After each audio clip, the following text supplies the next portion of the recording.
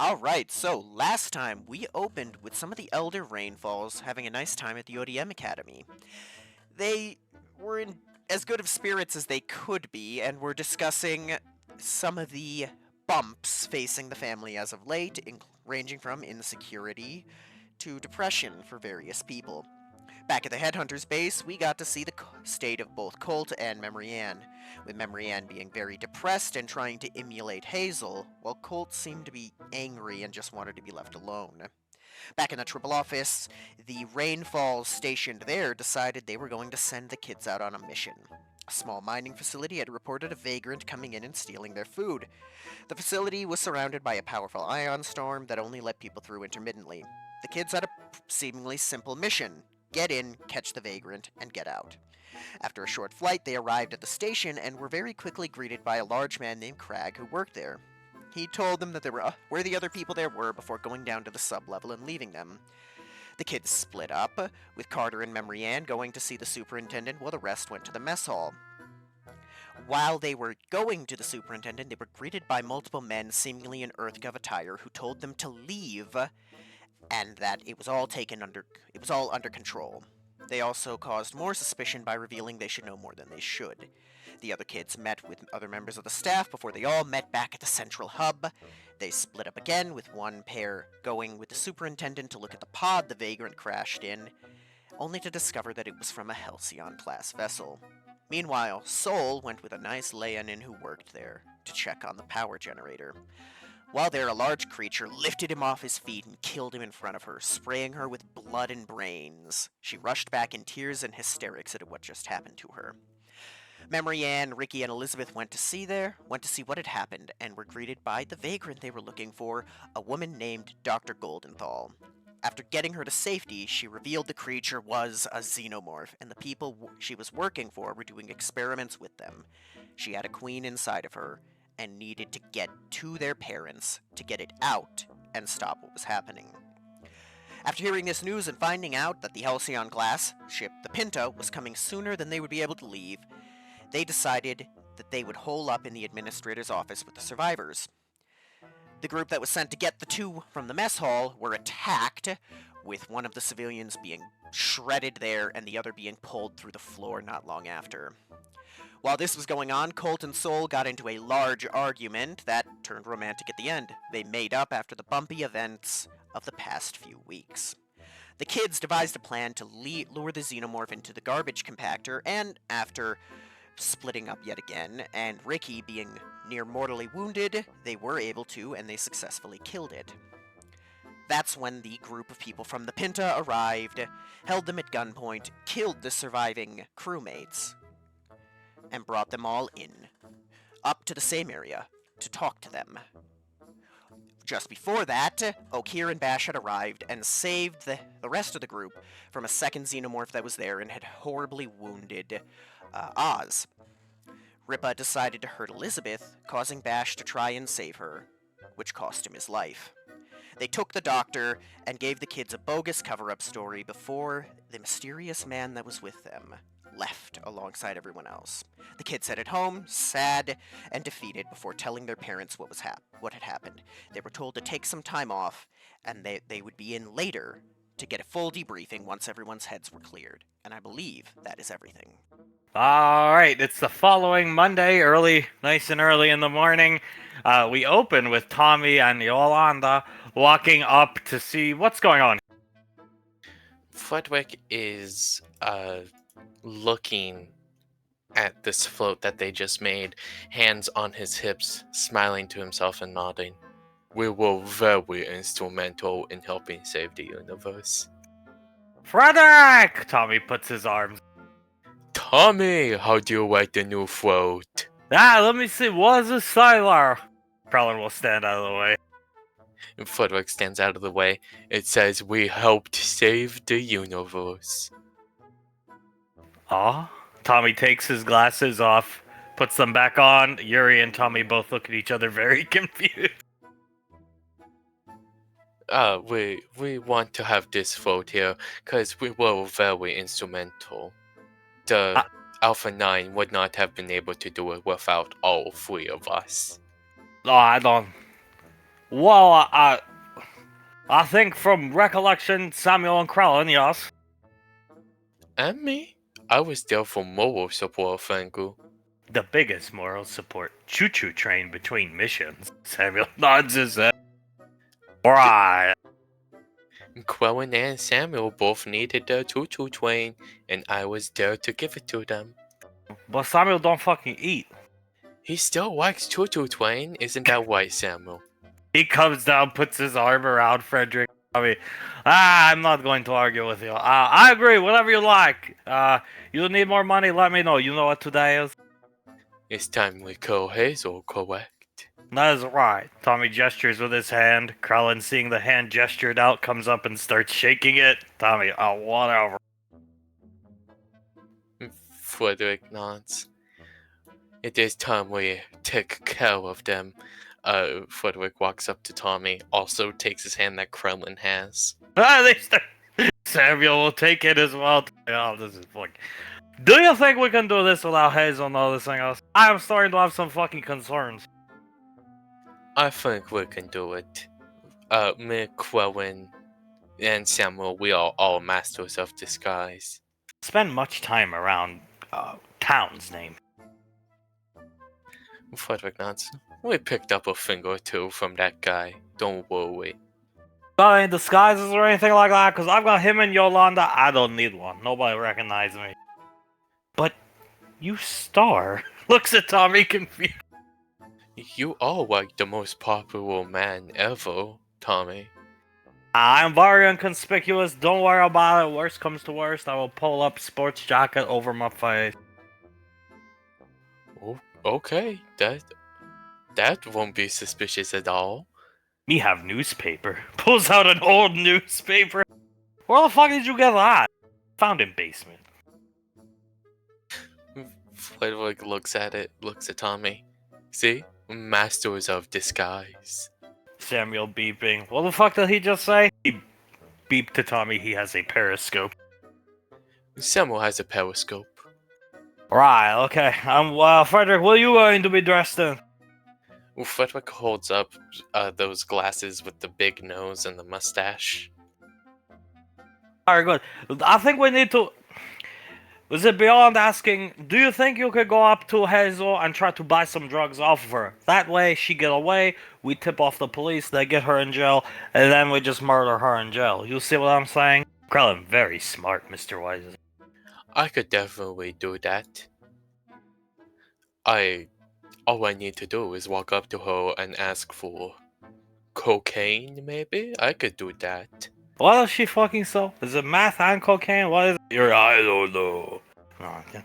Just ask for the good stuff, the dope. She'll give you something. Okay, I can ask for the good stuff. Watch this. He looks at Krellin.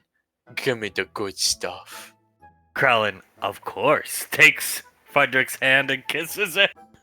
Frederick blushes, covers his mouth like Krellin always does. I do not think Hazel will be doing that too, Frederick. I really hope not. You are a happily taken man, aren't you, Frederick? Very happily. I can't go anywhere without my two boys. Puts a hand on both Krellin and Samuel. I'm very envious of your position, Frederick. Let us begin. We have a long day. We have to find her. She's somewhere in town. Coming back to HQ, if you will. Yes. But we will find her, follow her all day, wait till she gets to a secluded place, and then kill her. The floats will be here when you get back. Frederick looks at the floats, then at Tommy. You say that, but if these things get found, I don't think people will like them. Well, then why are you going to have a parade with them? Because we deserve a parade. Do everything. Not our fault, Carter, dumbass. Oh, don't get me started on that asshole. Frederick nodding. Yeah, don't get me started either. It gets me really angry whenever I think about him and Hazel or Soul and Eric. I get very angry. Samuel beeping, gesturing at Tommy. Tommy looking at him because he can't understand him. Samuel saying, ask Tommy for more money. Or ask Tommy if they can have a float of Hazel and Eric that explodes into confetti. Can we have a float of Hazel and Eric that explode into confetti? You know, I think those floats might be the crowd pleasers of the show, Frederick. I will put in the order. Thank you, Tommy. We don't even have to build this one. These will be special. Blow up into confetti, we just make sure we hit Julius with a lot of it. The motherfucker likes confetti. He winks at Frederick. Oh, I did not know that. Oh yeah, it's his favorite, trust me, and Ansulana.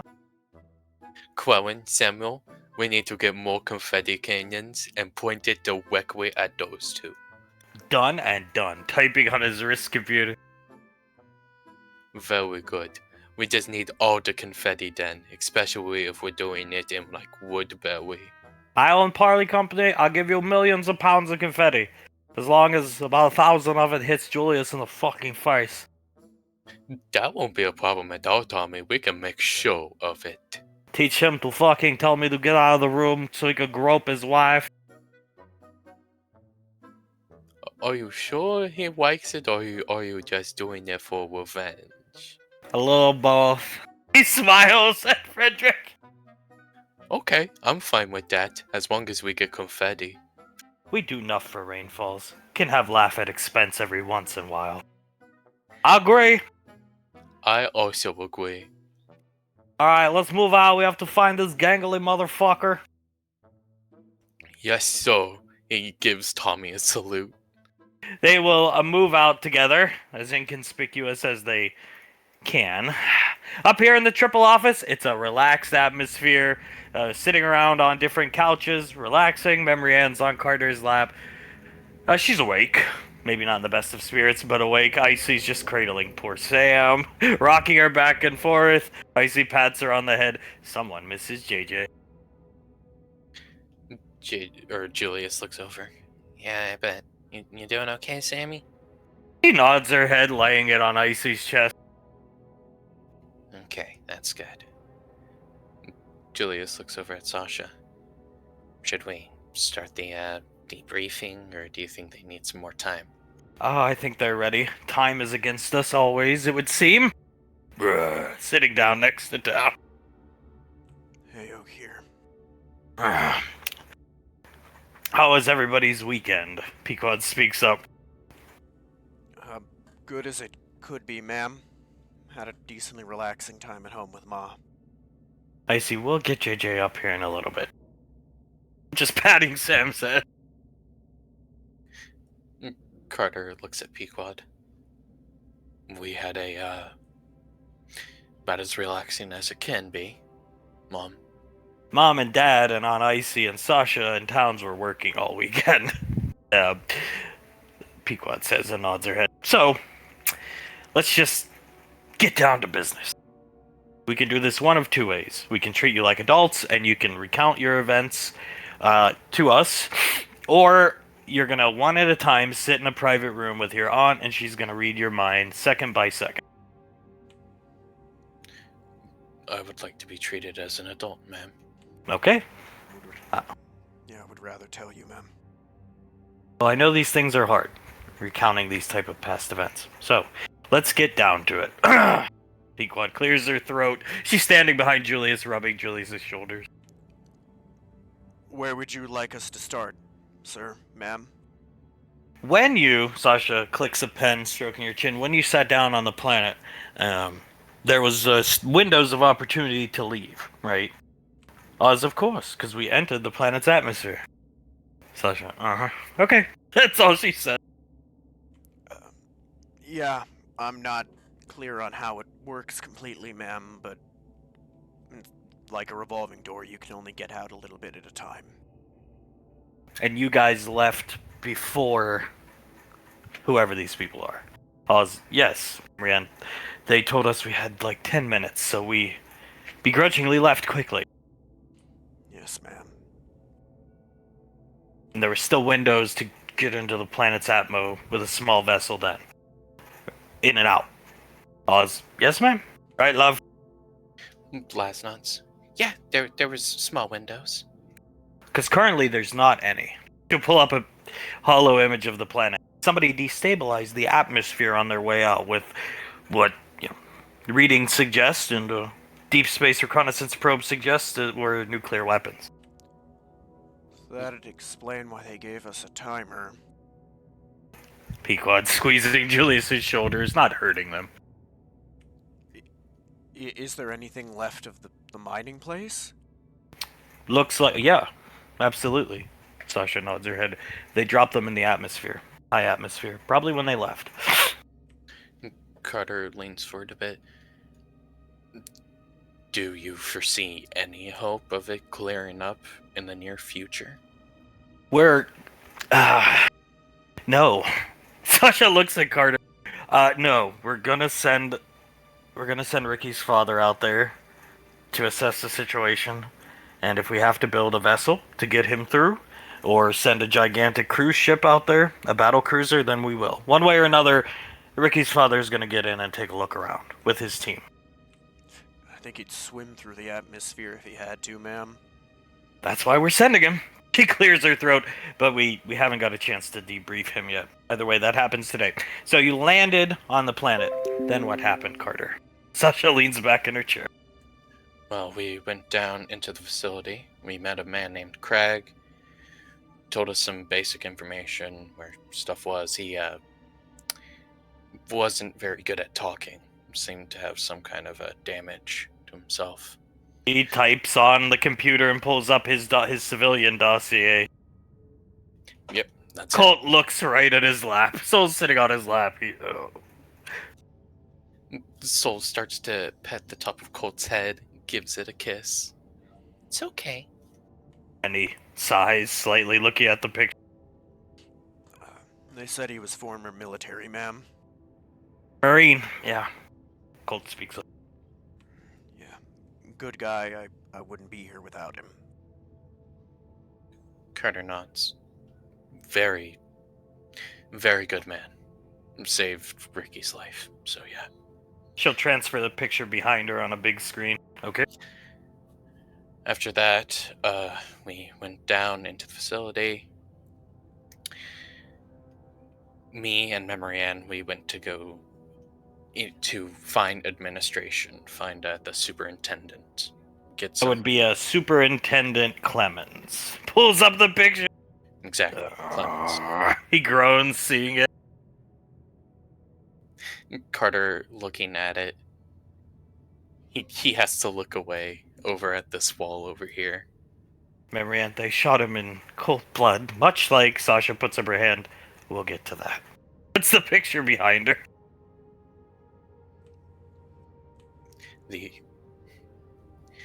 others went their own way. I cannot accurately retell that information. That would have to come from Ricky, ma'am. I only saw what I saw, but me and Memory Ann, we got into the administration office, and when we were there, we found those 6 men in the SIS. I believe you guys said something about Strat. Yep. That gear talking to Superintendent Clemens. And while this was going on, the rest of you were doing what exactly? Pequod speaks up, looking around the room. We went to the mess hall to find any other civilians there, ma'am. We got there and we met 2 guys. One of them was a human named Moss, and the other was, I think he was a halfling named Givens, as well as another Leonin named Gregor. We talked back and forth. The gentleman Gregor offered to show us to one of the power control areas to try and turn everything back on, and we went back to the central hub with him to meet back up with Memory Ann and Carter, ma'am. Colt notices Soul is staring at Gregor's picture. Oh, he tightens his arms around her waist and just will hold a kiss on the back of her skull. He can feel her nodding, but her eyes aren't coming away from that. So after that, we met back up and then gave each other the information we found out, the oddity of the people there. Afterwards, we split up again. Soul and Gregor, they were going to go to the power relay station. I'm sorry. Elizabeth. He looks down at his lap and he starts shaking his head. I'm sorry. It's alright. Sasha puts her hand up. Calm down. He lets in a deep breath and nods. Okay.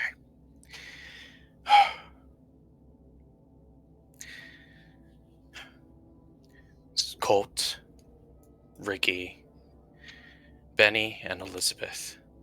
They went to look for clues, fingerprints, that kind of thing, at the place where we thought the vagrant was stealing food. Well, me, Laz, Oz, and Memory Ann went to look at the EEV that the colonists, I guess you can call them, the workers, found. And that's how they found out the vagrant was there. And this EEV, Sasha speaks up, was transporting, or looked to be transporting what? It looked to be transporting hyenas, ma'am, or animals. We later found out hyenas. From Clemens, they released hyenas into the sublevels of the facility. Brienne nods. They said the surface couldn't sustain them, so they released them into the caverns to give them a chance. Sasha, okay. Elizabeth raises her hand. And in that place where we were looking for clues and stuff, that's where we found those fingerprints. The ones that even your access codes couldn't override. Sasha nods. Okay. Yeah, the ones we assume belonged to the doctor, ma'am. And in the relay station with Gregor, that's where I found the xenomorph, ma'am. It killed him there, and I saw it. Soul speaks up. Sasha nods over as Colt will have to move some of her beautiful hair, kiss her on the cheek. Calm down. Or, not calm down, just... We did our best. He whispers into her ear. We did, but it still wasn't very pretty to see. No, it wasn't. None of it was. Soul shakes her head. No, none of it was. So the hacked file of Dr. Goldenthaw. Aileen Goldenthaw. That's the doctor, ma'am. Memory Ann, Elizabeth, and I found her in the power relay station when we went to investigate, what had happened there after Soul came back screaming. Well, it's not hacked anymore. Sasha points at the picture of her. She was listed as dead as of 18 years ago.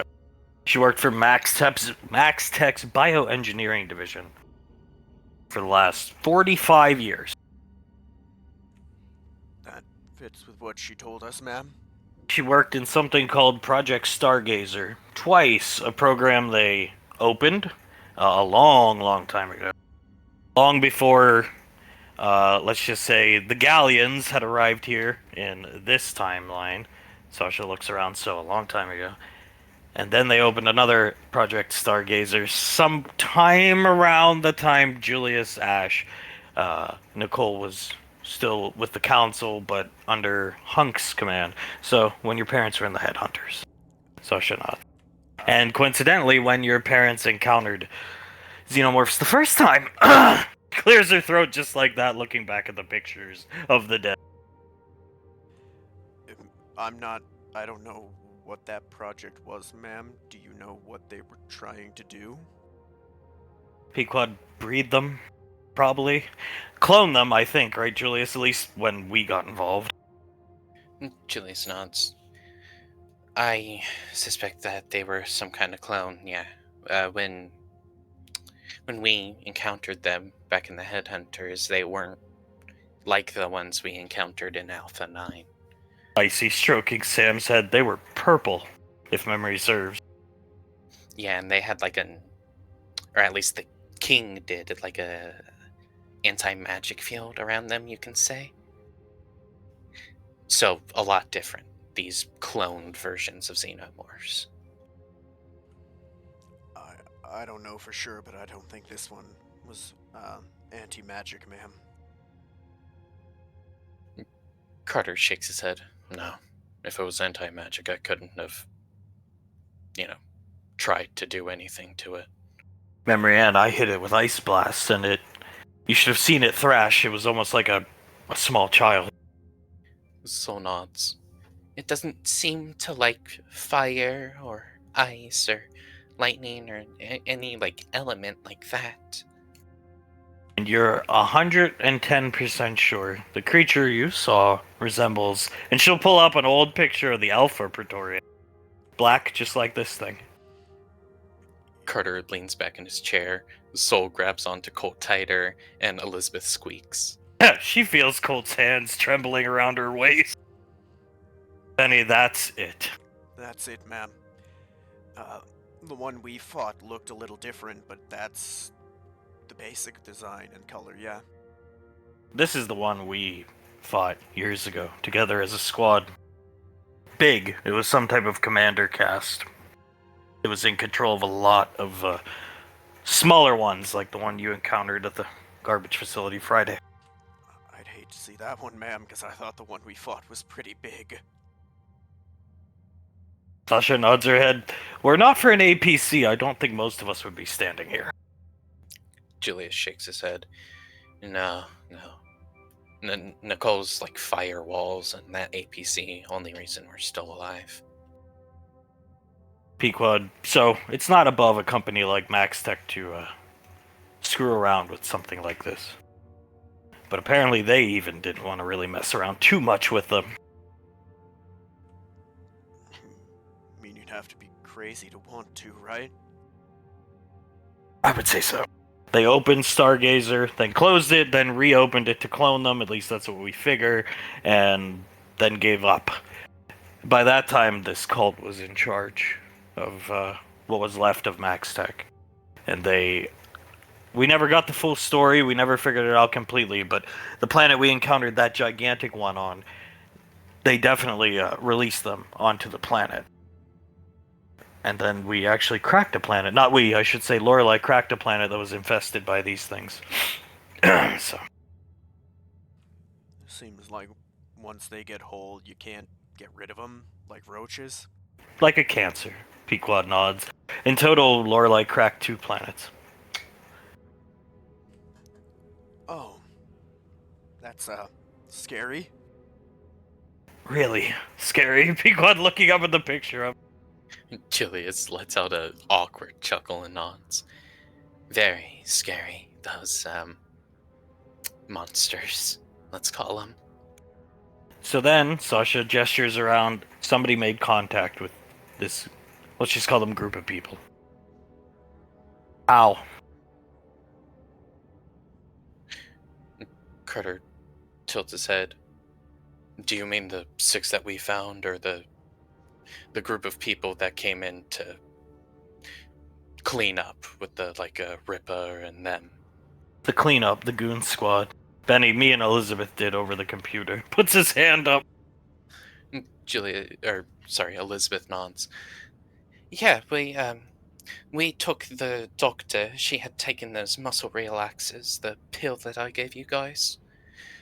Completely numb, we had decided to put her into the med bay, and then we went into the administration office, and we were being contacted. The facility was being contacted. Awaiting response is all we saw, and then we decided to talk to them. I believe I gave them too much information. That's when they said they would be there in 4 hours. What did they tell you to do? They told us to hole up in the administration office. Protect ourselves, and I believe they also told us to protect Dr. Goldenthal, right? Quarantine her. Exactly, quarantine. It also said crew expendable. They thought they were speaking to you or the guy who ran the place? They thought they were speaking to Clemens, ma'am. Oh boy. She turns and looks at the pictures in her chair. Well, that Benny, and that lady said she had one inside of her. Julius leans forward, looks behind himself to Pequod, like Saris did. Pequod. That is how they gestate. Jesus. He rubs his face, shakes his head. She said it was important, though, that it wouldn't hurt them when the xenomorph later infiltrated the medbay and was about to hurt me, kill me probably. She put a knife up to her throat and it stopped. Its attention was completely on her. She said something about it being important, a queen, something like that. Pequod, that tracks. Because a long time ago when we got surrounded by these things, albeit they were a different color, whatever, when they busted into the room, she's closing her eyes remembering it. When they busted into the room to kill us, or capture us, whatever they were going to do, Icy put a gun to Ricky's mother's head, who had one inside of her. And they backed off. Carter nods. That's basically what she said. She said you could use her as bait to, when we later made a plan to kill the xenomorph, she said use her as bait to draw it into the compactor where we eventually did kill it, or at least one of them. It was definitely trying to grab her. It tried to grab her in the tunnels with me and Elizabeth. I had to harpoon her away from the xenomorph. It had gotten a hold of her. It also was really aggressive. When Soul, Colt, Carter, Memory Ann, and I went to retrieve Moss. He's gonna point at the pictures. Moss and the halfling dude from the mess hall. It jumped us. It took everything we had. I even watched a shot from Colt's rifle bounce off of its head, and then it shredded the Moss guy. So, that takes this man out of the equation?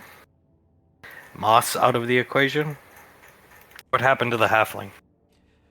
While we were heading back to the main hub, as we started to call it, it popped out of the floor and bring him down with it. He got eviscerated, ma'am. Basically blended him, it looked like at least. So that leaves the superintendent and Crag left. After that, what happened? Remember, and we developed a plan after the doctor wanted us to blow the place up, Carter. She's picking at her face nervously. She wanted us to blow the generators, basically. Nuclear explosion, the facility. Mutual destruction concerning the Pinta, the xenomorph, and us. She said if they got her, it'd be the cause of millions or billions of deaths, ma'am. When Ricky says that, Carter rubs his face with both of his hands. And they got her. Okay, you're looking up at the picture. Carter nods. They got her. And I let them get her, but... God, it was the right choice, what I did, right? None of us would be sitting here right now. I don't think so. Last names could only get us so far, right? Sasha, so you came up with a plan to get in the trash compactor. What happened when you went down there? We split up boys and girls. The plan was to get its attention, draw it through the tunnels into the trash compactor, where we could then activate it, where those two would hit the button to crush it, because we had no way of killing it naturally. Well, down there, me, Benny, and Colt, we split up from Ricky and Crag. Those two went their own way. That's when Ricky got very hurt, and that's when we found a couple members of that strat team. Yes, ma'am. Craig and I went down a different hall. He was Kai trying to Blades did nothing to it. Such a pointing at Ricky. Like nothing at all? scratched whatever armor it has for a face. That's about it. Jesus Christ. She fixes herself in her seat. They did some damage when I hit it from behind, but from the front, nothing, ma'am. Did anybody's weapons do anything? Sam, my light machine gun nailed it good in the med bay when Elizabeth was being assaulted, if you will. And Colt's rifle went through it from behind. My laser pistols didn't seem to like those at all. Okay. That's where I found the radio that I gave to you, ma'am. On a dead body. Couldn't find his gun. And then the thing dropped, knocked over Crag, and charged me, and you see him stop, rub his abdomen where he'd gotten sliced up before, and it shredded me, ma'am. I couldn't hurt it, and it picked me apart, and I'm only here because he picked me up and ran me to everyone else. Points at Crag. Okay. And then, what, you guys regrouped and reconnoitered? What? Mariana, we were in our own, the southern tunnels during that time. But yeah. I got a call from Carter informing us about Ricky being hurt, and we came up with a plan of me, Colt, Benny, Ricky, and Crag taking Ricky up to the med bay to get him at least stabilized. Carter nods. That's when I had agreed to go up onto the platform that Laz and Oz were on fixing the machine, to be there when Colt got back so I could spot for him. Sam took his place, though. And in the meantime, this creature pursued you and the doctor through the tunnels, Marianne. Marianne, we let it back. Yeah. Elizabeth locked it in with me and the doctor, and with a trick from Aunt Nicole, I tricked it into... It was voracious to get a hold of that woman.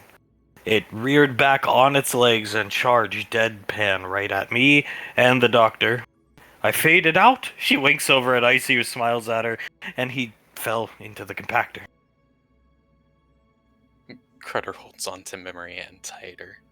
Not bad for a Hazel knockoff, ma'am. Sasha shakes her head twice and looks right at Carter. Carter just looks disappointed with himself and shakes his head. Okay. So while all that was going on, where do these two die in the equation? We'll start with Crag. She points back at Crag, Colt.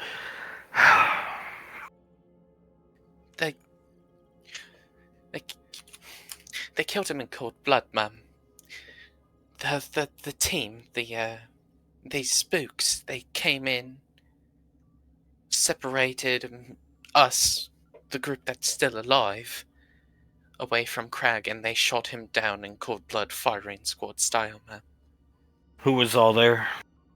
Colt, me, Soul, Ricky, and Benny. They also fixed everything that was up with me with whatever that spray was, ma'am.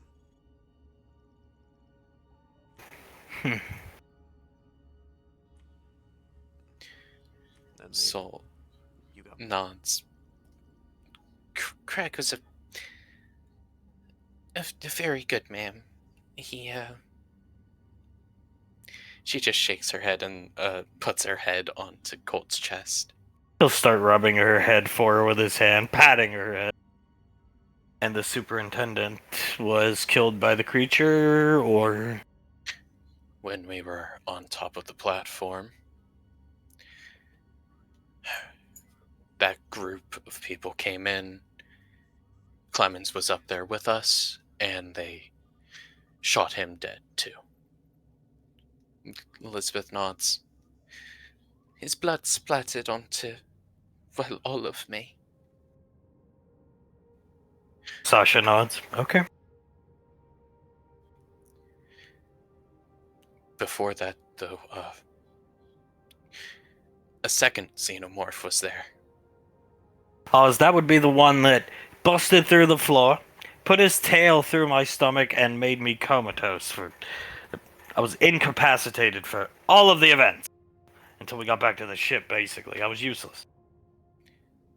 Laz's arms tighten around Oz, buries her face into his chest. Yes, that one. We got into a bit of a scuffle that was quickly ended because Bash tackled it to the ground. Covers his mouth. You could tell he's starting to tear up. He sees the picture, has to look away from it. And then Okir hit it twice with his gravity hammer, killing it. So unbeknownst to you, because we did have they wanted to tail you guys. Okir and Bash were a couple hours behind you. Okir, we were. And they had the only landing pad. We had to find an old... That facility was huge. We found an old landing pad that still had some juice to it. Magnetically stabilized to be able to land safely in the storm. We sat down and had to make our way through miles of tunnels following their PDTs, and we found them. And then, of course, they killed Bash. He just gestures towards the picture. Julius nods.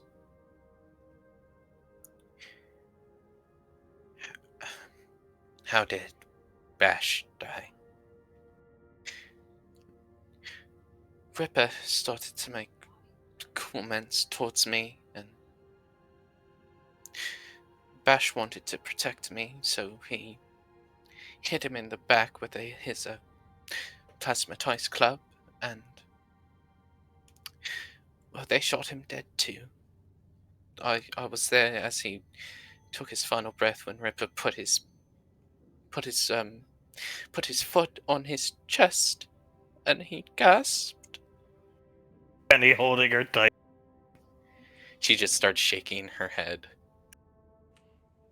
He shoved his gun in her mouth, and then hurt her, and that's why my Bash charged him. So, then I assume they took the doctor. Gave you your timetable, a bogus cover story that you told us Friday, and you came back. Yes, ma'am. Pequod, when it comes to those bugs, there's never just one. She points at the picture. I think we learned that the hard way, ma'am. Yes, ma'am. Yeah, nodding her head, coming over, giving Carter a hug. He hugs her back. Very tight hug from him. It was I've never seen anything like it, ma'am. That thing... I don't even know. It was faster than it should be and stronger than it looked. It was scary. Sasha, years ago, and I'm talking years ago, when all this was going on with the cult, yada yada yada, at the peak of this, Squad Sigma was sent to Crise, which still is the capital of Mars. It's just Max Tech owned the planet, essentially. Squad Sigma assassinated the heads of the company under General Rico's orders. But it was not they killed who they needed to kill and then got out. It was not a thorough job. Malcolm did not really... it's not worth getting into Malcolm. I'm just saying, by the time these people knew important people were dead, they started deleting files, wiping files, and so we don't know much about these creatures beyond our personal experiences with them. We don't even know where Max Tech first got a hold of them, and we probably never will know because of that. So we know about as much as you do. Yeah, more or less. Well, learned the hard way that they bleed acid. That's fun. Pequod now hugging Laz. Laz hugging her back, pulling Oz in so he could hug them both. Oz, I never even got a good look at any of the creatures. I saw, I saw a portion of it in front of Memory Ann, and then when it fell into the thing, but I never got a good look at the goddamn thing. Pequod, consider yourself lucky. Letting go, kissing Laz on the head. Like the one you're showing us, this one. He's gonna point at the picture of the Praetorian. That one's got more like outcroppings, and its head's a little bigger, and it just looks way bigger in general, ma'am. This one was a lot sleeker looking. Hug time for Soul and Cole. Sol hugs Pequod, but as she's in the hug, she's whispering into Pequod's ear. The doctor said that if we don't kill her, millions and millions of people will lose their lives. Pequod will whisper back into her ear. Then we'll save her. We won't kill her. We'll save her. We'll stop these people. Sol holds her tighter. If something does happen, Carter's gonna blame himself because he gave the order for Memory Hand not to shoot her. Even if it saved all of our lives, he's still gonna blame himself. Nothing will happen. She'll kiss Soul on the ear. She looks at Pequod and nods. We have the best person for the job on the job in a few hours. She smiles. Thanks, Mama. She'll nod her head, mess up Colt's hair, and come over and hug Elizabeth. Penny, I think she needs one, yeah. Elizabeth, her head still just shaking, thinking about Bash, and Pequod hugs her. Elizabeth jumps as she does, snaps out of it, and hugs Pequod very tightly. Sasha, so, we... Oh, she looks around the room. It's hard to think of something to say right now. Puts the picture of the xenomorph away. Those creatures are, you've never heard of them for a reason. There's no action figures. There's no miniature figures of them. They're classified. She puts her hand up. The public doesn't need to know about them. You can't talk about them. You could tell your parents. You can, tell your you could tell your parents, your family, of course, but beyond that you're not telling anybody else. And should you encounter them again with EarthGov military members or civilians around you, you are to act as if you don't know what they are. Is that understood? Yes, ma'am. Yes, ma'am. And the public does not need to know about them because we don't know anything about them because of idiots who made mistakes in the past. But we'll learn about them and stop these people. Yes, ma'am. Probably for the best the public doesn't know because I don't want widespread nightmares, ma'am. Towns, those things are nightmare fuel. Trust me. Yeah. Carter nods. I would say they are. Gonna be seeing it in mind for a while. Quad letting go of Elizabeth. She'll come over, hug Sam with Icy. Icy. Double hugs are nice. Double hugs are nice. He looks at Sam and gives her a sad smile. She's enjoying the hug. Between Icy and, I wouldn't say enjoying, but definitely likes the embrace, the warmth. Sasha, so what about, would you guys like to maybe... Okay, let's just skip the formalities. How about this? She'll start typing on her computer. Quit. Put her hand up in the air. I can discharge you now. Quit. This is a traumatic event. This isn't a mind game. She points at her temple. This isn't a mind fuck. With these creatures, we're all in over our heads. That's the point of us showing you the classified documents and the picture of that big motherfucker. And given what you saw, what you went through, you can quit. Pequod, you can quit. I won't be angry if you live at the lane, and I'd rather have you at the lane doing nothing with your life than throwing yourself at those monsters. Marianne, oh no, I'm not quitting. She perks up. I have things to finish before I quit now, ma'am. Smiles at Sasha. Carter shaking his head at Sasha. They made this personal, ma'am. Oz, I was knocked the fuck out, completely comatose. Me and Memrianne spent the most time around Bash and with Bash of the children here. Not taking this one sitting down, no. Got a score to settle, sorry. Last shrugs. I stay where my family stays. Colt, no, it's personal. It was personal. Didn't know the guy, but he was a Marine, Mom. It's personal, even before Bash, the crack guy. Sasha, alright. People want to hurt my friends and do the horrible things they're doing, ma'am.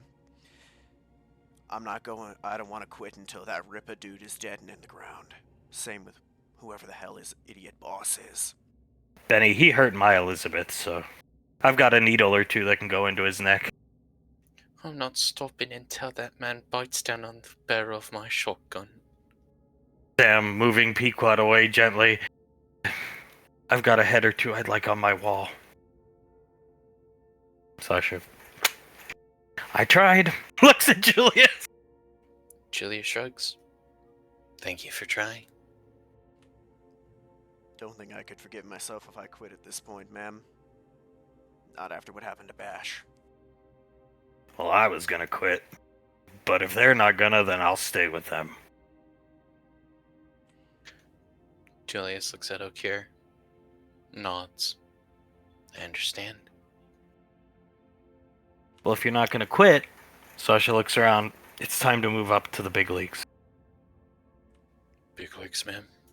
Big leagues. That means you have to take your training serious all the time. You'll spend a lot of time with Lieutenant Maine. You'll spend a lot of time with my Rangers, for those of you that can't shoot the vast majority of standard issue weapons. And double, triple time with Lieutenant Maine.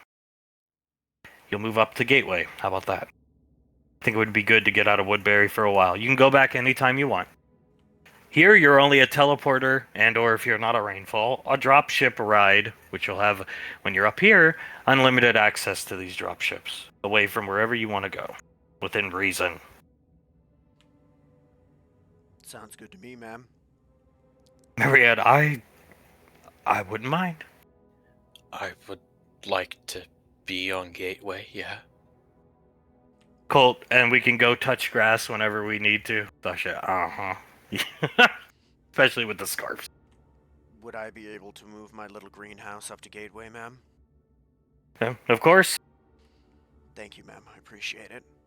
Guess Benny, can we move our stuff up? Yeah, of course. What are you gonna say, Ricky? Oh, he looks at Okir. Well, looks like you're gonna be stuck with me even more often now, sir. I'd like to move into like a combatant role when I can with them, sir. If they got scores to settle, so do I. I think me and the Hammer can do a lot more helping out than sitting on Gateway twiddling my thumbs. It's that or count me out. Julius leans back. I got no problem with that, Okir. Trust me, if I wasn't in the position I am in, I would be on the front lines with them as well. You'll be there in my stead, yeah? He nods his head. Sasha, then good. I think I know exactly where I'm gonna put you guys on Gateway. Oh, where would that be, ma'am? I see the apartment. Carter looks over at Icy. The apartment as in the Alpha 9 apartment. I see, that's right. It hasn't been touched in years, honey. I mean, some people go in there to do certain things. She's looking over at Julius and Pico. But besides that, nobody's been up there in years.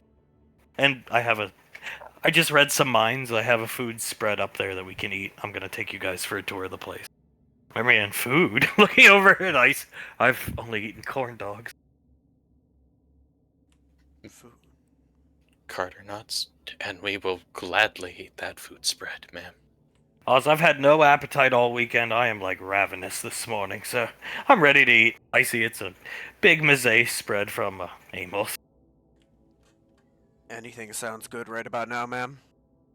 I'll take you on the tour of the apartment. Sam looking up at her. Icy will rub her head, and if you guys like it, it can be yours. Or if you don't, we can find you a different place, but you gotta take a tour around it first. A lot of history in that apartment. Yes, ma'am. Of course, ma'am. I look forward to it. Sasha, and of course, you are going to be dishonorably discharged if you don't eat anything off the meze platter. Remember, Anne? So, no corn dogs today.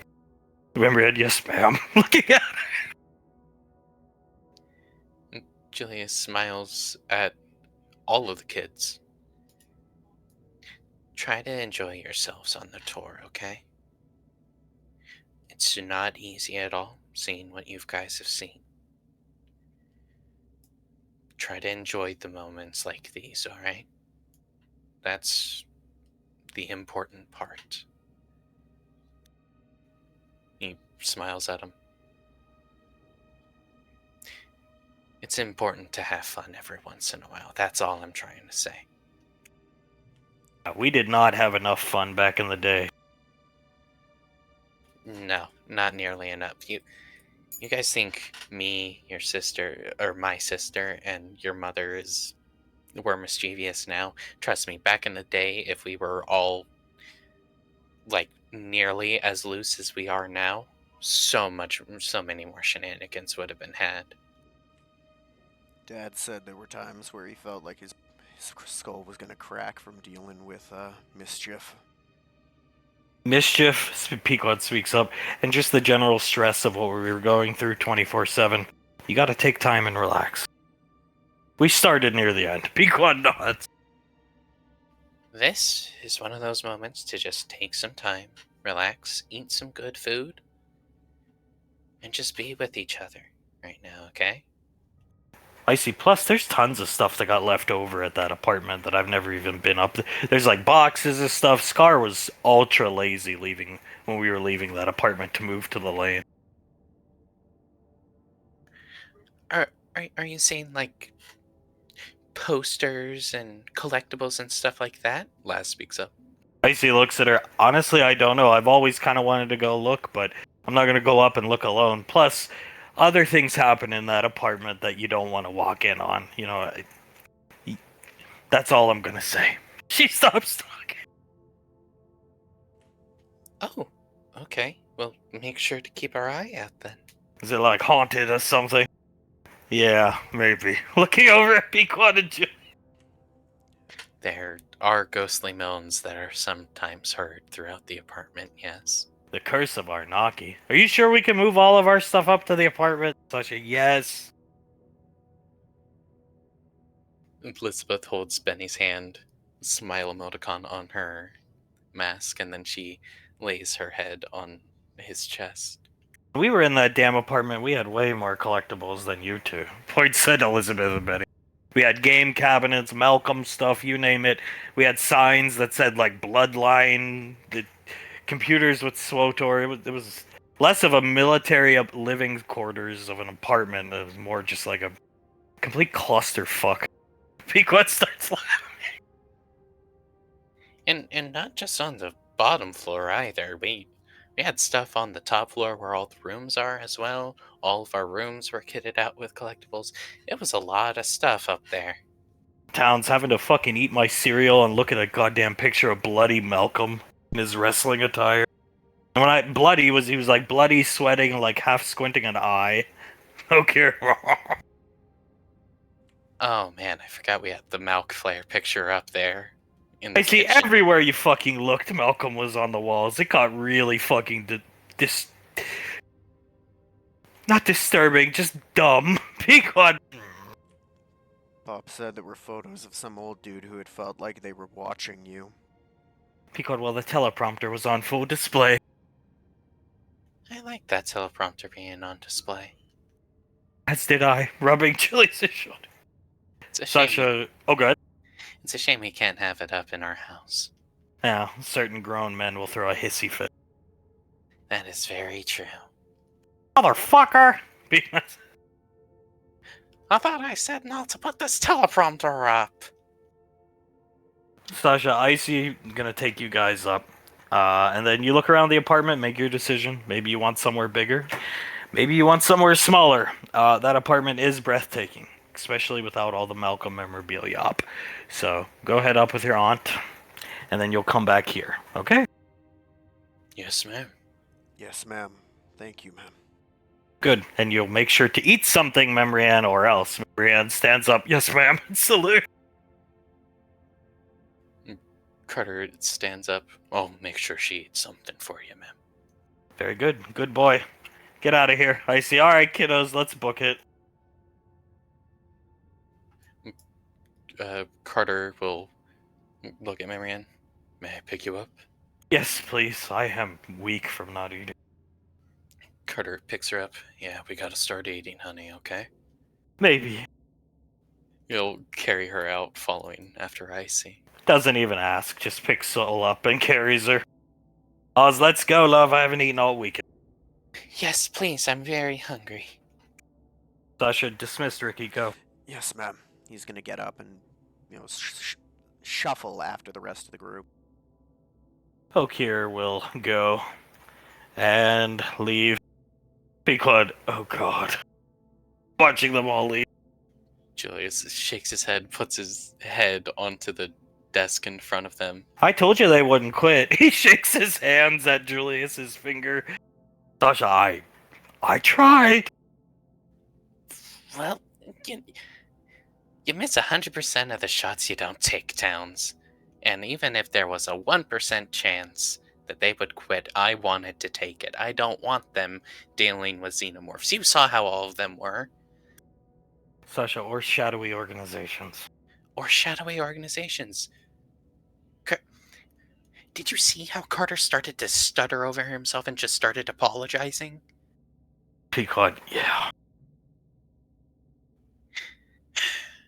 Julius shakes his head, pinches the bridge of his nose. I don't want my kids to go through that. Any of those kids, not just mine. Sasha, well, I think they made a big mistake killing Bash. Might come back to bite that guy, whoever those guys are, Ripa and Shadowy Man. Might just come back to bite them, watching them all shuffle out with Icy. I think it is. I think that is the biggest mistake that organization will ever make. But it's been a stressful weekend. It has been, yeah. Very stressful. He just shakes his head, rubs his eyes, then turns around and looks at Pequod, puppy dog eyeing and blinking a bit. She puts both her hands on Julius's cheeks. I'm gonna take Julius to get a mango latte drink. Actually, I'll get enough for all of us, and Ash, because Ash is coming. Sasha, Ash can only be in one place at one time, woman. Because and currently he's out trying to get this bounty hunter to come help kill Mortimer. She starts to laugh. Kill that little creepy guy. Julius starts to laugh. Clive does really want to kill Mortimer.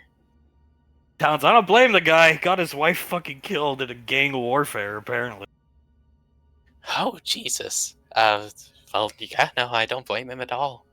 I know Ash can only be one place at one time. I'm simply asking what's his ETA.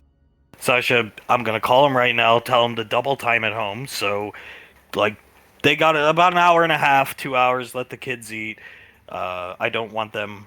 We want to debrief Ash privately, and then we'll send Ash off, so give it a few hours.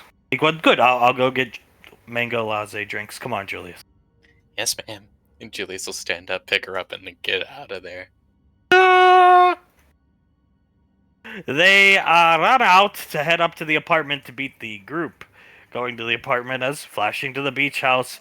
A beautiful day. Clive taking in the beautiful scenery. Davine sitting on Hunk's lap. JJ sitting alone next to Mr. Snuffles and Suletta. Hunk, how's Sam doing, son? not great, but who would be doing good after something like that? Yeah. We had run-ins with those things in the past, son. So, it's, Never ended well, did it? I would say it ended lucky. We ended lucky. We didn't lose anybody. But yeah. That's good. That's very good. He smiles at Hunk. Starts to pet Mr. Snuffles. I just hope she's doing okay up there. Just, by herself. Well, not by herself, she has the family there, but I hope she's doing okay up there. Yeah. Punk stroking his chin pulls Davine onto him. You sure it's okay if you sit here? Davine doesn't say anything, just pulls out the Xanax. Ah. Pill time, huh?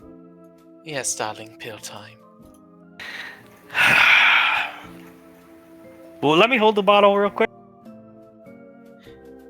Davine squints her eyes. After you take the pills. I need to inspect it for something. Mortimer told me I gotta look on the back of these things, be, very cautious about I could have an allergic reaction. He's gonna try to throw it in the ocean. Yes, I know that much, Letty. Here, if you really want to inspect it, I can hold it for you. He groans and just opens his mouth. She'll pour Xanax out, put it in his mouth, give him a drink of water. Thank you. You're welcome, darling. Gives him a kiss on the cheek. Been a couple weeks here since I got to work out, you know that, right? I know, and I quite enjoy all the time that I get to spend with you. Oh boy. I'm living on bot time here, son, so if I'm not at your wedding, and it's like what? Next week, just know I'm very happy for you. JJ sighs. Thank you, Dad. Thank you for being happy for us. You're gonna be at my wedding, Dad. I wonder if somebody will walk away from him there. Under his breath with Davine here. Davine glares over at Blaze and mouths towards him, "You know I won't." He shakes his head at Davine.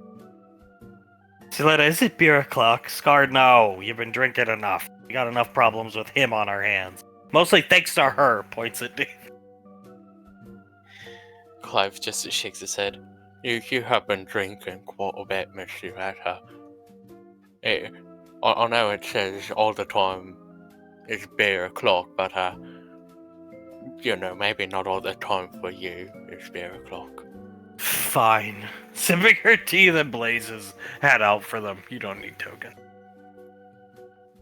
Clive sighs, looks at Scar, and just shakes his head. Like I said, rainfall drama comes in waves. Especially those that have her blood in them. And it's a big wave this time? Big wave. Those Xanaxes ain't working too well anymore, are they, Davy? Lighting a cigarette. No, they aren't, Scar. They are not. Oh god, then I don't know why I gotta take them. Because they still do work, darling. They still do work. Oh. Davine just sighs, rubs above her eye on her forehead, and shakes her head. JJ sighs, looks at Mr. Snuffles, and thinks in his head, why can't all this just be over, mate? Meow meow, meow meow meow meow. Because your mother is the biggest idiot to ever come out of Gallia. JJ raises his glass to Mr. Snuffles like he's toasting to him and sips on his tea. I will drink to that, friend. Well, big day today. Clive looks at Scar. What's that? What's happening? Yeah, I caught Tommy and the Goon Squad. Apparently, they're gonna whack Hazel today. Blaze, she won't be the only one. Clive shakes his head. No, she won't be the only one that's dying today. Punk. All right, well, I gotta go take a pee. Let me up. I'm not leaving, I promise. Count 2 minutes, I'll be back. 2 minutes, and then I start looking for you, yes? I'm running to the restroom as we speak. He'll gently lift Davine off of him, go into the house. Quickly running, because he knows he's under the gun. Today's the day Mortimer dies, madam. Looking over at Davine. Good. Very good. Thank you, Blaze, and thank you, Clive. I know you are going to be assisting with it as well. Clive nods at her. Oh, it's really no problem at all. I've been wanting to do this for years. Ah, by the way, I intercepted some more packages this morning from Mortimer. Wonderful. Oh, did they get destroyed? Yes, steroids and, books on how to be a better father. He just looks at Davy. Davine groans, rubs her face. Soletta, darling, is the mind mount almost ready? It's ready. It is? Nicole spent all weekend catching up on her reading for your sorry ass. Just looking out into the sea. Oh my god. Davine drops to her knees next to Soletta. Thank you, Letty. Thank you so much. She can even do it with your twat of a daughter. And I will make sure she thanks both of you as well. The next child, you do want to have kids with him, right? Even I question it nowadays. Blaze. Oh. Yes, Letty, yes I do. But maybe we shouldn't be apprehensive when he expresses his want for more. And you think I'm going to be apprehensive anymore, Letty? She puts up her finger. The next children you have, then, if they turn out to be anything like Elizabeth, they are disowned from the family. Fine, yes, dear. Pequod's already agreed to this. And I agree. If they act as how Elizabeth has acted these past few years, I agree. Immediately exiled from this family. Meow, meow, meow, meow, meow, meow, meow. In JJ's head, that's for the best. Elizabeth is a complete dumbass. JJ sighs. My sister can be quite foolish at times, let's say. Running back quickly. I made it! Yes, you did, darling. She smiles at him. Stand up. Stands up. Sits down where she stood up from. Sit down. She sits down. Smiles at him because he's taking charge and gives him a kiss. If only those Xanaxes lasted forever. Clive nods, actually. I agree. He is... I quite like when he is all in charge like that.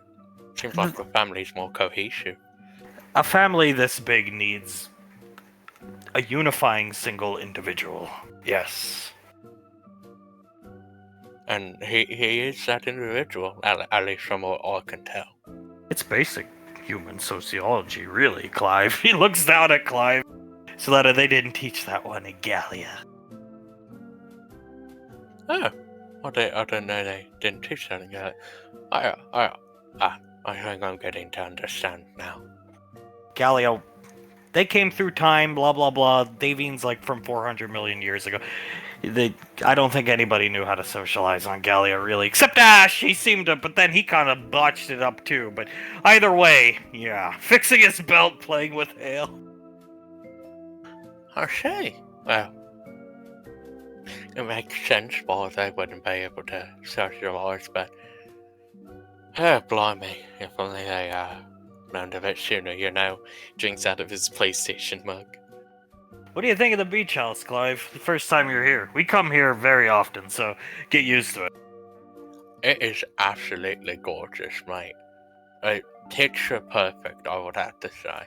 This is the wife and I's favorite spot, truly. This is where it all came together for us. Davy nods. This is where we had in all technicality, our second date, I would call it. Second date, and the second was the best. I would say so. He was awake the whole time while I basically confessed my love to him. I was. Almost made me cry. Back then I wore the mask all the time, Clive. Oh, I'll say that's why you couldn't tell he was awake or not. She shakes her head. No, yes, he still had his mask on. Sneaky bugger. Davy giggles a bit. I am pretty glad that you heard it, though. I'd cemented my decision to do what was right for me and you. Davy smiles, gives him another kiss, and I'm very happy that it did. So we got some things to talk about here, Clive. He looks over at Clive after kissing Davy.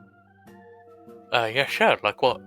You are going to be enrolled at the academy as a student a few days a week, and you will be taking Risk Computer 101 under Onsuleta here. It's not negotiable. You're going to do it, or you can't work at the lane. Clive sighs. We're all fun, yeah. I've already agreed to it. I'll have to do it. Gonna be stuck in a room alone with Suletta like the dunce. No, we're gonna have Elizabeth and Benjamin there. One, it gets them home more with us, which we want them home more with us. And two, well, yeah, you won't feel like the class dunce, because I think that's mostly like Benny's position. Hunk starts to chuckle. Suletta, he is a dunce, but a lovable one. Clive chuckles a bit. Well, at least there's that. At least I won't feel like the class dunce. He's a lovable oaf. He is a quite lovable kid. That I haven't talked to him a whole lot, but he seems to be a very sweet young lad. Hunk whispers in Davine's ear, ask him about his new roommates, honey. Because if he's not happy, we gotta move them out. So, darling, Clive, how are you liking your new roommates, Frederick, Krillin, and Samuel? You know what? When I first moved in, I thought it was going to be terrible. An absolute clusterfuck, if you will.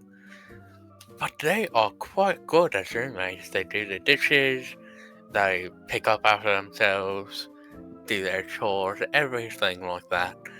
Not only that, sometimes they're just a blast to be around. Does Samuel really wear that skirt? Yeah, he does. Oh, he starts laughing. That's why you gotta use a Risk Computer, Clive, so you can get the wife on Suletta and I a picture of Samuel in his housewife skirt. As soon as I'm able to use this computer set, I will give you a picture of it. Good. Kissing Davian on the cheek, good. Yes, darling, very good. I would like to see that picture and then possibly hang it up on my wall in the office. Now, the other thing on the agenda here, Clive, is you know that statue is stolen, right? They stole it out of Patricia and Julius's house. Oh God. We could just give that back, right? You don't have to. Patricia's just gonna have a new one made for the house. But in the future, if they come with eclectic collectibles, make sure you interrogate them as to where they got it. Hunk's making direct eye contact with Clive. Yes, of course, sir. Not a problem at all. I'll interrogate them, no problem. Patricia was not that angry. She was more angry that they replaced the statue with an RC car, and they assumed Patricia and Julius wouldn't notice, as if they're that stupid. So, she was insulted. JJ starts to laugh a bit when he says that. With an RC car? Hunk, it's Colt and Souls. They said something to the effect of, I don't know. What'd they say, dear? Something like, well, they won't need it because Soul's a dumbass, so yeah. Yes, something to that effect. Not smart enough to notice. Something like that.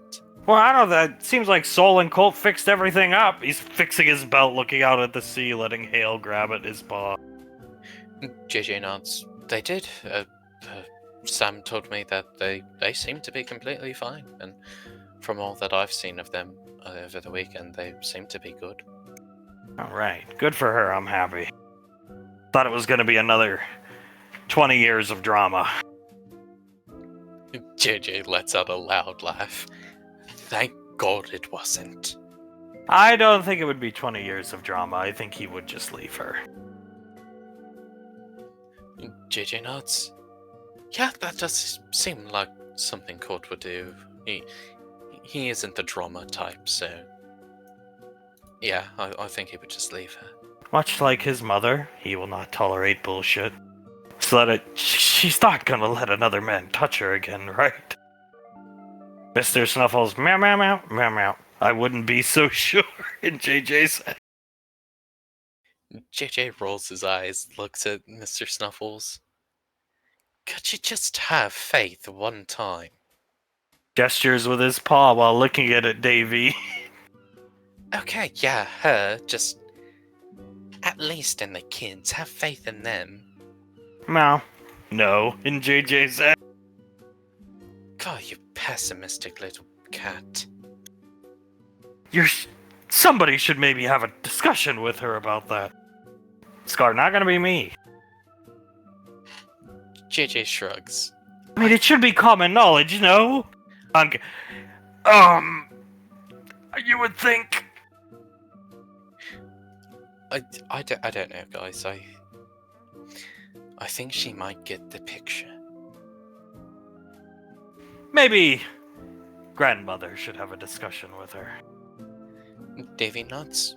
I'll have a discussion with her, no problem. Much like the one you had with Elizabeth. That I heard about yelling at her. You never know. Yes, of course. If it prevents any problems in the future, I will definitely have a discussion with her. I think you have a chance to talk to her today. Maybe we could set her down. You do the talking, dear. Yeah, might be good. The kids are. Julia said that the kids are gonna get this week off too. They're doing something up on Gateway. And then after that, they're gonna get the rest of the week off and come back fresh next week. So, the kids will be coming home here at some point. That is good. A lot of them didn't seem all there, so I think another week's rest is good for them. Something about that Bash guy getting, oh yeah. JJ nods. Sam told me about it, yeah. Bash got killed by a, shadowy organization. And one of them sure liked to pick on our daughter, dear. Davin cracks her neck both ways. Yes, they did. If I ever get my hands on that person, then I surely hope he has a nice place in hell picked out. Blaze is looking at Davian with a concerned look as Scar reminds me of that day on the room, pointing his free paw, because Hale's playing with the other one at Davy. Oh yes, when Mr. Maley, the saint, peed his pants on set, Mr. Clive. It was wonderful. That wasn't special effects, he actually peed himself. Hunk, massaging Davian's shoulders. No, he legit urinated himself. Tommy said it was great ad-lib acting, but she scared him so much. I forget what I did to... I helped you, didn't I? He points at Davian. I've been through a lot of stress the past 20 years, Clive. Davian nods. You did help me, yes. I believe it was something about Ash telling Icy to sit on his lap. Oh god, it was Ash running at her naked. That's it, then you see her running away. Scar, yeah. And then she channeled that anger into making John Kevin fucking Melee piss his pants. I always just thought that was special effects. That was damn good. Even I was a little scared and I was watching through the screen. Hunky was just the first thing that came to mind to get you angry. It worked! It definitely worked. It definitely got me very angry. It was probably one of the better acted scenes in the movie, considering the fact Mr. Wiseau was on screen the majority of the time. Davian shaking her head. I still don't understand how the water bottle made it all okay. The Japanese soda bottle. Yes, Japanese soda bottle. My apologies. I still don't understand how that made him entirely okay with the scene. I remember we were all basically falling asleep. 64 takes later, son. Jesus. But I've heard the story before, but it surprises me every time I hear about it. Did you guys not have like a conversation about him? Just remember the lines, act it out, don't look in the camera, that kind of thing. Your mother tried everything. He shakes his head, looking at JJ.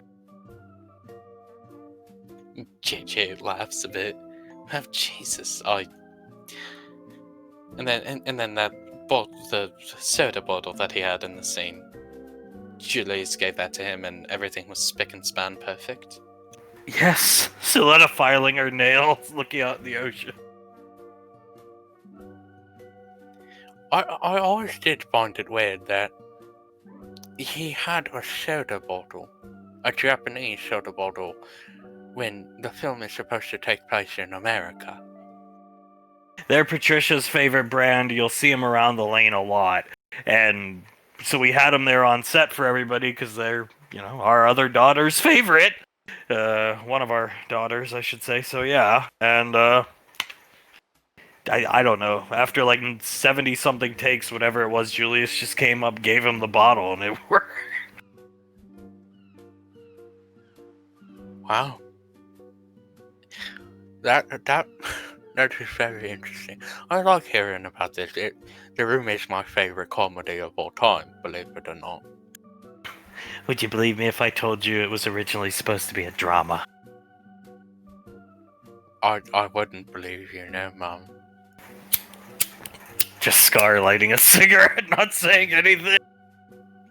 That was supposed to be a drama? Good old memory Ann.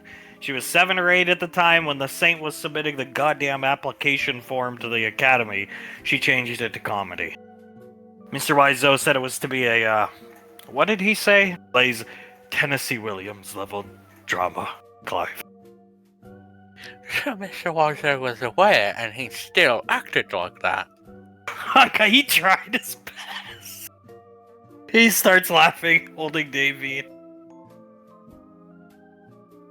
Yes. Even that weird scene where he laughs after that story that Julius told. Yes, even that. We all told him to act a bit more seriously in that scene.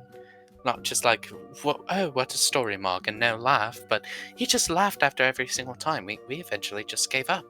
Originally, a man named, well, you should know the name, because if you're into collectibles, Asherion was to play Tommy's role, but a falling out had happened, and so Tommy was thrust into the role. Oh, okay. I could see Asherion in that role. I haven't seen a lot of the films, but I did see a couple of the Malcolm films. It was written for Asherion, and, well then, as I said, falling out happened, and so Tommy put himself in the lead, when it should have just been Julius and, in my opinion, Banksy. But oh well. Well, at least it was a good comedy film. The script itself seemed like comedy. Even past the acting, it just seemed like comedy. So, even if you had some damn good actors in it, I don't know if you could spin that as drama. What's my favorite line? I always forget it. He snaps his finger, points at Siletta. Do you have some secrets? Come on, tell me some secrets. Come tell me. Well, whatever, Julius. Davey laughs. I was always a fan of. Well, how's your sex life, Julius? Oh God, Scar groan.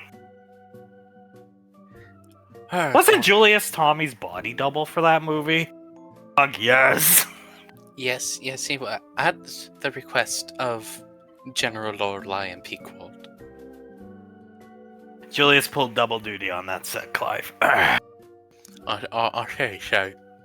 That really muscular back and a lot of man ass, if you will. That was all the Colonel, Julius. I just remember Zanzibar cradling him around like he was a baby. Naked Julius. Wow. you learn a lot of stuff when you're here with all the people that worked on that movie. Oh yeah, and you're gonna learn some more because we're gearing up for The Perfect Storm, another movie. So yeah, you're gonna work on set with us, Clive. Of course. I'm a pretty damn good electrician. I can lend my services somewhere. I think you'll have fun. We always have fun on set. I bet. I really do. All the behind the scenes videos, it seems like you do. Definitely some behind the scenes action squeezing Davine's ass. Davine, jumps up a bit, smirks at him, and then grabs at his crotch. We always have fine time for behind the scenes action. Action indeed. You ready for your wedding, son? JJ smiles and nods. About as ready as one can be. I'm counting down the minutes until I'm hers and she is mine. Mr. Wise, so you haven't picked out a tux. If you want, me and Julius Banksy, we can go get you one up on Gateway. We go together, you get fitted, you look great. Sure, I'd love to do that. She wants you dressed as Trainer Red. And you will be grabbing JJ's ear, dressed as the Pokeman trainer. Pokemon, auntie. Whatever. That's stupid anyway. Meow meow meow. Meow meow meow. Know your place, boy. JJ in his head. I'm sorry, I forgot. Snuffles. She wants him dressed as a Malkimon guy? Yes, she does. She really likes me in my Trainer Red cosplay. Should be a hell of a wedding photo. Doesn't know what else to say, looks at Davy. It'll be very... She clacks her teeth together twice. Interesting. I can't wait to see it. She's gonna dress up like a Pokemon trainer too, right? So let her know she'll have a dress. Oh. He looks at it, Suletta. JJ nods. Yeah, we'll dress the whole shebang with her. Well, it's not the strangest request I've ever heard, personally. Petting Mr. Stuff. Yeah? What's that? You'd be surprised. Have you ever heard of furries? Yes, of course I have. I've been to a furry wedding. Mm-hmm. Oh? Whose wedding was that, if you don't mind my asking? An old squad mate of the hags. So that I did not attend that wedding. JJ laughs a bit. Well, I feel sorry for you for having to go to a furry wedding, sir. I went alone. The hag didn't even come. She sent me as her representative. Sounds about right. Finally letting go of JJ's ear. JJ shakes his head, rubs his ear a bit. That hag seems like a piece of work. She's gone now, thank God. Davy nods. The only sad part is your mother and I didn't get to get our hands on her. Davy shakes her head. But I am happy with how Peacock dealt with her. Our daughters, both our daughters, all three, but our elder daughters, if you will, Nicole and Patricia, they have flair, dear. They have pizzazz. One blows up a city as a demon we didn't even know she could turn into, and the other just ended that problem with that dragon. Davy nods. You know where I think they get a lot of their flair from? Who? She leans in close, pushing her chest against him. I'm looking at him. You know, I tend to agree. Allow me to, he'll pick her up, show you some of that flair in the house. I would love to see it. He'll pick her up, kissing her on the neck, walking into the house. So I guess we're gonna be here a while, but we need to go to Lake Erie, where your wedding's going to be. I want to check the temperature of the water, and if it checks out, you may have the frost plesiosaurs, at least one of them, for a wedding photo. Nicole can teleport them to and from and back. Judy smiles at her. Thank you, Auntie. Sam will love it. That sounds like a good wedding photo. You and the big one. The male, yes. You and Sam on the back of that thing, and that's your photo out on the lake. That's a damn good wedding photo, actually. Talk about unique. Yeah, Sam behind me, holding my waist, while we're both riding on it, but I'm in front and looking at the sunset, a starry night sky, something like that. However the background looks when it looks, but Holding her hand, kissing it. even better, Blaze. You have a mind for that kind of thing, don't you? I've been around a long time. I heard Sam mumbling something this was last week, before the events that transpired, the horrific events that transpired over the weekend, from what I've been told. Something about she was just protesting to herself privately about the saint not being there.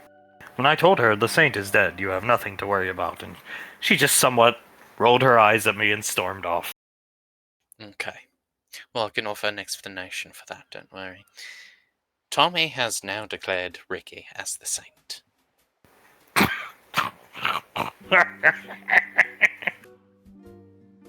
So, He gonna have a beer belly too? Don't think that's gonna cut it in the headhunter. I have no clue, but as far as I know, and from what I can gather, he has like saint attire now and a pipe and everything like that, and he is going to appear at our wedding, but be in none of the photos. Good. Don't let him in any of the photos. I won't. But you can bet on it, on Suletta. He will not be in any of the photos. Who's going to be your best man? Meow. Good. She just responds to the cat. JJ squints a bit, looks at Snuffles. You think I'm gonna have Julius as my best man? Meow. Extending his claws slightly. Scar, you can understand that cat? Points at JJ. JJ looks at Scar. Well, yeah, I can understand him. Oh, that's pretty neat. Blaze, quite lucky. Yeah, at times. At times I'm quite lucky. Other times he just wants to threaten to kill me. You can have the hooligan as your best man. Oh, what a great choice, because he didn't think you were gay. When all signs pointed to you being gay. Well, you know what? No one else had conversations about romance at all with me. Sure, Well, maybe if your mother wasn't a complete dumbass, your father would have been able to. My father. He's been too busy the past 20-odd years trying to please your stupid mother. If I tried to get into that conversation with him, he would have just assumed I was gay.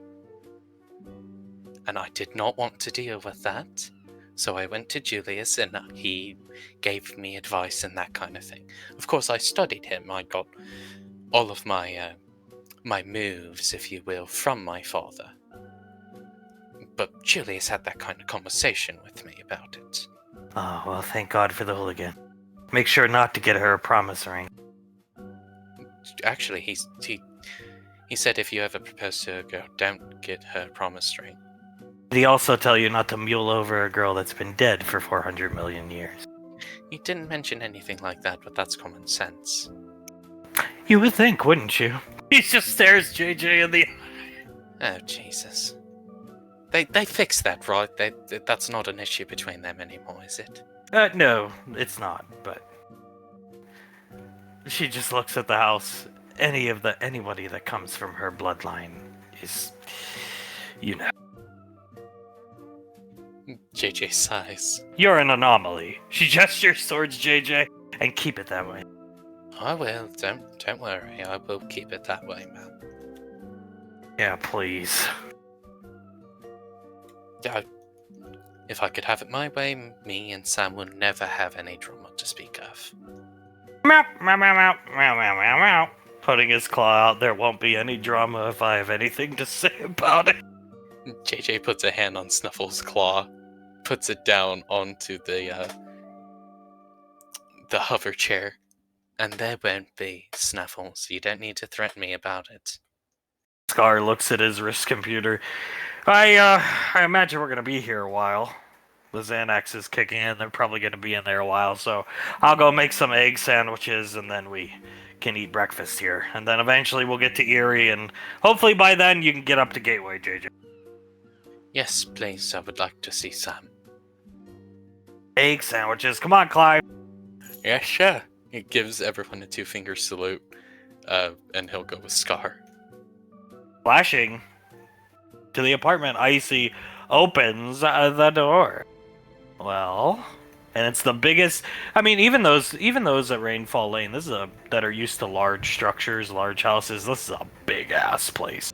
Does not look like it belongs on Gateway.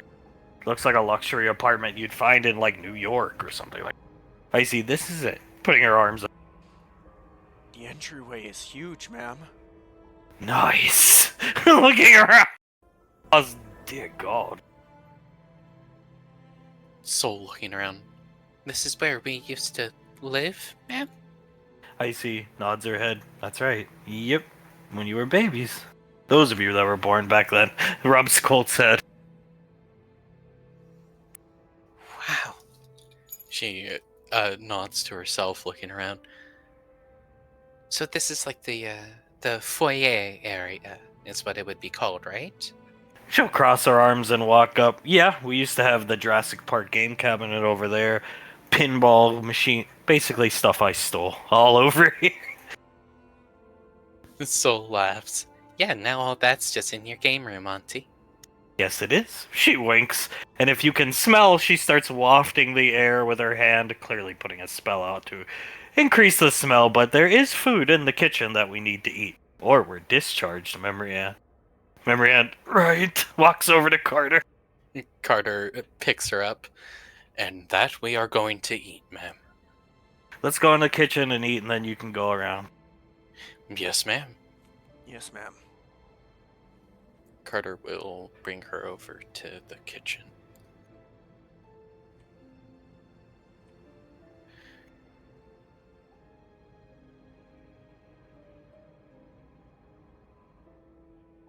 Got Soul. He sits down. I'll get the rest of them.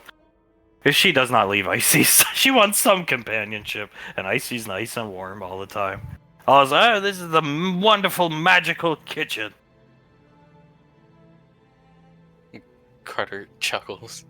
Where my father would cook for General Lorelei every morning, ma'am?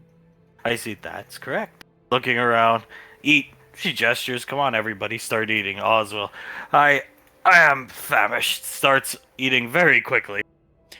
Laz will start eating. Carter gets a plate from Marianne and sets it down in front of her. Ooh, hummus. Ricky's gonna get some, sit down, and start eating. Soul will start eating after preparing a plate for Colt. He will feed her off his plate. She smiles at him and graciously accepts it. Benny got a plate for him and Elizabeth to share. Sam doesn't want to eat, so Icy doesn't make her. Okir's eating. This place is, really cool, ma'am. It looks more like a mansion than an apartment. It practically is. A long time ago, Arcane Council strike squads would live in these things. If you had family Earthside or somewhere else, you could go there, of course. But there was a time I actually lived here completely alone, and it was amazing. Walk around naked, just me and Zanzibar. Sam starts chuckling. I can imagine, ma'am. Something like this to yourself, it's gotta be peaceful. It definitely seems like it would be nice, ma'am. I could definitely understand the appeal. You could just call me Aunt. Don't have to be all cordial. You're gonna be Special Forces now. Does that mean we're gonna be out of the Headhunters? Icy. More or less, yeah. You'll still report to your father, Sasha, and me, but yeah. You're moving up in the world. Eating some hummus on a pita. Feels like we just started. Feels like just a couple weeks ago, huh? Icy, well, it's not every group of rookies that kills a xenomorph. Most groups of rookies would be dead. Like 20 times over, especially if there was 2 of them. Benny, true! Feeding Elizabeth through the slit in her back. Elizabeth looks down. But we lived, and that's a good thing. Colt, and now it is time to move up to the big leagues. Soul smiles at Colt, the biggest of leagues. She leans forward. It'll be all the easier to get our revenge.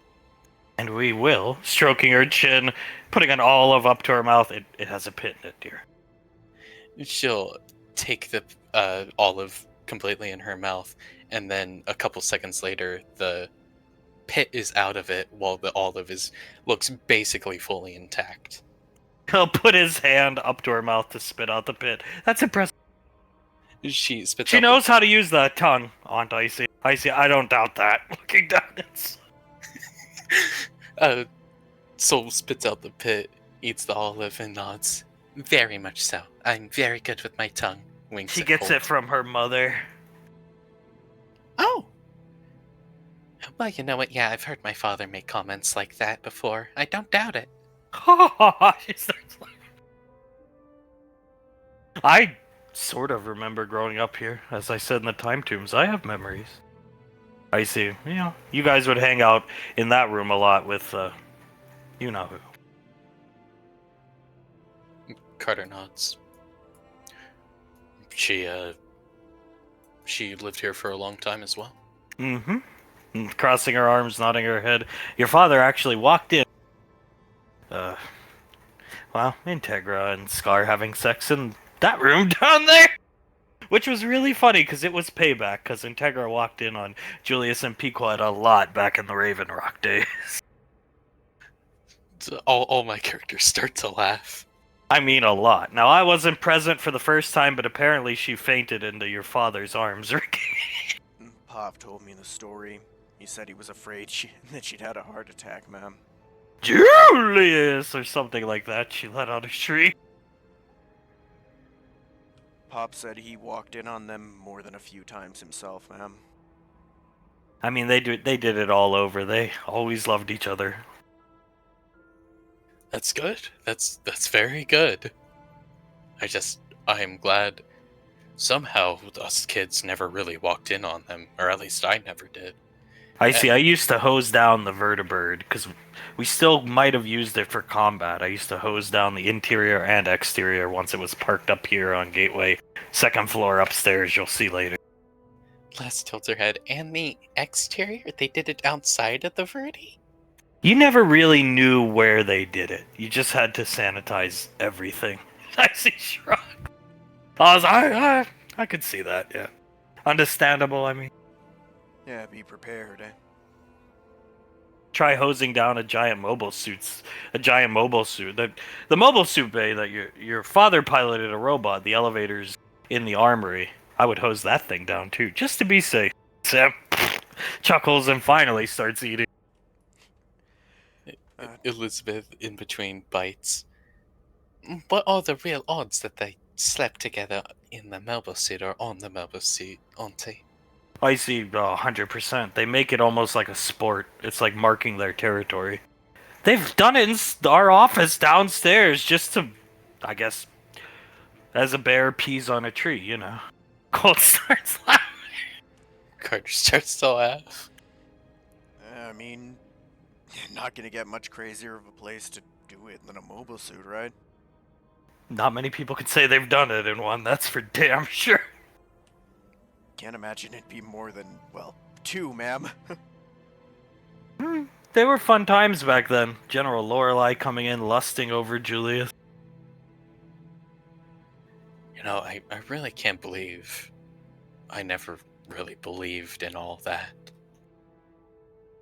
It seems really obvious nowadays. Just everyone, me and Memoran always used to seem to think that everyone was in on it. Just trying to convince us kids that our dad was cool or something, but no, she was really lusting after him. Colt, when we were kids and we'd spend time at Grandma's mansion in Orange Twist, seeing pictures of your father everywhere, Sam, it never clicked until I was about 10 or 11. I mean, till you guys told me that was real, I'd only ever seen the General in, like, you know, those hollow documentaries and stuff like that, where she's all regal and, you know, perfect. Wouldn't have believed it. Ah, that bitch was thirsty for Julius. Still is. Eating some cheese. Remember it? Carter just starts to laugh. That bad, ma'am, huh? The thirst was real. Benny starts laughing. Soul leans into Icy. Did she ever make a move on it? She makes that exact noise. Oh my god, she did. Given the circumstances of the weekend you've had, I think a little classified information. If you promise to keep it in this room, and if you don't promise, I'll have to hurt you. She looks around the room, and I don't want to. This is top. You think xenomorphs are top secret? This is the toppest of secrets. I'm guessing this is a secret that you and my father have never spoken about, even with each other out loud, only ever in your minds together. Exactly. Marianne, I can keep a secret. Icy will look at Sam. Sam nods. The only people I'd talk to about it are in the room right now. He'll look over his shoulder at Benny and Elizabeth. Elizabeth nods. I can keep a secret, sissy. Icy nods her head down at Soul. Soul shrugs. I won't tell anyone about it. Hear no evil, see no evil. Colt looks at Icy. She squints at Laz and Oz. Do you truly think I would tell anyone about this, Auntie? Oz, secret's safe with me, ma'am. She'll slowly turn her head over to Okir.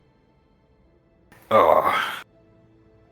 I'm not the best at keeping secrets. I forget things sometimes. I see. Well, I guess that's it. Oh, come on, man. You can keep a secret. He shuffles in his chair.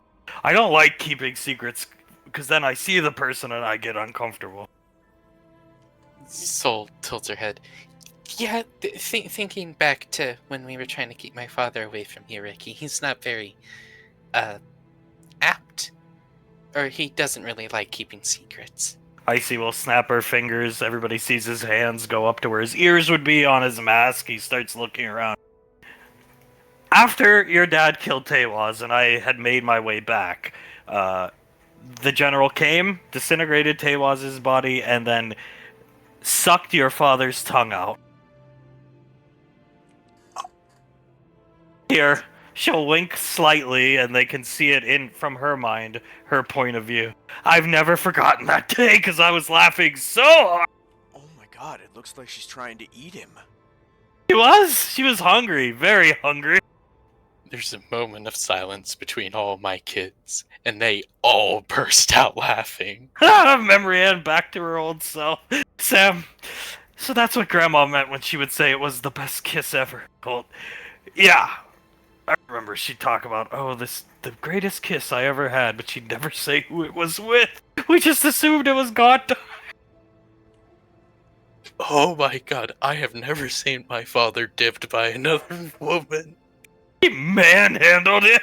So Colt speaks up. Betty, that's incredible. We're gonna try that sometime. Elizabeth nods at Benny. Yes, we are. Yeah, I think all the couples in the room have some catching up to do in terms of, passion. My god, the Colonel, you should see his eyes. He's completely cross-eyed. I think one of them is actually lazy for a second there. I could barely see the color in his eyes. I think he went so cross-eyed you could only see the white of him.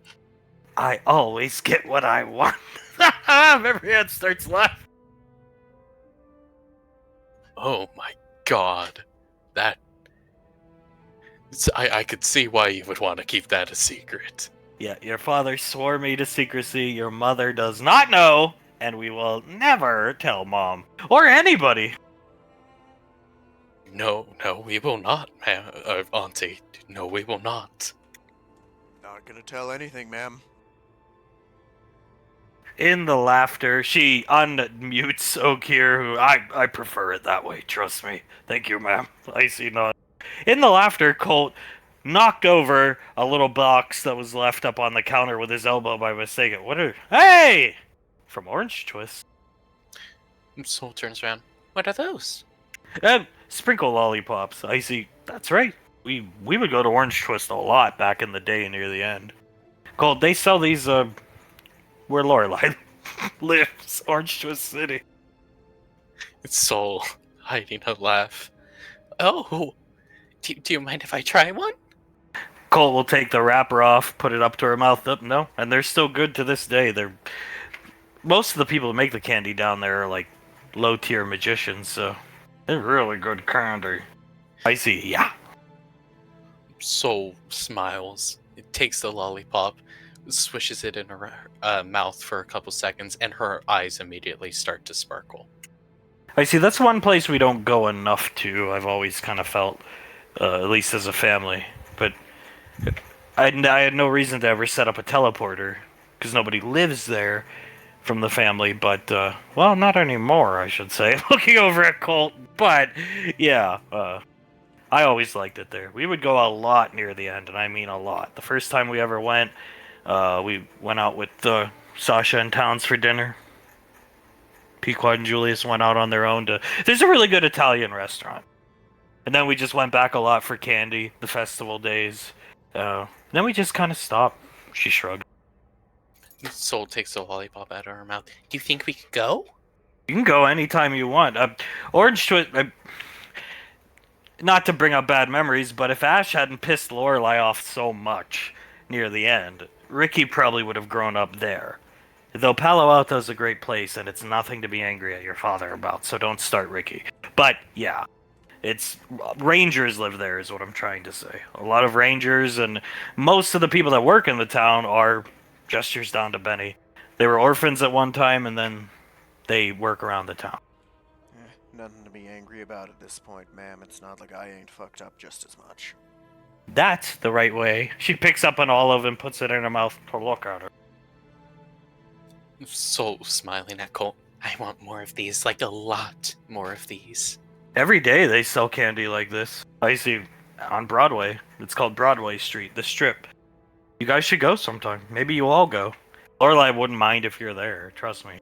If she's even there. She's got a place in Florida, a place on Mars now, a place on Europa, so she's hardly ever there. And if you do see her, maybe you could, do something cool with her. Do something cool, such as question her about the kiss that she had with my father. Kiss? He looks at Carter. Ah, shit. I'll just wipe his mind. She snaps her finger. Huh? What'd you say, Carter? Carter, hand me some of those pickled eggplants. Yeah, no problem. He hands him a small plate of them. Starts eating. He looks at Carter. Carter shrugs. I forgot he was deafened. She laughs. Laz squints her eyes a bit. You deafened me during Nevermore, didn't you? That's right. She looks over at Laz. Oh, thank God. I thought my hearing went away for a little bit, and I was really confused by what my father said afterwards. No, I deafened you because I was telling your dad I didn't know if I could kill that guy and we all might die. And I didn't want you to hear that. She'll wink at Laz. Oh, okay, yeah, I wouldn't have wanted to hear that. Thank you, Auntie. Would have probably been a morale drop, for sure. Most definitely would have been a morale drop. But you still did, and it was pretty cool. What is that? Get up. Let me get up for 1 second, love, please. She'll stand. He's gonna go into the gym and come back with this. Why does this man look so familiar? Doesn't this guy look familiar? Okay, huh? Looking at crazy. Oh, Arnaki Buster. That Arnaki's based off my dad, right? Yeah. Looks at the logo. It's an old poster your father I'm sorry, Carter, Soul, and Laz's father drew for us. The original Ghostbuster movie we were going to make was going to be called Arnaki Busters, and then things happened with Rainfall Productions, and they just remade the movies, in more of the classic light, and no Arnaki, which was for the best, but yeah. Yeah, I don't think my dad's face being out like that would have been good for me disliking him, you know what I mean? It was good for you regardless. You grew up rich because of all that royalty money. She looks at Ricky. Memory Ann, that is true. Not gonna complain about that, ma'am. Just happy I didn't have to see that face too much. What an ugly motherfucker. Yeah, he really is ugly. That's not the man we saw in the time tubes. That man looked like George Lucas or something. I see. Arnaki was purposely made very ugly by me. Man, Solo nods and leans into the picture very closely, just like she's trying to get a better view, with Colt only being able to see the back of her head. And as she sits up suddenly and turns her head towards him, Arnaki! oh Christ! Now imagine Arnaki, but instead of the white long hair, it is completely red to keep with the illusion that it was just her sitting close to the picture. Spilled hummus on my jeans. Thank you, darling. Arnaki? Please put it away. she polymorphs back, wipes the hummus off, and licks it off her finger. Benny, that was fucking disturbing. Now we're gonna have to walk on eggshells, never knowing when that mug's gonna come out from around the corner. Remember, Ann? Yes, you will. Eating more all. It's the most anybody's seen her eat in a while. She's eaten like 3 plates. Carter very happy at seeing that. How does it feel, the fact that we're gonna be, you're finally gonna be off the headhunters, memory, Ann? Well, it's nice, I suppose. I would rather the events not have transpired, though. Yeah. I feel as if we let those people down, including Bash. But most especially those civilians. We were there to protect them.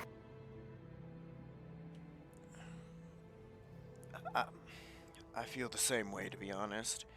Yeah, I keep telling myself there's nothing we could have done, but I don't know, maybe there was. I just don't know. The bigger they are, the harder they fall. Icy puts her hand up. Trust me, they'll fall, whoever they are. You've read our minds, right, ma'am? Mm-hmm. Do you think there's anything we could have done that would have saved them? No. I think your last name does give you leeway. The only reason Oz is still sitting here is because he's involved with you. Points at Laz. But, one way or another, if you cause people like that enough problems, they're just gonna... Yeah. A thorn in their side will eventually be taken out. Well, they made us a much bigger thorn when they did what they did. Damn straight. Making another play. Carter nods. We did all we could. He looks at everyone. We did all we could. We made the right decisions. We were against a force that was frankly far beyond our capabilities. And we came out, in the end, victorious. In multiple forces, I should say, far beyond our capabilities. Sometimes it's better to live to fight another day. After we fought that giant Praetorian, the picture Sasha showed you, do you think we hung around to kill thousands of Xeno? We got the fuck out of there, called Lorelei, she sent the planet crackers in.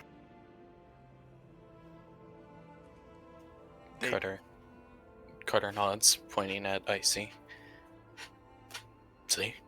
If we had stayed there to fight on that planet and try to save, as harsh as this will sound, the handful of civilians that were left, you wouldn't be alive, because there wouldn't be a universe. Or it would be all voided and tentacle hentai porny. Benny starts laughing. Carter nods, leans back in his chair, and crosses his arms. You guys, we all made the right decisions. Carter nods, staring down at his plate of food. See, yes, you did. And honestly, I'm hoping Ricky's father is going to get on the case and he'll just handle this. And if he can't, then you'll get your chance. Well, my dad might play spoiler for us then. He's good at what he does, if nothing else, right? Icy nods. That is true. Benny, can we look around this place? Icy, go ahead. There's tons of cool stuff left around here. He'll pick up Elizabeth, carry a plate of food, and walk Elizabeth down to the armory. I gotta ask, ma'am.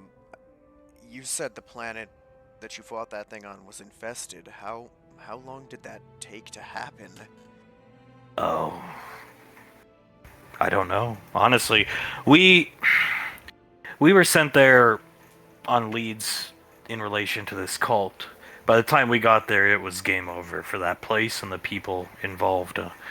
Probably less than 24 hours. There's no time to find the Max Tech underground facility where these creatures are being kept and these cult guys like to hang out.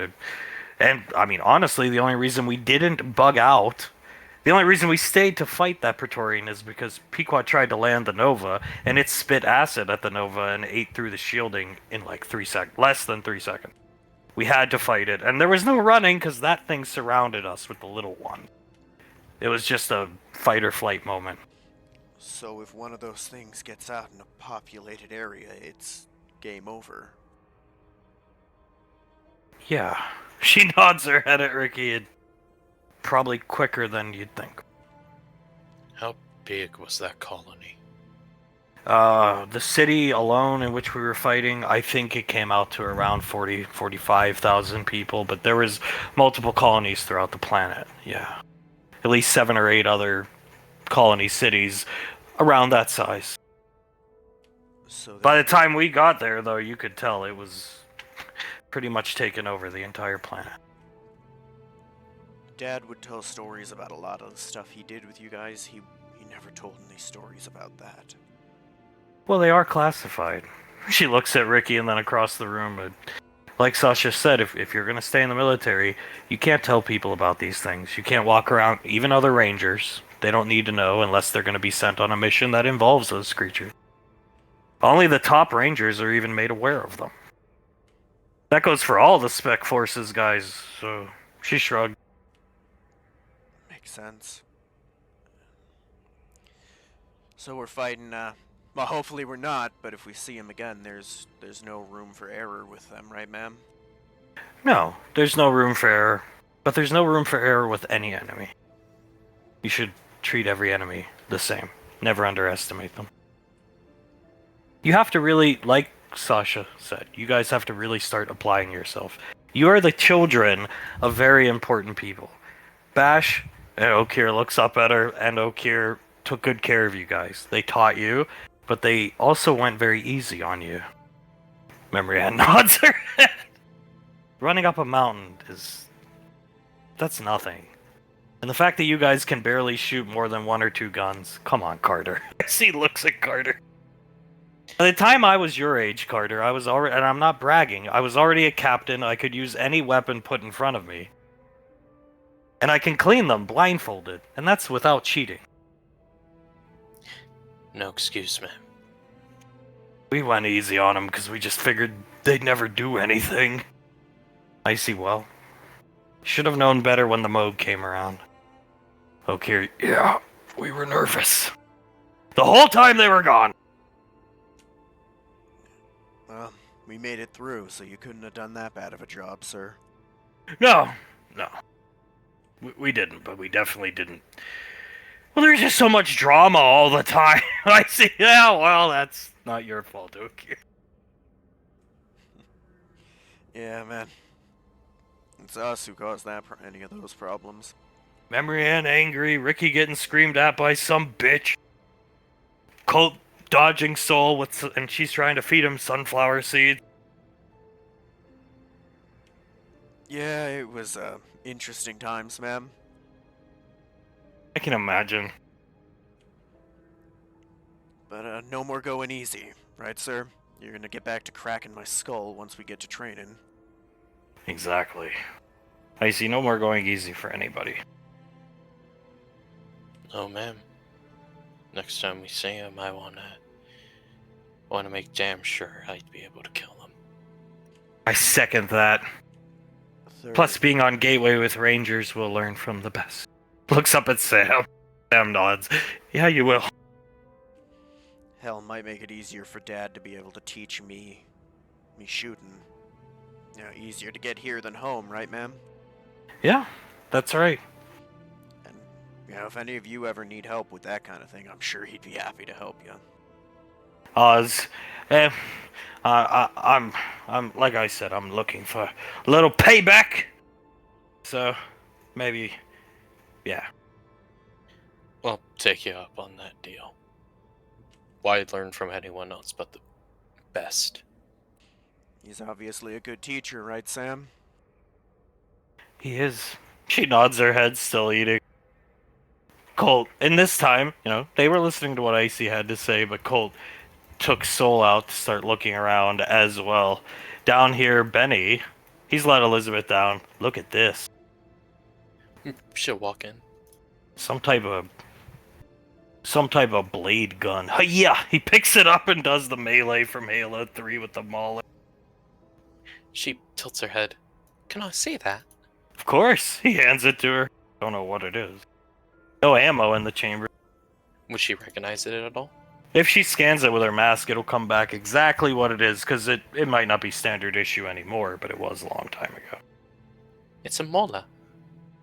What kind of, like, does it shoot death beams or something? He pokes where the bullets would come out.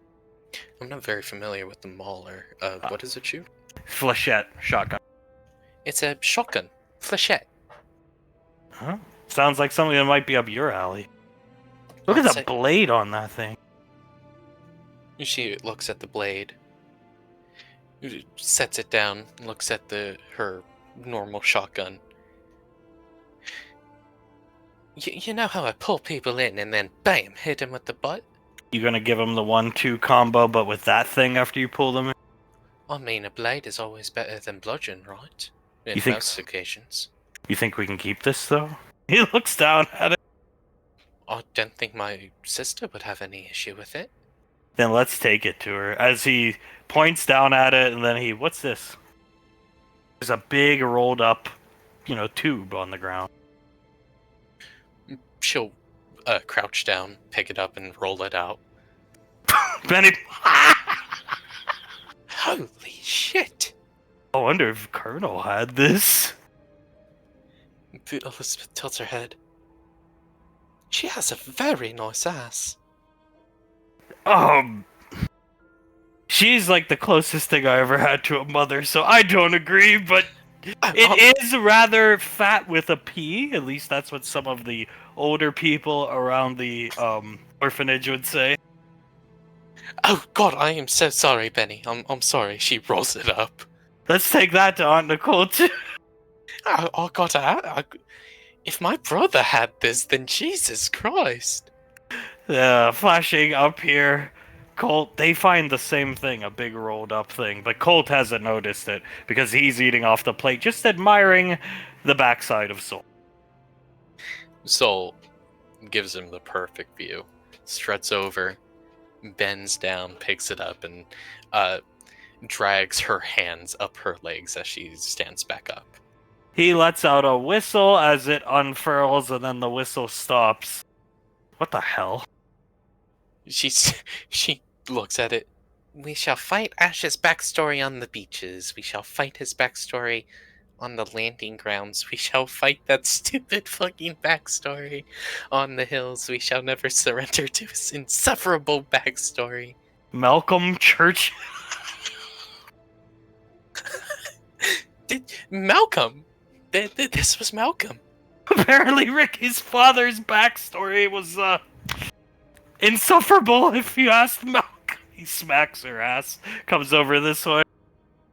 Apparently, he directly quoted Winston Churchill. Just, oh my God.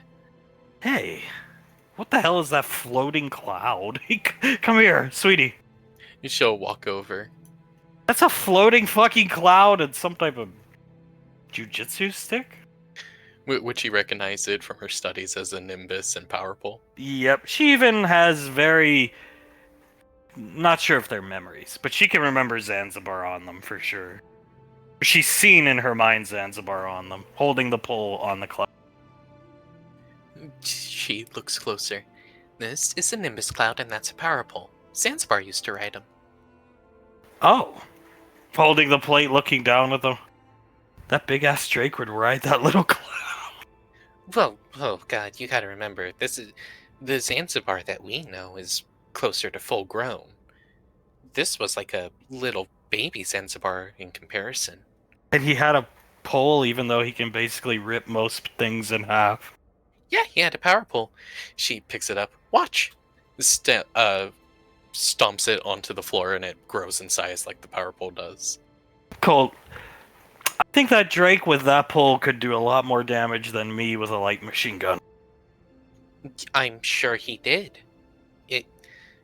Why else would they give it to him unless to, protect and stuff? And I'm sure he had to protect someone eventually. Squeezing her ass with his free hand, you think your aunt's been looking for these? I think she has. I don't know. Well, I want to keep that and put it up in our place when we get our own place at the lane. Yeah, no problem. He'll go start rolling it up, setting the plate down. Let's bring those back to your aunt. Yeah, she'll gather up the Nimbus and the power pole and start walking back with him. I see is everybody's just talking amongst themselves as Elizabeth and Benny come back into the room with their finds. I see. Oh Christ! Seeing the picture. Sissy, what was this Julius's? I see. No, looking down at Elizabeth. Whoever that is, she's drop dead gorgeous, ma'am. I see as Colt and Soul walk in the room. That is a very young, risque photo for the troops of General Lorelei. She did back during the Archfiend incursion, and no, it wasn't Julius's. It was so Zap and Scar, when Uncle Scar had brain damage, before I could heal him, they would spend the squad's money on Lorelei risque collectible pictures. He looks down. Sam is laughing. Colt and Soul are here now. It's a nice picture, ma'am. That's all I'm gonna say. Yep, and I'm gonna roll this up and make it disappear. I'll send it to Zap. Nods her head. Well, if he'd spent money on that before, I am sure he would enjoy it. Basically, they would put the pictures. They had bunk beds. We slept up there, right here in the what was called the armory base room, bedrooms back then. And Zap, I would struggle to sleep at night because Zap and Scar would lie on the top bunk and just look up at the lewds of Lorelei hung on the ceiling. So all night you would just hear nice. Sam spits out her coffee. Like two little teenage boys. Oh, Uncle Brain Damage Scar. Was that before the flannel? I see. Yeah, it was before the flannel. I had to have my freak out incident before I could heal Uncle Scar, okay. Hey, fair enough. Worse art to have on the wall, ma'am. And they'd both just have their hands on their stomachs looking up, smiling at the picture. At least that's all they were doing. And just every so often you would hear them say, nice. Scar would say, nice. And Zap would just, that's a fine piece of ass, Scar. That's all they said. And Scar would sometimes say, yeah. Oh my god. I sort of want to meet Scar when he was, Uncle Scar when he was a little, Brain little damage. Well, yeah, brain damage. I was trying to find a nicer way to put it. I see him. Oh. What? You found that here? Surprised Lorelei left that thing here. She took all the guns out of the armory except our personal weapons, and then she let Ricky's father keep 1 or 2 guns. Elizabeth nods. Yeah, I found it in the armory. A Mola. You want it? Sticking a carrot in her mouth? Yeah, I would love to have it. Then I never saw it. Elizabeth nods. Slowly puts it into her backpack that she has on her armor. You can get ammo for now that you're going to be on Gateway, you go down to Ring 8, Ranger Armories down there. You can get ammo for basically any gun, including your fancy assault rifle, Oswald. Oz, duly noted, ma'am. Hand me another piece of cheese, love. She's never seen Oz eat this. She hands him another piece of cheese. I am starving. I had no appetite all weekend, as I keep saying. Bugs will do that to you. Icy nod. Les nods. Yeah, I didn't want to eat much either. She starts eating some of the food that's just out. She has like a huge place of rice, and she's just eating it all. Oh, he dips some pita in the hummus for her and puts it to her mouth. She takes a bite. So, and you guys can bring Jace up here. You're allowed to bring Jace up here, but I would not bring him up here too much because then that gives you a reason to stay at the academy and play hooky. Just have to keep your gear on standby and the ship ready to go. Glassnots sounds good to me, Auntie. And yeah, this place is awesome, but I would always rather spend the time at the lane. Now, what did you guys find? She's squinting, looking at Soul. Colt's holding the Nimbus and the power pole. I've been looking for those. Yeah, they were up there. In that room over there. She points through the window that's in the kitchen over to the room there. Oh, I remember Zanzibar flying around the apartment with the... Your Drake used a cloud and a... That's a sick bow staff. Yeah, he used it to smack some hooker over the head. Damn. What? What? I see. There was this hooker. We went up to beat this guy once a long time ago, and he liked his hookers, and Zanzibar smacked the hooker over the head with it. She used to bartend on Gateway. You brought Zanzibar on a mission with you? It was an unofficial mission, Carter. She looks like... It was a rainfall mission. Oh. Revenge. Got it. Don't need to know any more than that. Yeah, fair enough. What kind of staff is that then? Because that doesn't look like any I've ever seen before.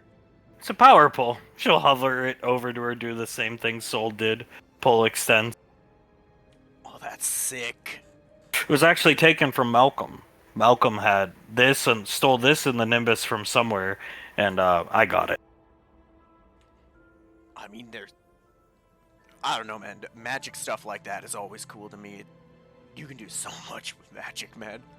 This will really make Zanzibar's day. Thank you for finding it. She winks at Colt and Soul. And Soul smiles. Yeah, no problem, Auntie. Benny, it was here all these years and you just never came up to look. I see. Pequod and Julius come here to do things, you know what I'm saying? I don't really like to... This is where they hide when yeah. Benny, I see. Looking at eyes. They come here for stress relief. I see, it could be any corner. You turn the corner and there they are. I've seen it enough, I don't want to see it. Sounds like when they were training us on how to walk through a minefield, ma'am. What is that? Colt gestures. That is a poster we found here, honey. Let me unfold it for you. She holds out the other side to him. They roll it out together. And they present the poster to everybody like game show models, holding it around. Huh? He's just looking at it confused. Fight Ash's backstory on the... She starts laughing. Isn't Ash your father, Ricky? Yeah. That would be the captain's name. Looking at Rick. Dad's only told me some about him growing up, but it's not that bad. Can we keep it, Aunt Nicole? I see. Yeah, I don't think Ricky's father would want that, so you may have it. Thank you. Let's fold it up, dear. She rolls it up with him. We'll hang it at our place, because that guy just looks ridiculous, posing, pulling Soul back into him, holding her, as Winston Churchill. Do you know what the guy on there's on about my dad's backstory, ma'am? Malcolm hated your father. She gestures to where the poster is rolled up in Colt's hand. He's holding Soul, holding it. And Malcolm posed as historical figures and would quote them only about fighting your father and killing your father. Probably not something you want to bring up to your father. He's not fond of Malcolm. Good to know. I'll make sure to keep that in mind, ma'am. Malcolm is eating a piece of pita, mostly forgotten nowadays. And I think your father's probably very happy of that.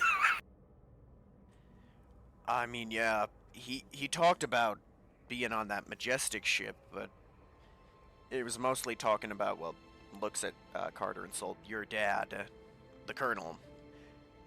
The only thing he'd say is that the guy in charge was an idiot. He was. Icy's speaking up, looking down, picking at some more food. Memory Ann, I'll have another plate. Making a 5th plate. Each plate she takes, Carter just gets happier and happier. She's got some catching up to do. Carter smiles and nods. Puts a hand onto Oz's arm, his other hand on his chest. Yeah, she does. And she's catching up. Drinking coffee. Another cup, please, Auntie. Icy will levitate the cup over. She ordered like thermoses from Abel, so just all with her mind, levitating a cup with cream and sugar. Soul looking at Icy do that. So when do you think I would be able to do that, if you think I would be able to? Whenever she looks at Soul, you want to learn. I'm ready to learn from you at any time, Auntie. Now that you're going to be on Gateway, we'll have a lot more time. Yeah, good. I'm happy. She smiles at Icy. I do really like learning from you and spending time with you, Auntie. So do I. It's nice to have a lot of the people I teach are just like, bleh. It's the only. They're bored. They're nice people, but just boring. Teaching rangers how to mend this and that. It's not every day eating a carrot you get to teach people are knocking.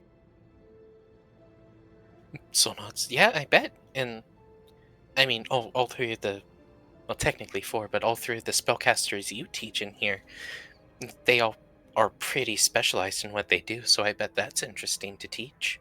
And since you decided not to quit, which I am very proud that you didn't, we're going to be going very hard in the coming future. You have to be on your A game for any enemies, like I said, any enemy. So nuts. I have no problem with that, and Carter looks at Icy. I will electrocute all my enemies until they are burning crisps of corpses, ma'am. Plus, isn't it fun to be around Lieutenant Maine? He literally likes to act like an NPC out of SWTOR. He's such a weird guy. Remember, even headhunters can learn from a veteran, Carter. Elizabeth shaking her head. Oh, I can't remember. I can definitely imagine him saying something like, HQ's coming up with new intel at every corner. Commands, Ranger commands, sending out new tactics all the time. Then it slowly starts to sink into your skull that he is not a Ranger, he's a Marine. Oh god, Lieutenant Maine seems to be a lot of fun. He is. Icy crosses her arms. Let's finish eating, and then I'll take you upstairs. You can see the lay of the land of the bedrooms. You all will have your own private bedroom now. Some of you will have to sleep down here. There's only so many bedrooms upstairs. Couples get priority on their private bedrooms. That's just the way Icy shrugs it goes. Even back in the day, I was with nobody, and then Banksy came along, and he didn't move in here because he had his own place on Gateway. So Icy Shrugs slept down here, so the couples could have their privacy. Prior to that, I was sleeping with Sasha and your grandmother, Ricky. Alright, I mean, I kind of assumed I'd probably end up sleeping over there, down here somewhere, ma'am. Well, get a girlfriend, you can bring her up here. She can't live here, but she can come visit. Will do, ma'am, although I think I got some more stuff to work out before then. With being special forces comes perks. Picking up another carrot, dipping it into the hummus, as flashing out to the frontier. Ash has already got his priority 1 hail to come back to Gateway as quick as possible, so he knows he's got to move quick here, but he also knows Kaz is a man of business, so he might not just agree up front, but Ash has been here enough where he can just walk in. He's going to walk in, and walk over near one of the tables and just see what's going on. As Ash sits down, he does have these pictures of these individuals with him. He's been briefed up until the point he's this guy is a Ash actually knows the whole history of Mortimer. He's got his criminal record, and he knows this is one of the new rainfalls that he killed this guy's wife. That's what Ash knows. He sees Kaz taking credits from this guy thanking Kaz, hands held together, clenched, shaking them. Thank you. Thank you very much. Kaz takes the credits. Gestures with his head for him to get out. If they give you any trouble, I'll disintegrate them next time. I'll let you know. I will let you know, sir, as he runs out. Alright, before Ash walks up, did he get a rough limit on how much he could offer Kaz to do the job when he was given the order? 50 million credits. Will do. Which is a lot. Yeah. He's gonna walk up. Hello, Kaz. Thought I smelled a ranger. It's a nice smell, isn't it? Taking the credits, putting them behind him. Well, you're here on business, actually. You don't say. He turns around, counting them. Yes, sir. Looking to actually hire you. He turns over, looks over his shoulder. I have no more leads on where to find these people. If you're talking about Max, he shrugs. No. This is hiring you as a favor for the rainfalls, actually. Huh. Turns around. The rainfalls. Yes, sir. Call it an escort/assassination. Where exactly will I be doing this? I'm not sure as to the exact location of where he's going to pull up Mortimer. This gentleman is. But you're going to be assisting this gentleman, pulls up Clive, in killing him. If you take the job, that is. Tilting his head slowly, looking at Mortimer. This gentleman is actually pretty high up on EarthGov's most wanted list. He is a known drug and steroid dealer. You probably heard about the massive steroid scandal that the Olympics had about 10 years ago, yes? Nods his head. News is slow to get out here, but yeah. He's the bastard behind it, and this gentleman here is, I believe his name was Clive. Mortimer, through his drugs, is responsible for his wife's death. And you want me to come to Earth and whack this guy? Why don't they just send you to do this? Or somebody in the military? Technically, he's served his time for the previous crimes and hasn't done anything to warrant it yet, I suppose you could say. I see. They don't want to get their hands dirty publicly. Off the record, you see. And Clive wants to do it personally, and, well, who better to assist him than one of the best. He looks down at Mortimer. Well, off the record stuff generally means big pay. We're prepared to offer 50 million. He starts to follow the toothless guy around and help him kill that guy. He's a hobbit. He's a halfling, right? I'm pretty sure that guy could take him on his own. You realize this? I am, but from my understanding, there may be some personal matters for them wrapped up in it as well, but it's something they want done fast, and they want done cleanly, and, well, we both know in your business, fast and clean are also very expensive. So no disintegrations, because that guy definitely wants his hands all over Mortimer. No disintegrations, yes. What a shame. He's looking down at the picture of Mortimer. Oh. Easiest 50 mil I've ever made. I was disappointed when they said I wouldn't get to do the job. This guy, one of the few I'd come out of bounty hunting retirement for because he's scum of the earth. Or universe, I guess you could say. You see him lift his hand to point at Ash because he's about to say something, and Ash's computer beeps again. Priority 1, return to gateway as soon as possible. He lowers his finger looking at Ash's wrist computer. What's going on? I'm not sure. I've gotten a few priority 1s to get back ASAP, so nothing good. Looking down at his wrist computer. You know, he leans on the bar over here. He leans into the bar. That ship's been sighted again, apparently. Where? The edge of the system. His planet's in the same system as the garbage disposal. It's on the edge, like way, way out, but yeah, he's on the opposite side. He's in frontier space for sure. And Ash has no knowledge of anything that happened with the mission or where it took Not us. yet. Huh. At least, so I heard. Thank you for letting me know. I get a very bad feeling that whatever they're calling me for is connected. Give me a lift to Gateway. I'm not taking my own ship. No problem. He's gonna get up. What were you going to say before? He looks down at the picture of Mortimer. I was just gonna ask if all rainfall jobs pay this well. Out of tilts his head, morbid curiosity. Oh, yes, they do. The only person who pays better is Mr. Wiseau. I'll keep that in mind. Tell them to keep me in mind. He closes the picture of Mortimer and Klein. Oh, will do, and I'll put in a good word for you with Tommy as well. Let me go grab some of my equipment and then we'll head out. Take your time. You mind if I make myself a drink while I wait? Go for it. It'll take me a minute. Will do. He's gonna slide over the bar and make himself a small whiskey and just sit down and relax. He will grab some equipment, take him a few minutes before he's satisfied. Doesn't need too much, though, to beat up poor Mortimer, or assist him beating up poor Mortimer. As the kids have finished eating, Icy has taken them up to the second level. Colt whistles. Just gets better and better. Memory hand on her chest, Carter next to her. I have vivid memories. I actually had a fear of heights for a while, Carter, because of Integra. When we were young, one day, she's back to her normal self. I'm sure Carter's very happy.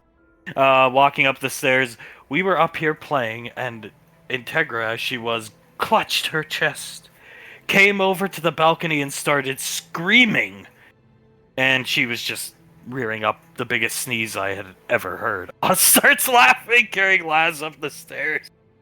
But we all thought she was having a heart attack and she was going to fall over the balcony. I believe some people were down here. I don't remember who, but yeah. You know, I do remember seeing you purposely veer away from, like, balconies and railings and everything like that if we ever went to the mall together and stuff. I see. When Integra would sneeze, it was fucking loud as fuck. She starts laughing. Yeah, it was. You could hear her on the other side of the house. Oz, oh, what the hell is this? He's walking over, he's carrying Laz. Laz sees a small, what looks like Polaroid, well, not small, it's a large, like, Polaroid photo, but turned down on the ground. Laz will reach down, pick it up, and look at it. Autographed picture of JJ Cool J. Holy shit! I see, what's wrong? Just snaps, turns, looks over at. She holds the picture out. Your autograph from JJ Cool J? JJ Cool J. She comes over. JJ Cool J. Find us, keep us, losers. Quickly with her hand, snatches it. Psst. Weep it. My god, she's fucking fast. I didn't even have time to react. That is fucking ridiculous. That thing's crazy expensive. Sam, I like JJ Cool J. He's one of my favorites. Him and Fredvis. I see, we're still good friends with JJ Cool J. We'll have him sign one for everybody. How about that? She gestures around the room. Yeah, I'm down. Yes, please. I like JJ Cool J too. Sam, you can have it. Hand it back to Laz, but get me one, please, Auntie. I see, of course. Arm around her, pulls her in. That's You- sick, man. How do you guys know JJ Cool J? Marianne, yes, that's a question I don't even know the answer to, and I was, 7, 8? I see. So JJ Cool J, it's tied in with Tommy, of course. Benny picking Elizabeth up, trying to fight back laughter already at the sound of Tommy's name. And JJ Cool J worked at an underwater Max Tech research facility as a chef in his youth. Like, we're talking 18 years old. They were experimenting with sharks, Mako sharks. Icy puts up her finger because Max Tech was stupid. The sharks destroyed the facility, almost ate JJ, ate JJ's pet bird. Memory Ann fights back laughter hearing that. JJ blew up one of the sharks, and then Max Tech essentially had him sued for breaching his NDA, trying to tell the authorities about what Max Tech was doing. Max Tech was doing this on Earth, mind you, which was illegal.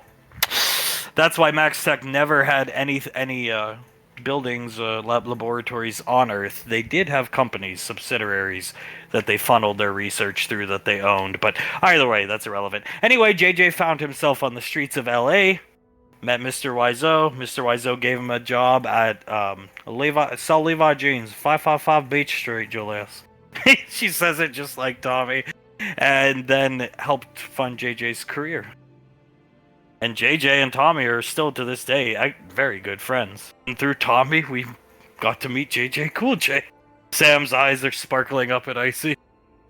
Is that what JJ Cool J in that recording of the first Oscars you guys went to together? While he seemed all buddy-buddy, it wasn't just because he was being a good host? Icy, no, we were pretty close friends with him. He would always say any friends of Tommy's or friends of mine, and since Julius and Tommy were always really close, he took good care of us. We got to go to his concert on Gateway. Big fiasco getting the tickets, but we got them. That's kind of why we agreed to do the room. Unbeknownst to me, Icy points back at herself, but Julius, Pequod, and them wanted to get me tickets to this concert because I like JJ Cool J a lot too. And so Tommy said something in his Tommy way of, "You'll help me do the room, Julius, and I will get you tickets. Good friends with JJ." And it just all kind of went from there. She starts laughing. Is there any important person that Tommy isn't connected with in some way? That's actually a fair question. I don't know. She looks down at Ricky while petting Sam on the head. But yeah, I mean, we're still good friends with him today. He's just he's retired now. Living out his life, I think somewhere in Florida he lives. Actually in the same neighborhood as Lorelei's Florida retreat, I think. She got him a good deal. Yeah, that makes sense. I mean, I've heard Florida's gorgeous for most of the year. Benny, these rooms are incredible. Opening this one up, coming in here, Icy. Yes, they are. I think, well, how many, so Benny and Elizabeth get their own room, yeah? Icy, yeah. Soul and Colt get their own room. Colt, yes we do. Squeezing Soul's hand. Soul hugging around him tighter, nodding, yes we do. Memory Ann and Carter get their own room. Carter and Hazel. Carter and Memory Ann, yes. And then that would leave one spare room. Icy looks over his shoulders that you two can have since, I mean, you are living at Gateway, but Sam works at the Academy, so she can stay the night at the Academy. You two can have that one. Oz, very nice place. Seems perfect. Very roomy, this room. Colt, that one's ours. No discussion. Memory Ann, fine. Soul nods. Carry me to it, I want to see it. Yeah, let's go. Icy will come out here for a second. Those of you who aren't gonna go to your private rooms, Oz and Laz coming out. Oz, well, give me that picture of JJ, love. I'll put it in my knapsack. She'll hand it to him. He'll put it away. This was always my favorite part, coming out here. Look at this.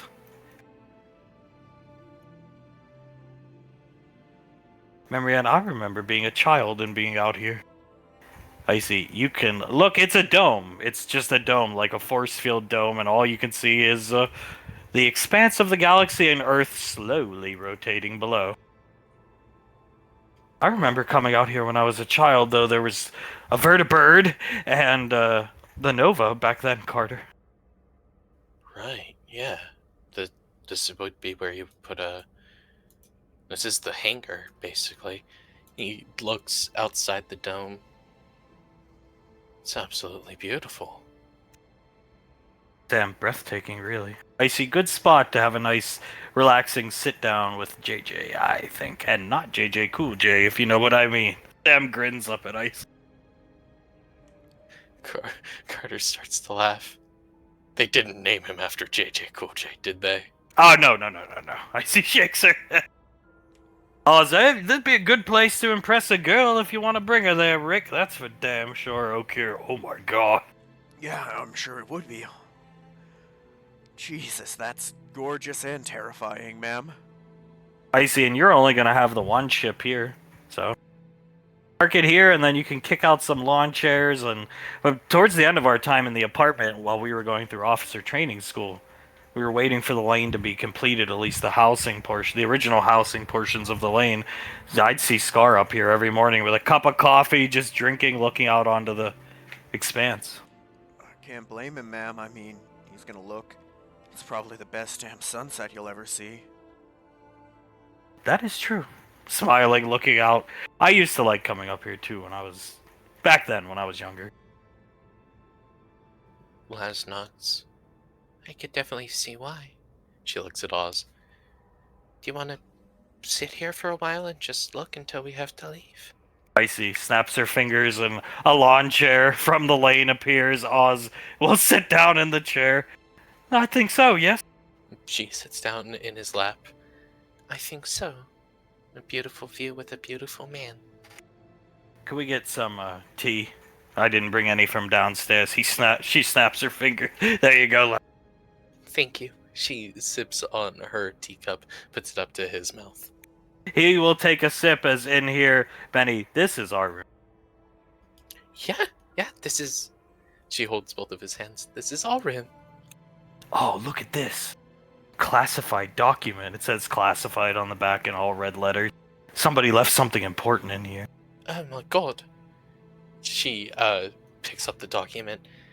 We should probably bring it to Icy.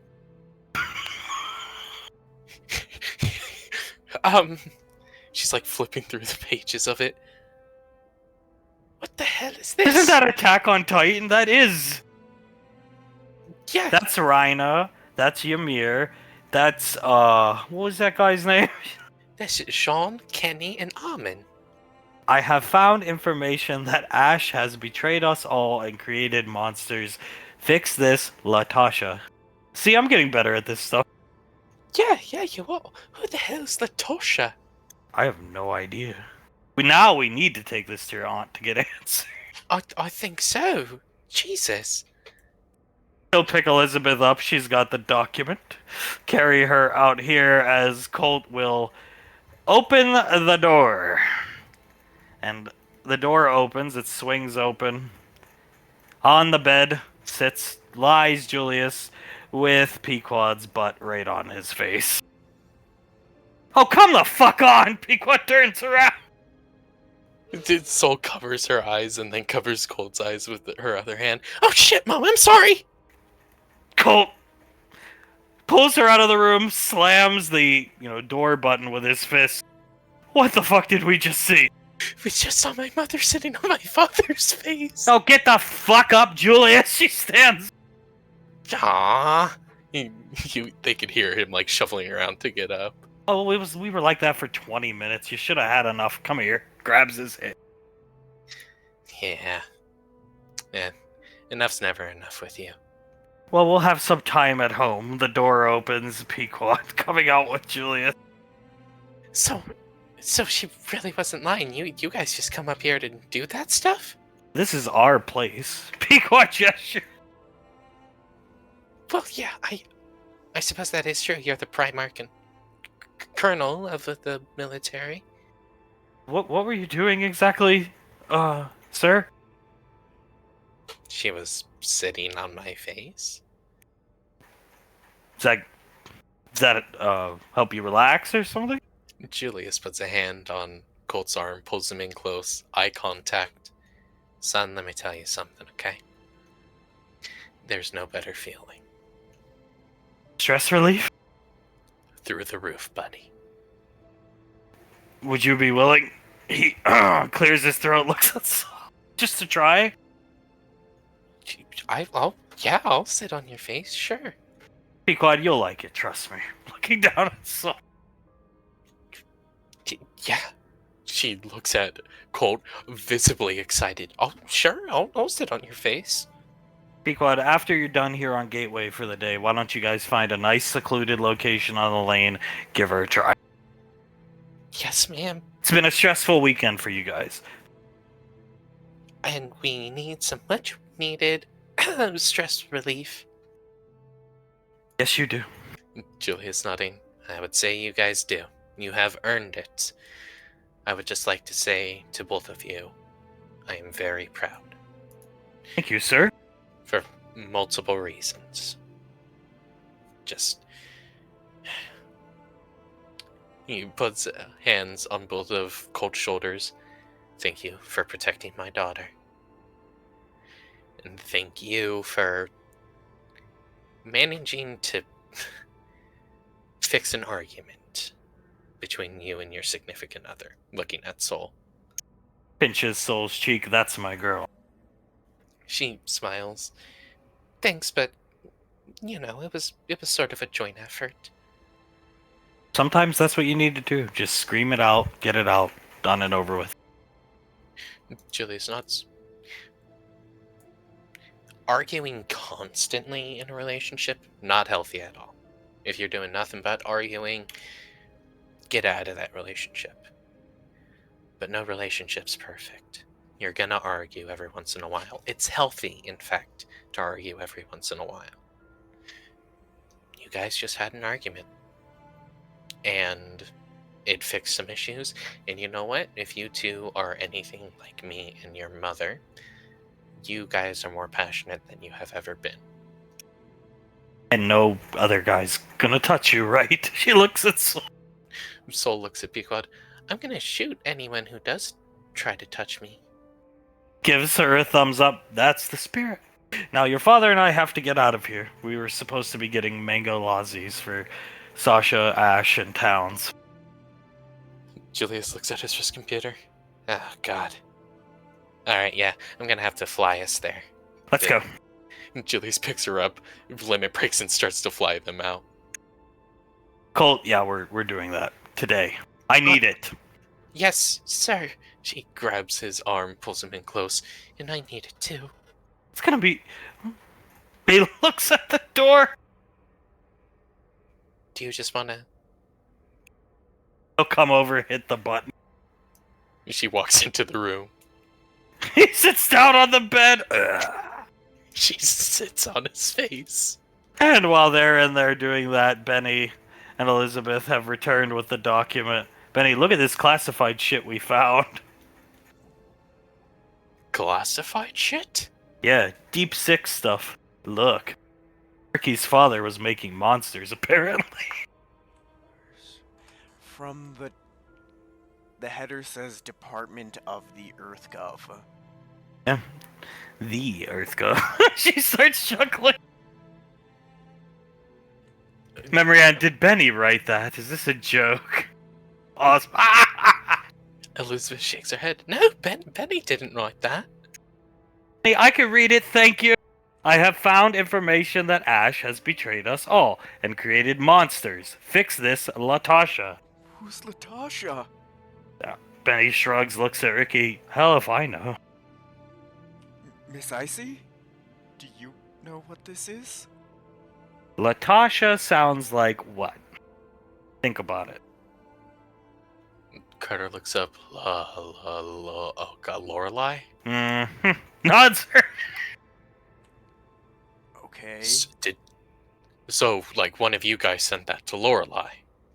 Oh, I wish it was that. I see.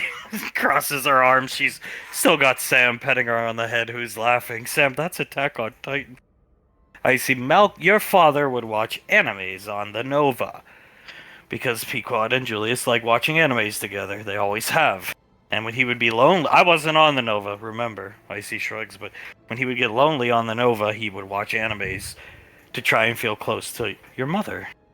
And one day he started their favorite, Attack on Titan. And Malcolm came in, and since Mikasa kind of vaguely resembles Grandma and or Davine, Malcolm thought it was the Chronicles of Young Davine. She looks down at Elizabeth. The Chronicles of Young Davine? Yes, and so in Malcolm's headcanon, Malcolm thought that Ash was like all these people, all the evil people and or like morally gray people, and that's what happened to Ash, Julius, and mom's home or grandma and or mom's home planet, and it was a recounting of Davine's life before Malcolm met Julius then Davine, because Malcolm wasn't aware that they time traveled or anything like that. Uh-huh. So my dad apparently in his mind made the big naked monsters from that show. I see, yeah, and your dad was like Zeke Yeager. Basically, almost every character that could be like morally construed as a villain was your dad, I think. And he was sending this to General Lorelei, and when Lorelei got it, Lorelei thought it was just like a joke some Rangers played on her because back then, you know, Rangers. Lorelei liked jokes. She could joke around and have a good time, so she just assumed it was some type of joke. I mean, I would too if I got this sent to me from the Department of the Earth Gov, ma'am. Why is it classified? See, because it's not classified, Benny. We don't write in marker classified on the back of papers. Benny, oh. Malcolm did! Oh my god. So that's why Julius and Mom always start laughing whenever I mention Attack on Titan. See, yeah, because it's... To Malcolm, it was the Chronicles of Young Davine. I mean, if you blow the image up... I think... You see here. No, it's not that one. But there was another one where Levi was apparently Cyrus, Julius's father, or Cyrus's uncle, and Aaron Yeager was Cyrus. Oh my god. He'd constructed his own lore around that show. Yeah. She nods her head. Oz hasn't stopped laughing. Yeah. Laz is just on his lap, laughing. Elizabeth shaking her head. Malcolm was really obsessed with Mum then. Oh, yeah. And he never had a chance with her. But he really thought he could woo Mum. I'll bet who wouldn't be able to when they're watching Chronicles of Young Davine? I believe Malcolm heavily criticized the show because it focused too much on young Cyrus and not enough on Davine. Young, I should say. Davine. I bet. Who would want to watch a show called Adventures of Young Cyrus?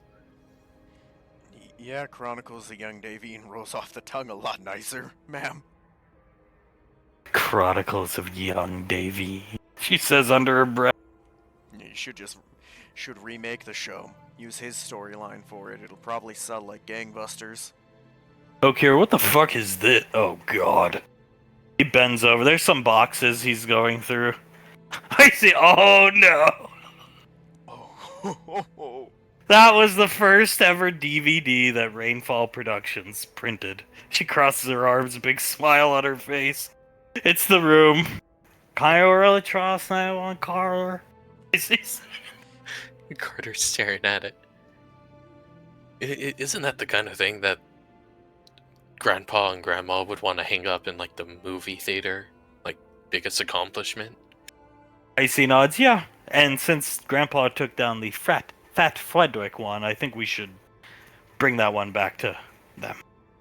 I think so. Finally took down the Fat Frederick. Memory Ann, are both of his eyes lazy in this one? I think so, yeah. Grandma was the one who took these pictures for the cover of the DVDs, and I do vaguely remember saying something like, Tommy, what's wrong with your other eye? Bubble up power, Davine. Laz says. That thing's pretty cool, though. That's a hell of a piece of history. I see, sure is. Snapping it away, sending it to the lane. Well, now I gotta wonder what other stuff is scattered around here. I'm sure we'd be able to find quite a bit of things in here. Okay, more stuff relating to the Chronicles of Young Davine, I think. I want to know more about... Also, Ash.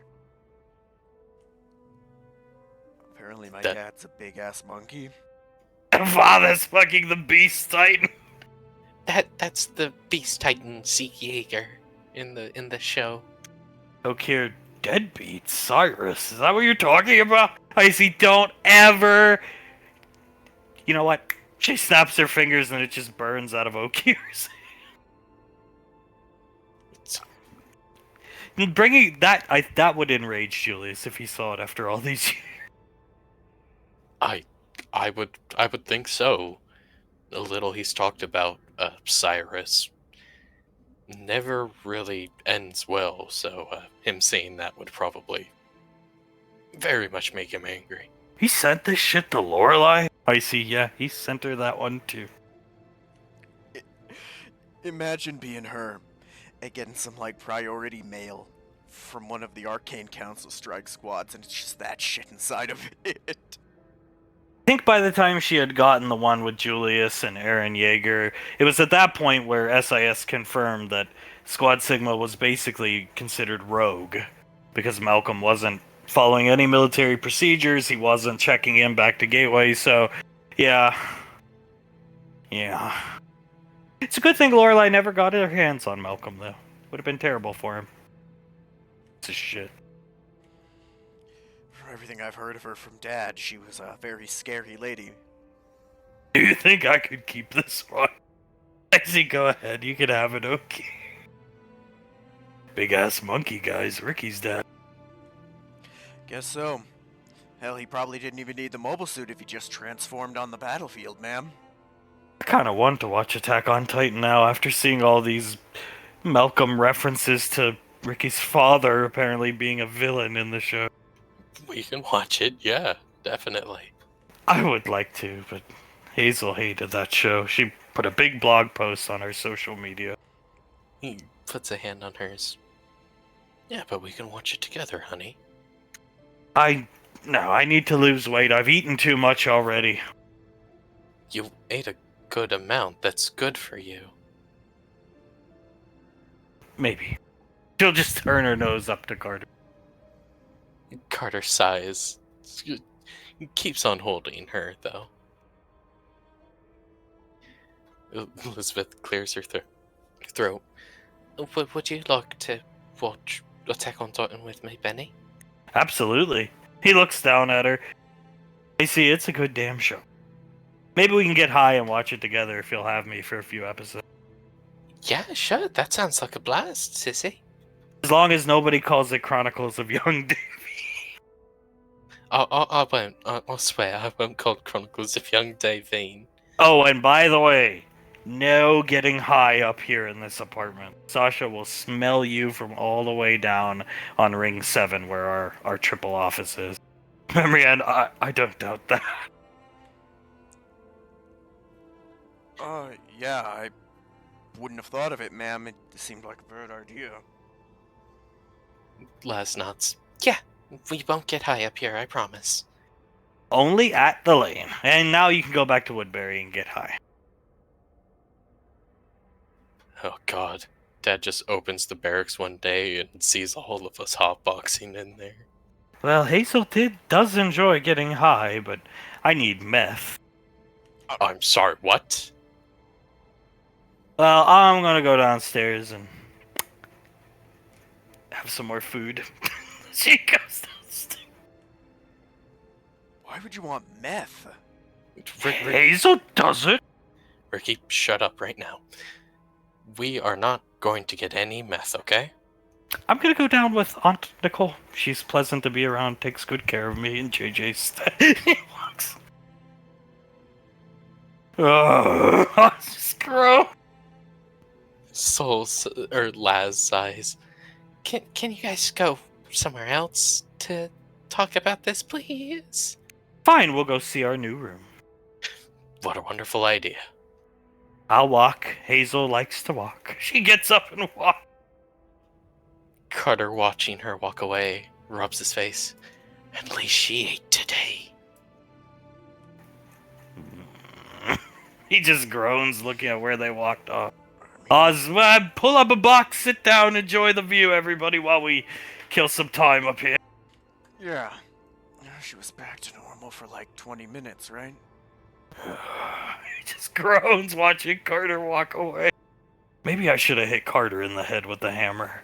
Knock some sense into him. Maybe you should have hit me in the head with the hammer. Better to be knocked out than listen to them fight. Yeah, that's a weird thing, though. They're not fighting. She's just trying to be Hazel and not listening. Yeah, I think I'd rather them fight over that. Well, Uncle Blaze and Uncle Scar always say certain rainfalls will do that to you. Nods his Oz, quiet, Benjamin. Laz sighs, rubbing her face. Why must my brother be dumb? You know, the thing is, love, he's not dumb. He was dumb. And now he's just trying to, play a little catch up and he'll be back. God, if she does meth, I say we just beat Carter up, love. I can kick his ass. He won't lay a hand on me.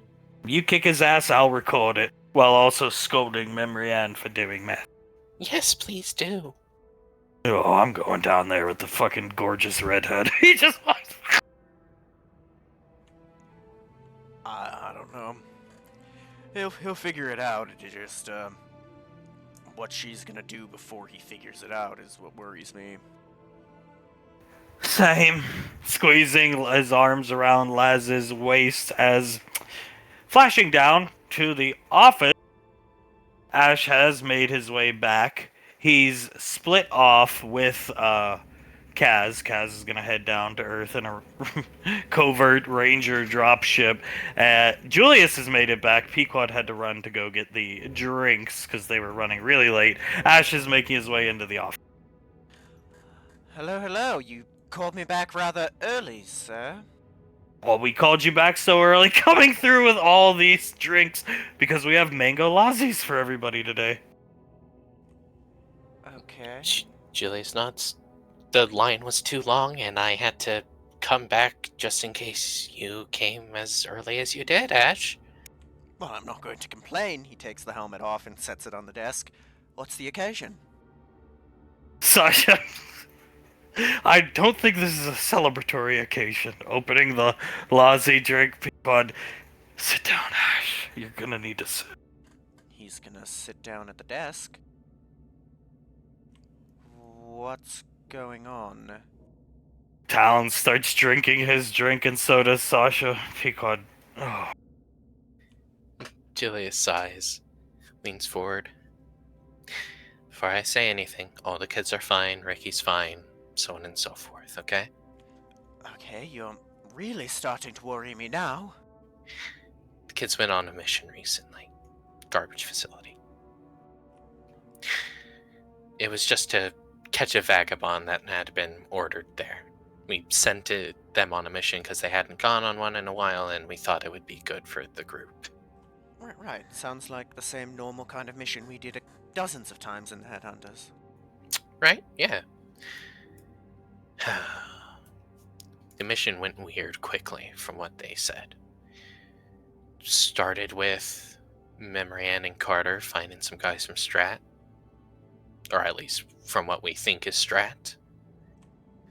The old SIS group that was disbanded. Yeah. Mm-hmm. Towns nods his head. Okay. Apologies for interrupting. Go on. No, it's okay. Good to ask questions.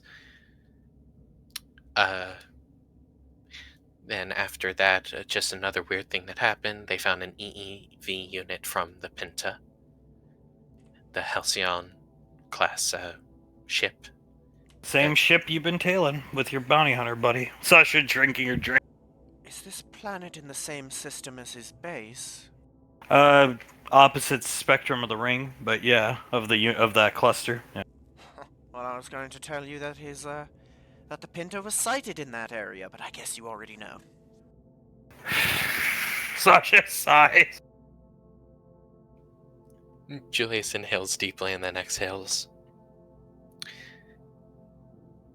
Sol went with a man named Gregor to look for clues on this vagabond.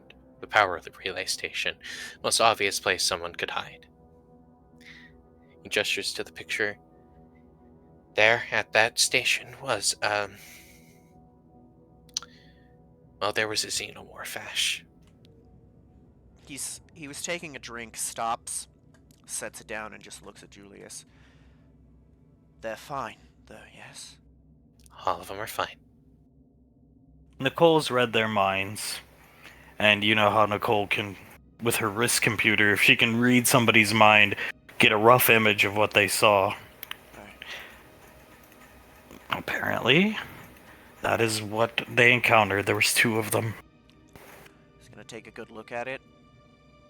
That looks different from the ones we fought. Our guess is it's bred from hyenas. Or it came from a hyena. That'd make sense.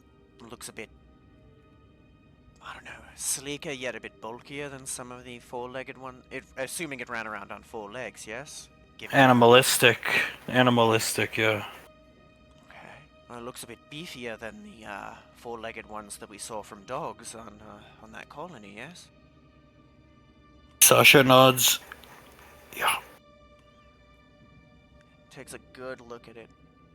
So this is what they fought. Alright. Any, big question, any special abilities that this thing had that others may not have? Some kind of hardened exoskeleton at the front. When Colt shot it at the front, the bullet apparently just bounced off. From the back, passed right through. Your son's Kai blades, in his words, scratched it. That's Kai energy. Oh my. If it's that strong, then even the railguns I have might struggle to chunk that thing then. Putting the picture back up here. We'll also get the picture of the old Praetorian back up on the board. Oh, that fucker. Alright, what else happened? I'm assuming that her friend over there did not fare well. No. He died, just like I'm just gonna cut to the chase. All the workers on the facility died. She pulls up all the pictures of them, and Ash sees their dossiers, names, place of birth, yada yada yada. The presumed way they died based off the reports the kids said, sent to Ash, and what Icy's read their minds. There was a vet down there, eh? Veteran, Yeah. I mean. Yeah, he saved your son's life, and then this group gunned him down. They gunned down the superintendent. Yeah. And I'm guessing the bug got the other 2.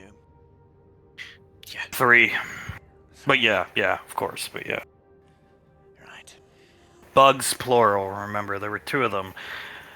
Bug number 2 almost killed Oz. Bug number 2 or 1, we don't know which one was which, almost killed your son. How badly wounded were they? And I know they're fine now, but any other significant injuries? Oz was basically probably... I'm just guesstimating from Nicole's mind reading, but Oz was dead to rights. Tail through the stomach. And Ricky was probably not far off. He got shredded by that creature. One of the 2 of them. Oh my god. They weren't ready for that. No, and the plot thickens. This shadowy organization, once they heard their last names and or Oz being Laz's significant other, Sasha looks dead at Ash in the eyes.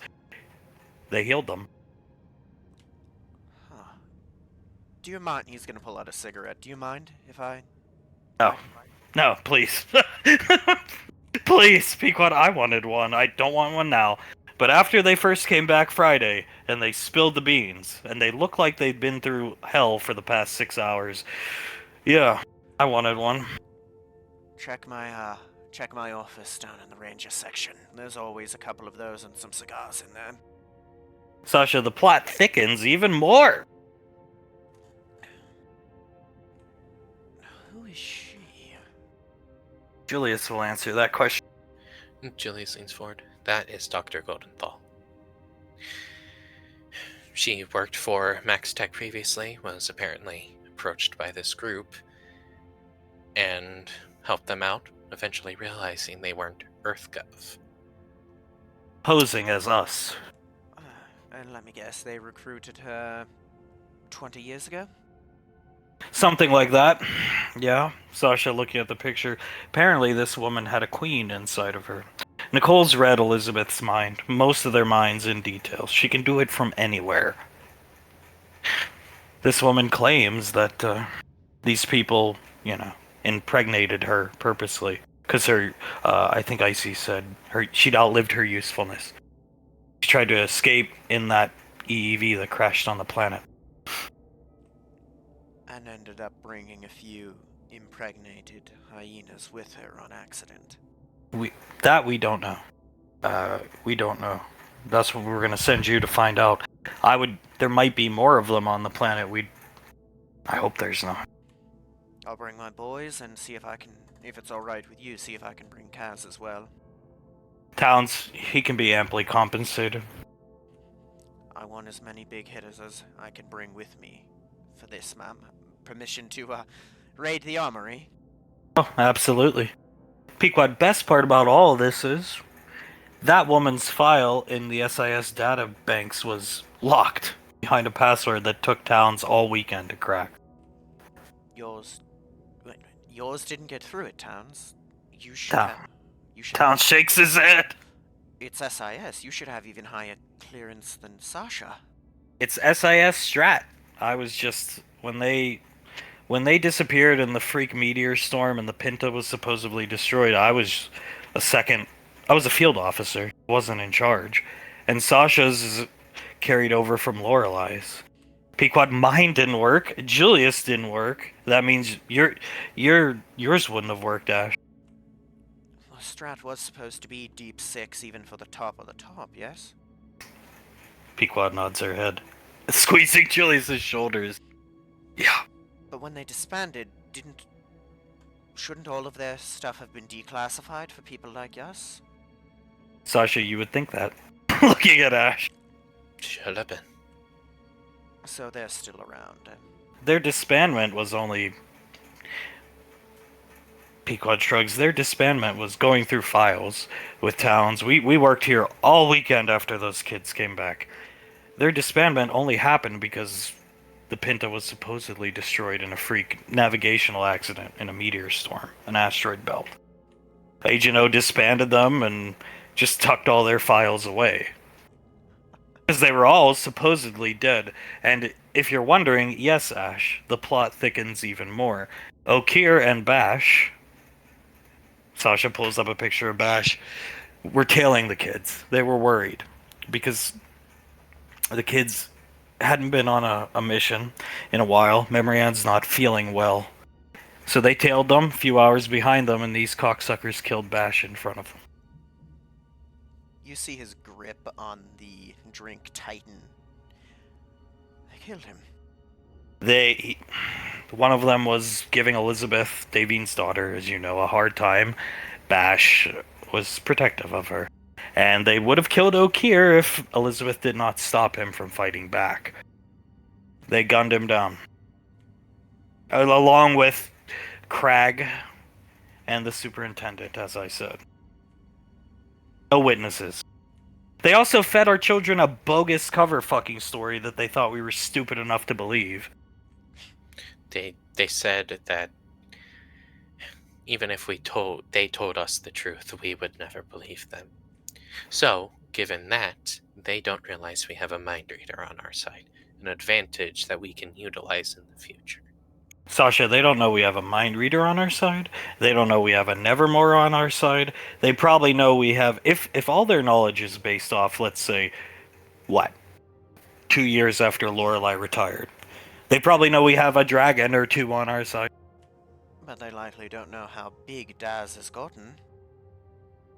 Pequod, this Ripa guy was the one who didn't even know Lorelei had retired. Right. Do we get any more information on them? The people that this guy, that he'll bring up the Ripper picture, that this idiot answers to? Sasha shakes her head. No. I mean, the last name, definitely. Save the kids. Or a connection to one of the kids. Besides that, they're using advanced weaponry. Mark IV pulse rifles. I mean, they're still advanced by today's standards. They were Strat. They could take whatever they wanted from any armory as long as they filed the correct paperwork. And they seem to have upgraded them over the years. Samantha has one currently. I've let her keep it after the Ranger Armors took a look at it. Good, I'll speak to Buck and JD about that in the time being, but no, Mark IVs, they're not quite bleeding edge anymore, but pretty much any ranger out there would kill to have one as their main piece, ma'am. Sasha nods. So, that's where we stand. And finally, I'm sick of people saying it, and I'm sure sick of saying it myself, but the plot does thicken even more. They gave our children a time frame to leave. It was like 10 minutes. Get out of here. After feeding them a bogus cover story to tell us, assuming we were that stupid. I don't know how thorough they were, that's why we're sending you. But when they left, they dropped nukes. Well, we can tell from deep space probes, they dropped nukes in the planet's atmosphere to flare up the ion storms on the planet. Probably hoping the storm would demolish the scene of the crime. Towns, I'm guessing it's probably... We're sending you out now, but odds are it's going to take at least a week for those storms to clear up. Sasha, if there is an opening, get down there. Will do. I doubt my shuttle can take that pounding as it sits. If it comes to it, we'll send a vessel out there that can get you through it. Get out there, assess the situation. Will do. It'll probably be well cleaned, but you know, like the Yankee outpost. But with something like this, it takes more time to clean up. I doubt they got everything, right? Pequod, call it a hunch, but my guess is they left in a hurry. Because they probably knew those kids were late getting home. And they seem to be very afraid of the people our children come from. Which is us! She kisses Julius on the cheek. So, I'd put money on they weren't thorough enough. Julius nods. Icy said one of them said something. The one shrouded in shadow. Like I said, don't poke the bear. The bear definitely means us, and he was probably scared of the bear, therefore left in a hurry. I mean, it makes sense. If you're a shadowy organization, you can pick off whoever you want within reason, but when it's someone like our kids, well, with who they're connected to, that's rather high profile. It would turn way more heads than, as much as it pains me to say it, any of them, as he points to the people on the board. Sasha, unfortunately, yeah, they didn't offer those people the same courtesy. Right. And as far as they thought, they believed they could cover up their deaths, so can't really cover up the disappearance of all of the Rainfall children and of Valorius, and their spouses. Speaking of which, if you can get in onto the planet's surface when you get out there, you have to let me know. We'll send a planet cracker just to be safe. We don't know how many of these things there were. The children were operating under the assumption that there was one of them. The whole time there was two of them. Fuck. Alright, we'll do. And these people, this group got the doctor lady. They got what they wanted. The kids let them take her, because it was that, or odds are they were gonna die. So we need to find these people, smoke them out, and kill them. Will do. You said Sasha got a pulse rifle. Did the kids manage to bring anything else back? A radio. Sasha rubbing her temple. Ricky brought back a radio. It's definitely old SIS tech, like the standard issue radios from back in the day when Strat was still around. Elizabeth got a pill. It was a numbing narcotic. This doctor woman was taking this to stop the xenomorph from coming out of her. The supposed apparent queen, if you will. Sasha shrugs.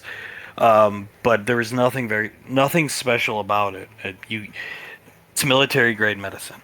Yeah, but Okay. we can't get anything from it, though. It was incredibly intelligent. She took it. Sasha nods. And then there was, Shit. I don't know, there was so fucking much and I haven't slept in 48 hours. She shakes her head.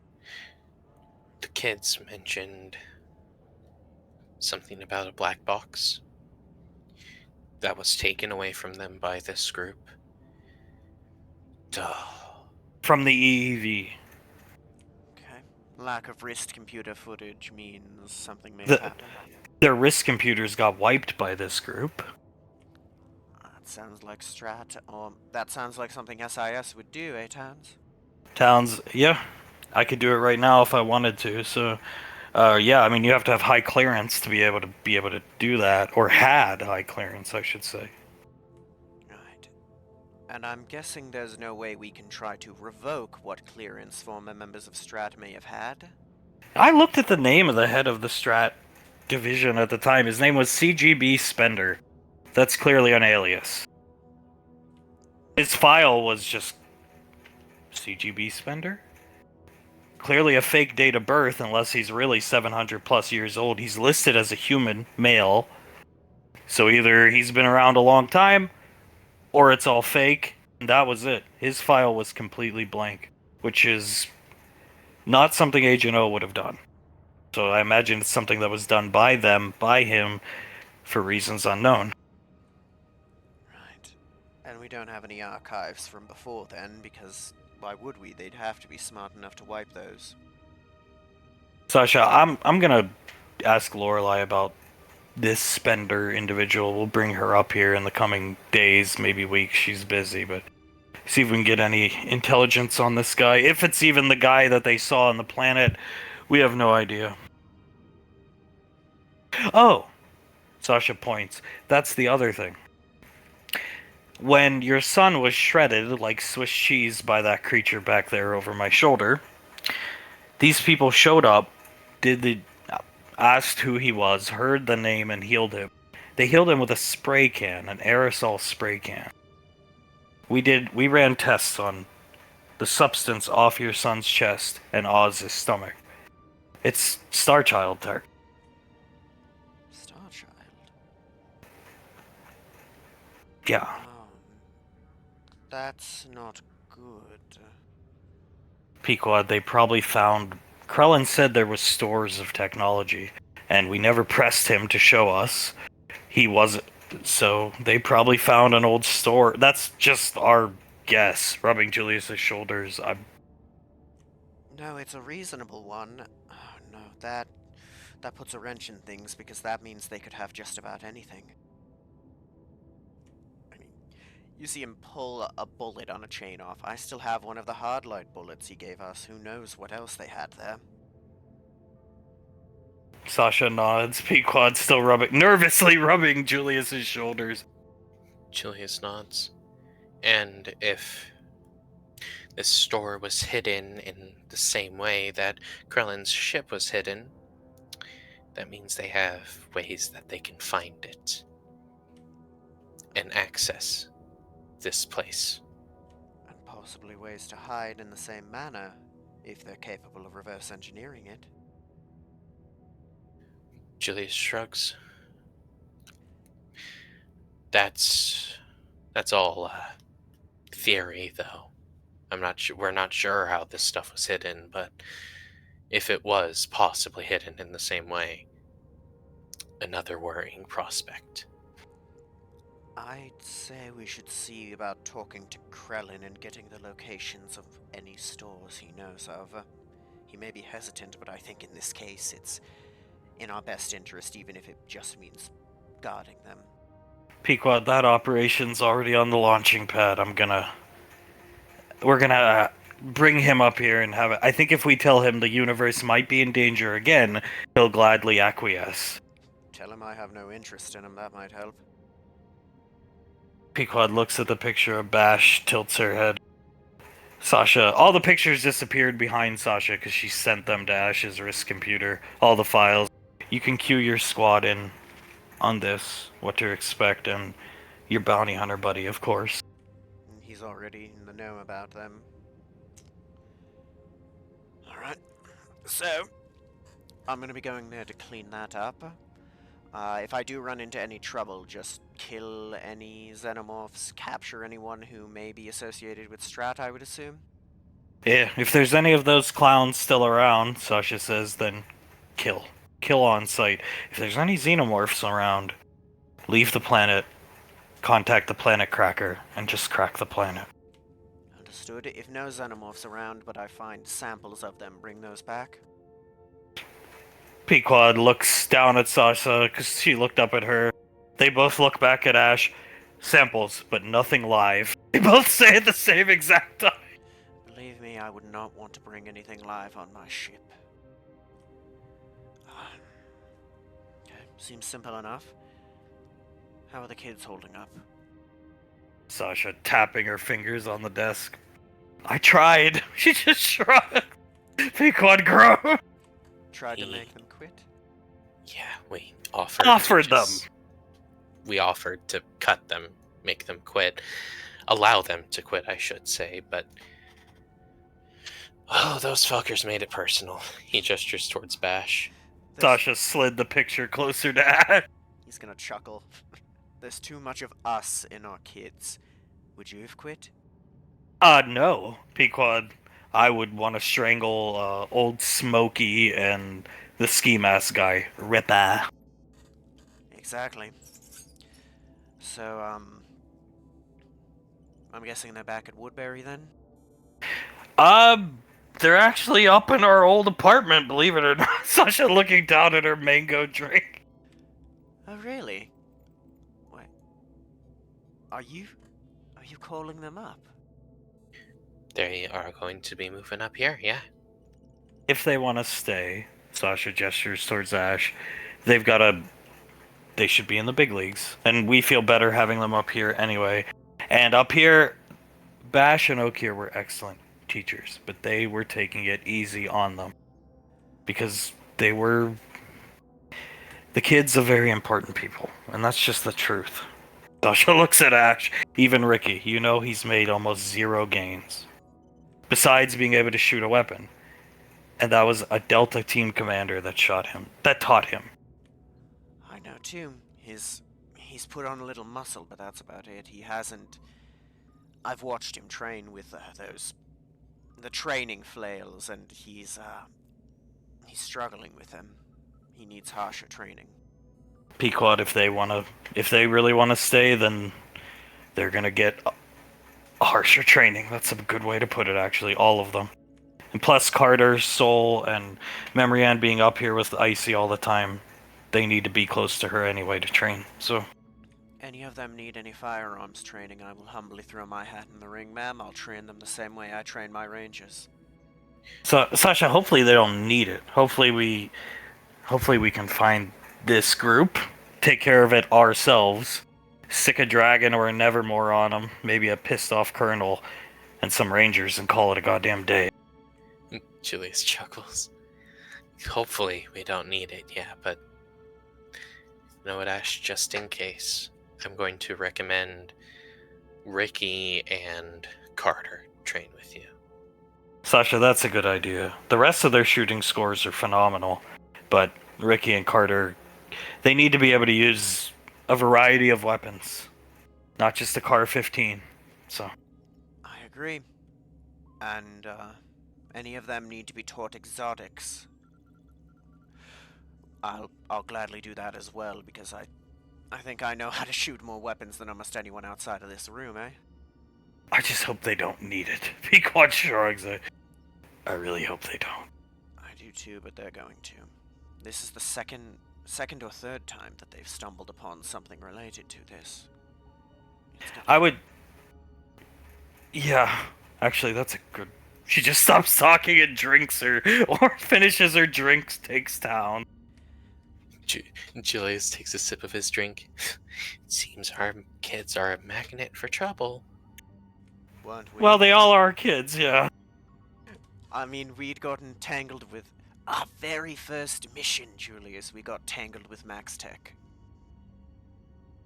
Max Tech Commandos, if I recall. No. They were just hired guns, but yeah, clearly Max Tech, yeah. And we ran into Tewars how many times in the Headhunters? 2 or 3? Towels.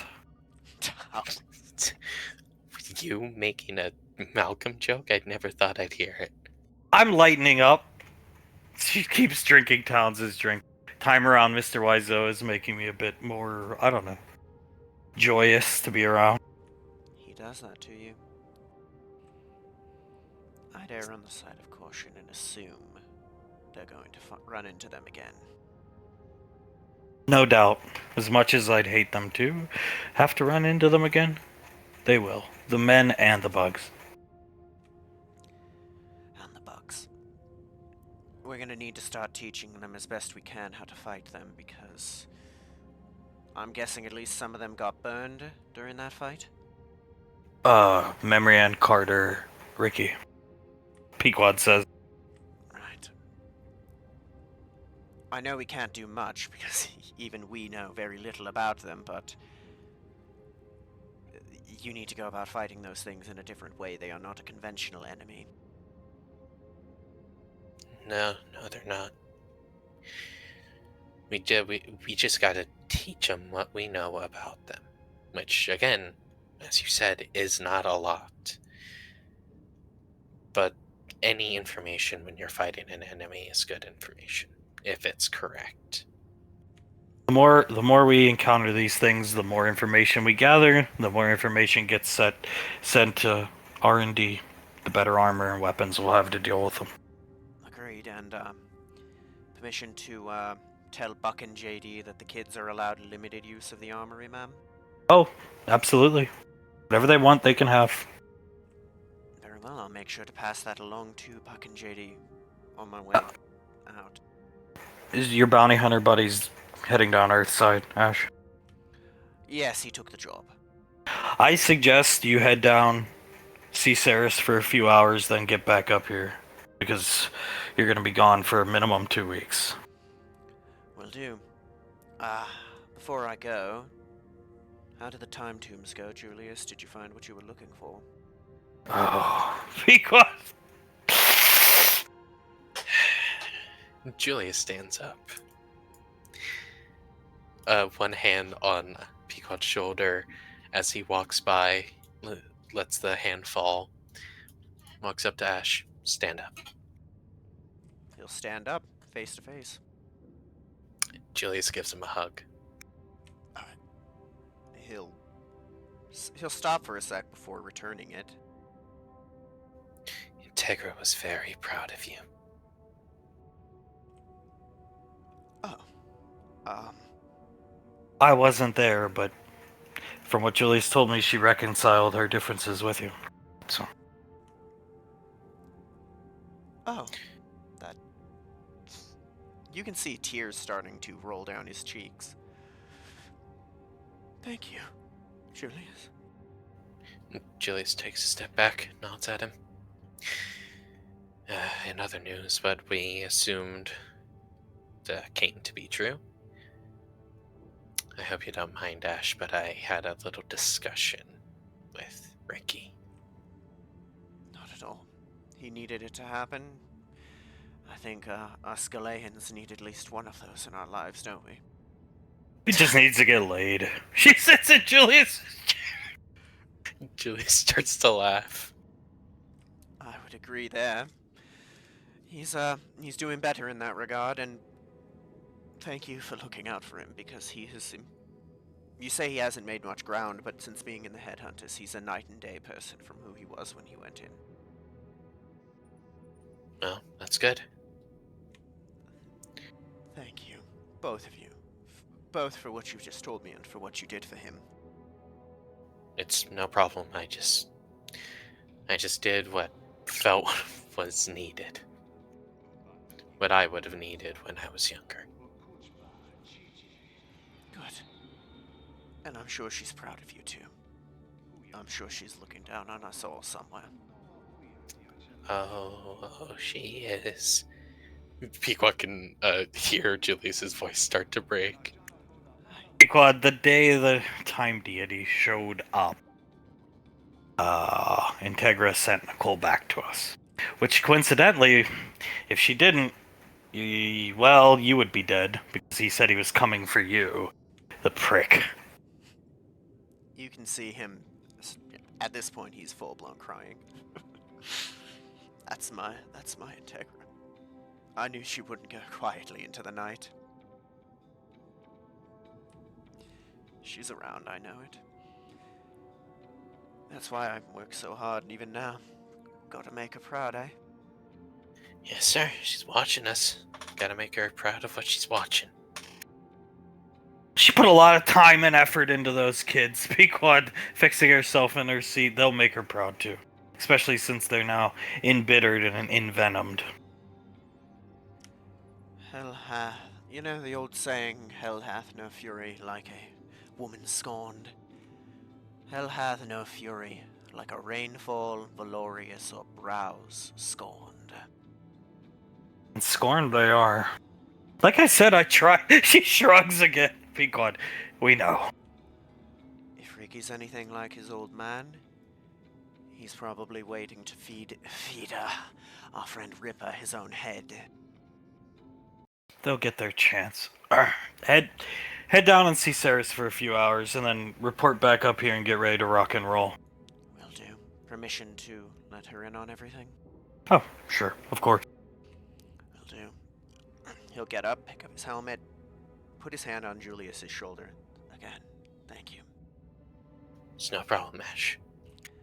And, well, as much as I'd like the kids to get their shot at it, he'll put his helmet on. If I have my way, they're not gonna get a chance. I'm pulling for that myself. Sasha snickered. Don't worry. I'll make sure to save some for you guys. If it comes to that. Please and thank you. And I think, as he starts walking towards the door, Ceres is going to want in as well if it comes there. Okay. Just a phone call away. Will do. Thank you all.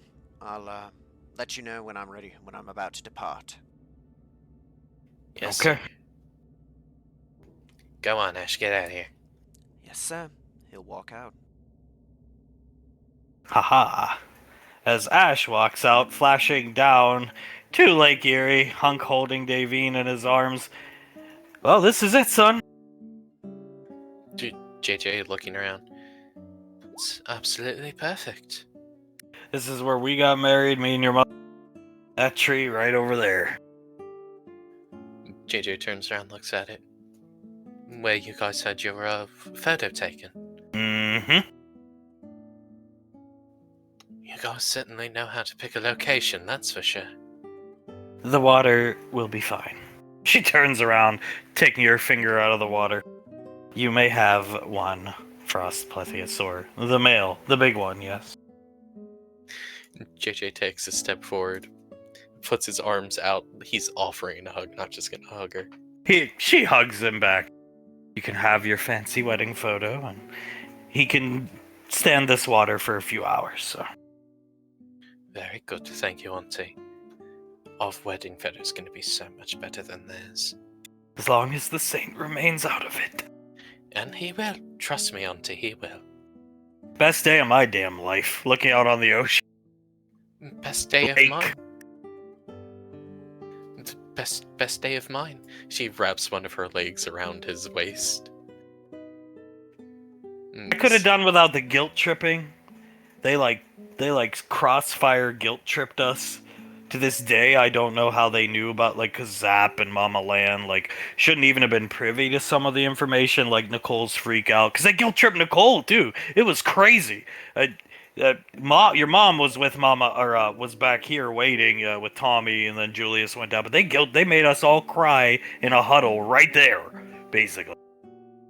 I told them. You gave him the information to be tracked. I, hand around JJ's shoulder, leading him back here, noticed the track's natural talent for, let's say, guilt tripping. Zap would guilt trip your mother with the wounded knee he put on for months, and so I gave them the information, and, well, Nicole learned from it. So did Pequod and Julius. And, gestures to Hunk, your father. Your mother, on the other hand. JJ nods, pats Zuletta on the shoulder. Well, that's good. That's good they learned from it, at least.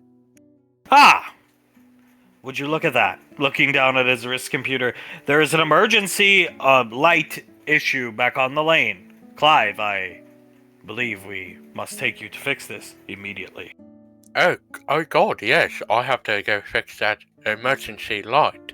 I'll take care of it. Just screw a bulb in. Clive's been teaching me a little bit here and there. You guys stay here, enjoy the show. Just look after Hale for me. He pats Clive on the shoulder. Clive grabs Scar's wrist and manages to pull him back. Huh?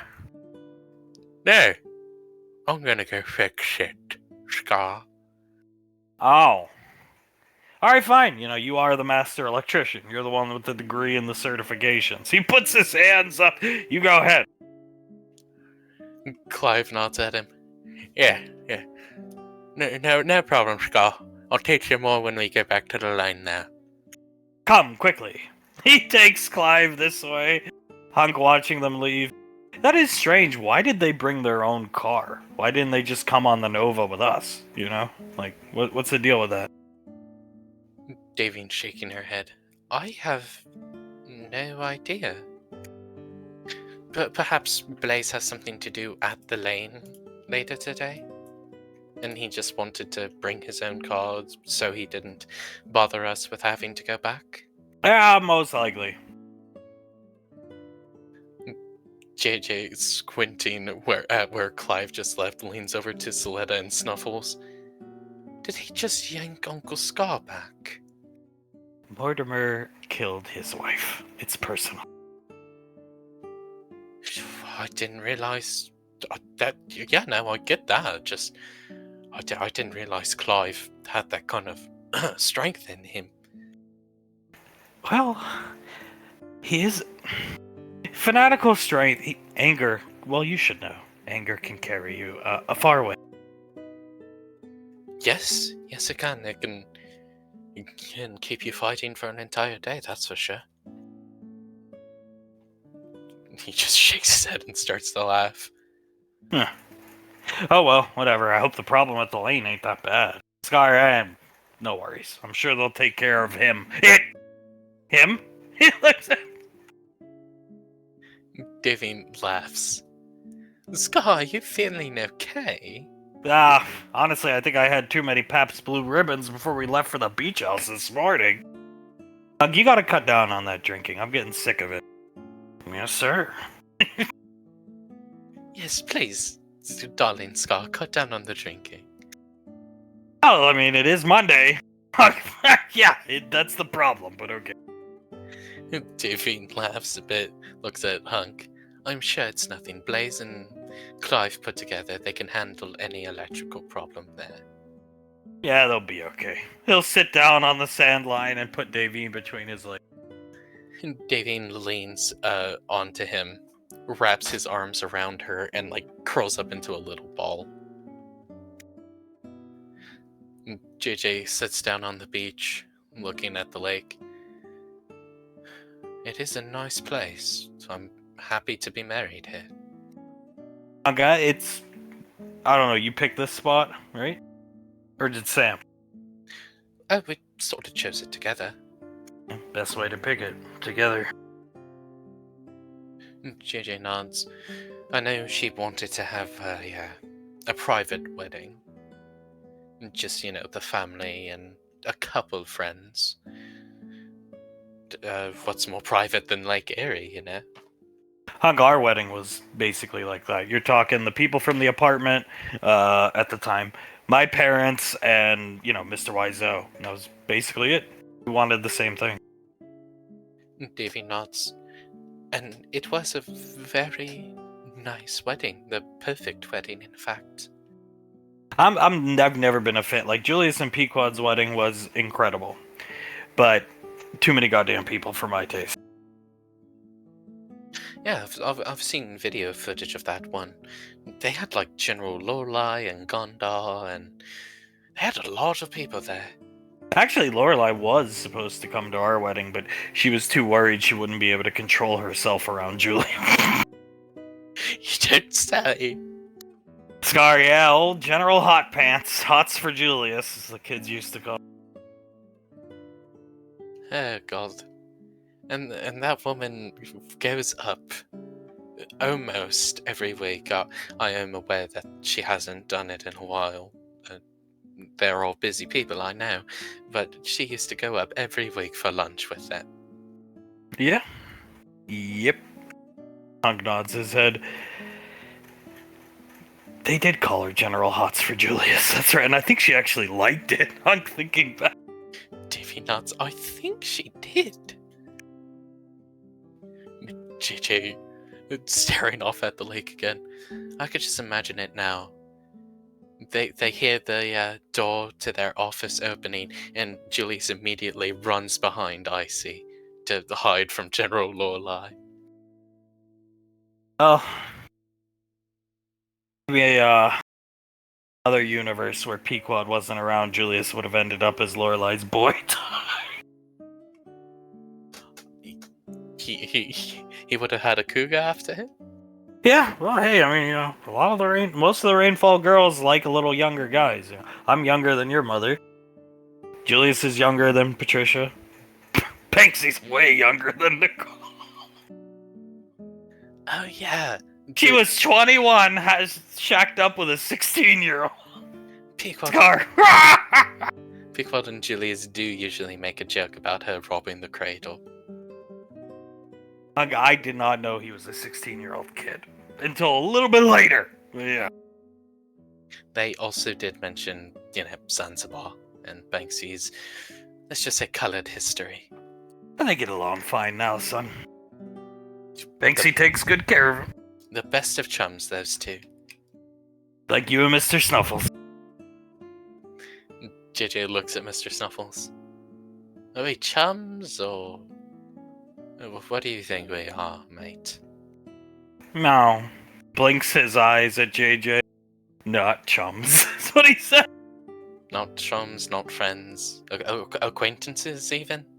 Meow. I can live with acquaintance. There you have it, we're acquaintances. It's a great honor to be able to understand that cat. He said it was easier this way. Well, hey, that's good. And give him a couple of years, you'll prove to him that, you're not going to screw things up with Sam. And even though I don't think you are, and he'll be good to go. He'll move on to his next victim. I don't think that's ever gonna happen. I could just get more familiars. JJ nods, points behind himself to Soletta. Say, I'll have Nicole go out to the frontier. I'll go out with her and grab a few. yeah. JJ looks at Soletta. What if one day you just walk into, mine and Sam's house and Mr. Snuffles is on my lap reading a book with me? I would be thrilled. Yeah. You should be friends. You're going to spend a lot of time together, whether you like it or not. Yeah, the rest of goddamn time. JJ looks at Mr. Snuffles. On any future, mission that I have to go out on for the ODM Academy, any training mission and stuff like that, I don't want you going on. Oh, Mr. Snuffles looks up at JJ. Meow meow. Meow meow meow. Meow meow meow meow.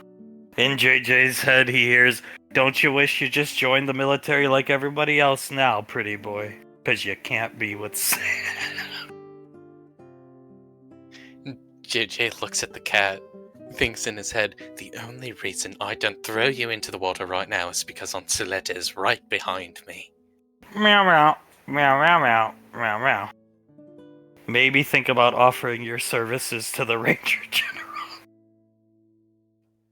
JJ sighs. Shit, that's a good idea, cat. Meow. Meow meow meow. Gesturing dismissively over at Davine with his paw. That idiot was a civilian contractor.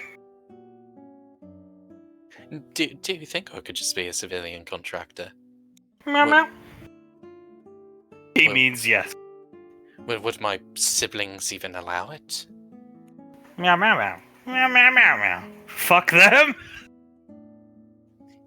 Very good point, Mr. Meow meow. Snuffles. Meow meow meow meow. They're stupider than you. You know what? I think you meant that as an insult, but I take that as a compliment. Most of my siblings are quite intelligent. Meow. If you think so.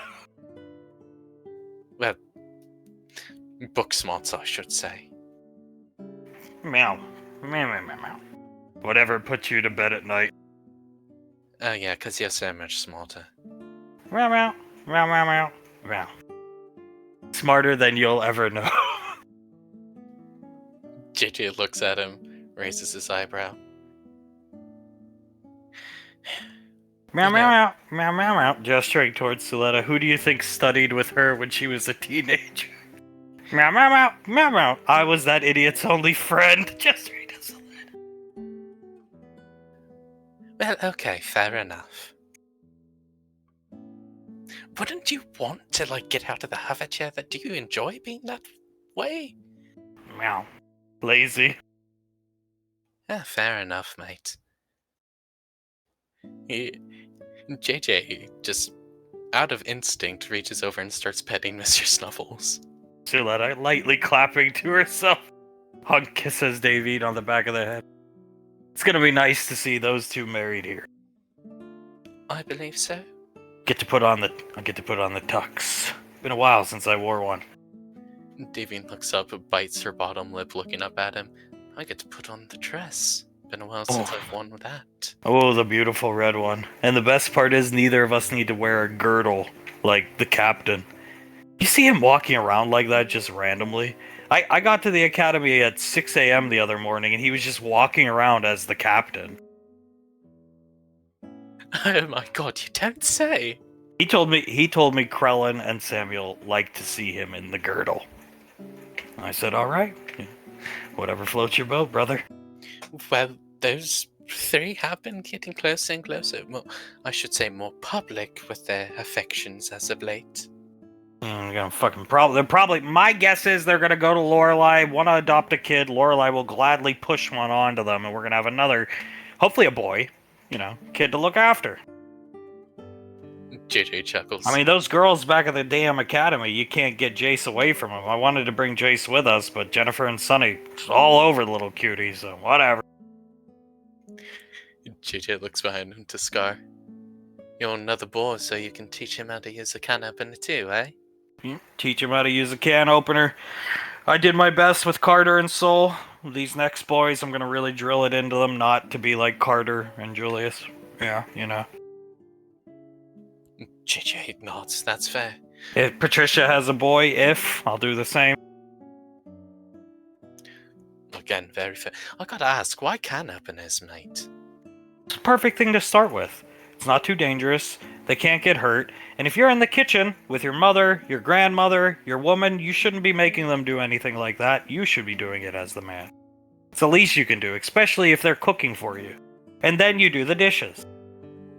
Why do you think Carter did the dishes all the time when he was a child? Makes sense. JJ chuckles. Very good points, Mr. Scarfree, the very good points. His mother would cook for him. Little bitch can at least do some dishes for her. God, it is funny at times to see just little Jace crawling on the counter over to the can opener and like opening and closing it. He seems very interested in that thing. Have you noticed that? Yeah, I mean, he's... Well, I mean, he might not be Laz's biological child, if you will, but who knows? Lorelai probably set him up with a pretty smart one. I don't doubt it. I'd assume you only get the best from Lorelai, but... I mean, I've walked into the room and Laz and Oz are just staring at little Jace, confused, as he's playing with the can opener. Beats the hell out of him turning on a TV and staring at fucking Memory Ann the Explorer like that little baby did. But we all know why Carter was doing that. Come on now.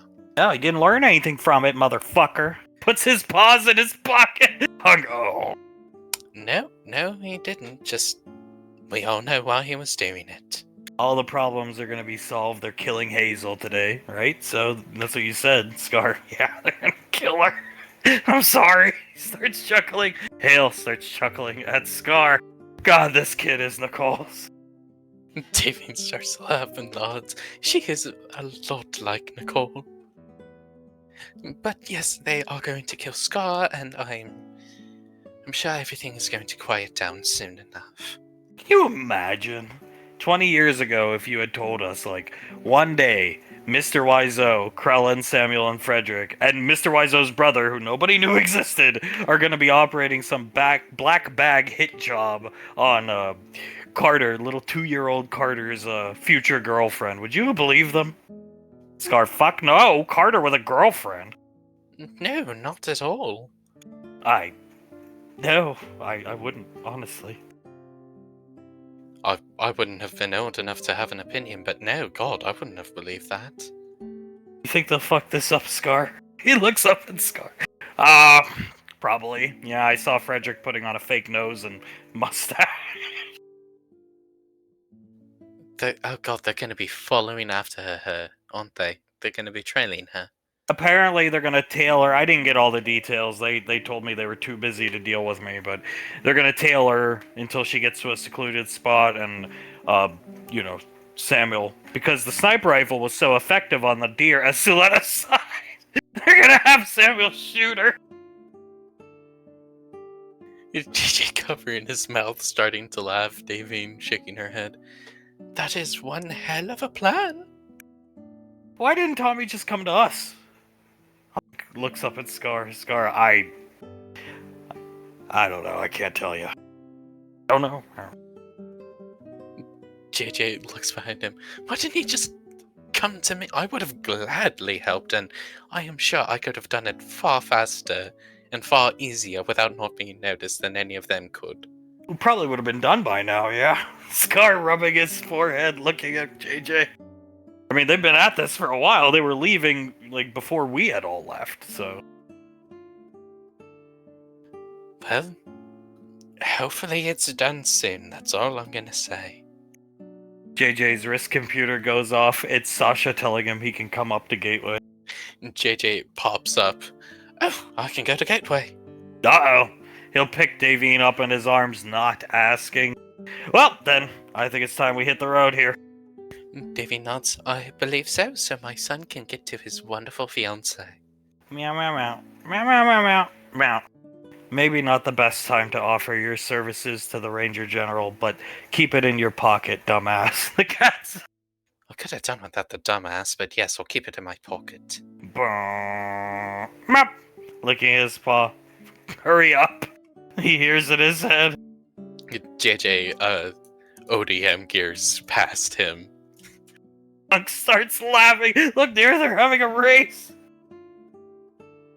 I wonder who's going to win. He'll kiss Davine on the head while laughing. He's coming back. He's not here yet. Everybody's finally coming back from the apartment. Icy's brought them all back. Sasha, so, take your seats. I think we'll sit over here this time, love. Sit. She says. Hey, that was our seat.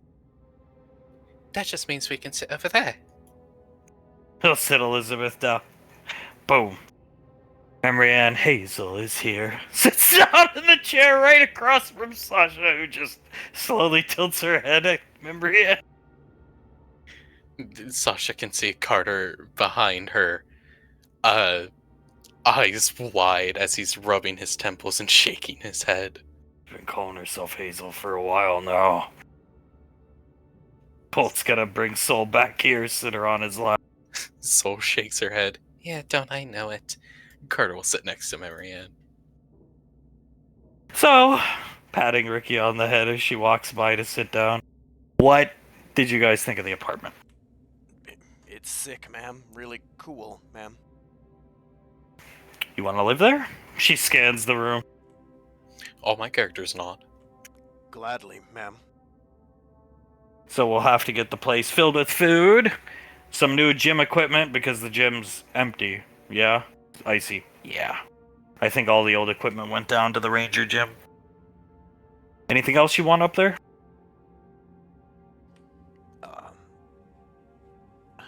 No, ma'am. Just if you could put something in the training area, the gym, an area I can train more in what I'm gonna be doing, that would be appreciated. Done and done. Typing on her computer. Carter shakes his head. Not that I can think of other than our personal effects and whoever wants their collectibles up there, Benny, Elizabeth, everyone like that. The space that we could put those collectibles. Done and dusted. You already said yes to my my greenhouse, so I've got nothing else I'd even bring. Good. Ricky, your father is going to be heading out, as we told you. He'll be back on Gateway here in a little while. I'll let you know when he's back on the station, and then you can go see him. Say goodbye. He's currently Earthside, visiting your mother. Understood, ma'am. He knows everything that went down, I'm assuming? He's been brought up to speed. Will do. Thank you, ma'am. Whenever you give me the word, I'll go and see him off. So the other thing is, this week, you guys are off. Off? Off? Yeah, you're gonna take the week off, decompress, relax, eat. She slams her fist on the table. Pequod, and that's the Ranger General saying to eat, Memory Ann. Sasha, exactly. So, you'll eat, you'll have fun, and then next Monday you'll come back fresh. You report here every morning. Yes, ma'am. 0800. Yes, ma'am, no problem. This is where you do your muster, your father. You still report directly to your father, but if I'm around, then you can report to me too. Julius nods. Yeah, I'm still next in chain of command. If you must, you can contact one of these three ladies here to, give them a debriefing or whatever you need, but you will be answering to me and coming to me for most, if not everything. Yes, sir. No problem, sir. Seems pretty simple, sir. Oh, here, I would like to ask you. Mm-hmm. Do you want to stay down at Woodbury or come up to the apartment with the kids? I'll come up. Nothing but bad memories down there now. I mean, they were good times, but that's where me and Bash was my first friend. We don't have friends in our culture, it's clanmates. Julius is gonna stand up, walk around over to Okir, put a hand on her shoulder. Can I get you a bit of advice, Okir? Uh-huh. Do not let good memories be tainted by bad moments. And another quick one. Everyone dies twice. Once when we draw our last breath, and another when our name is spoken for the last time. Oh. Don't forget Bash, okay? He was your good friend. Remember those memories in the good way that they were. Good advice, sir.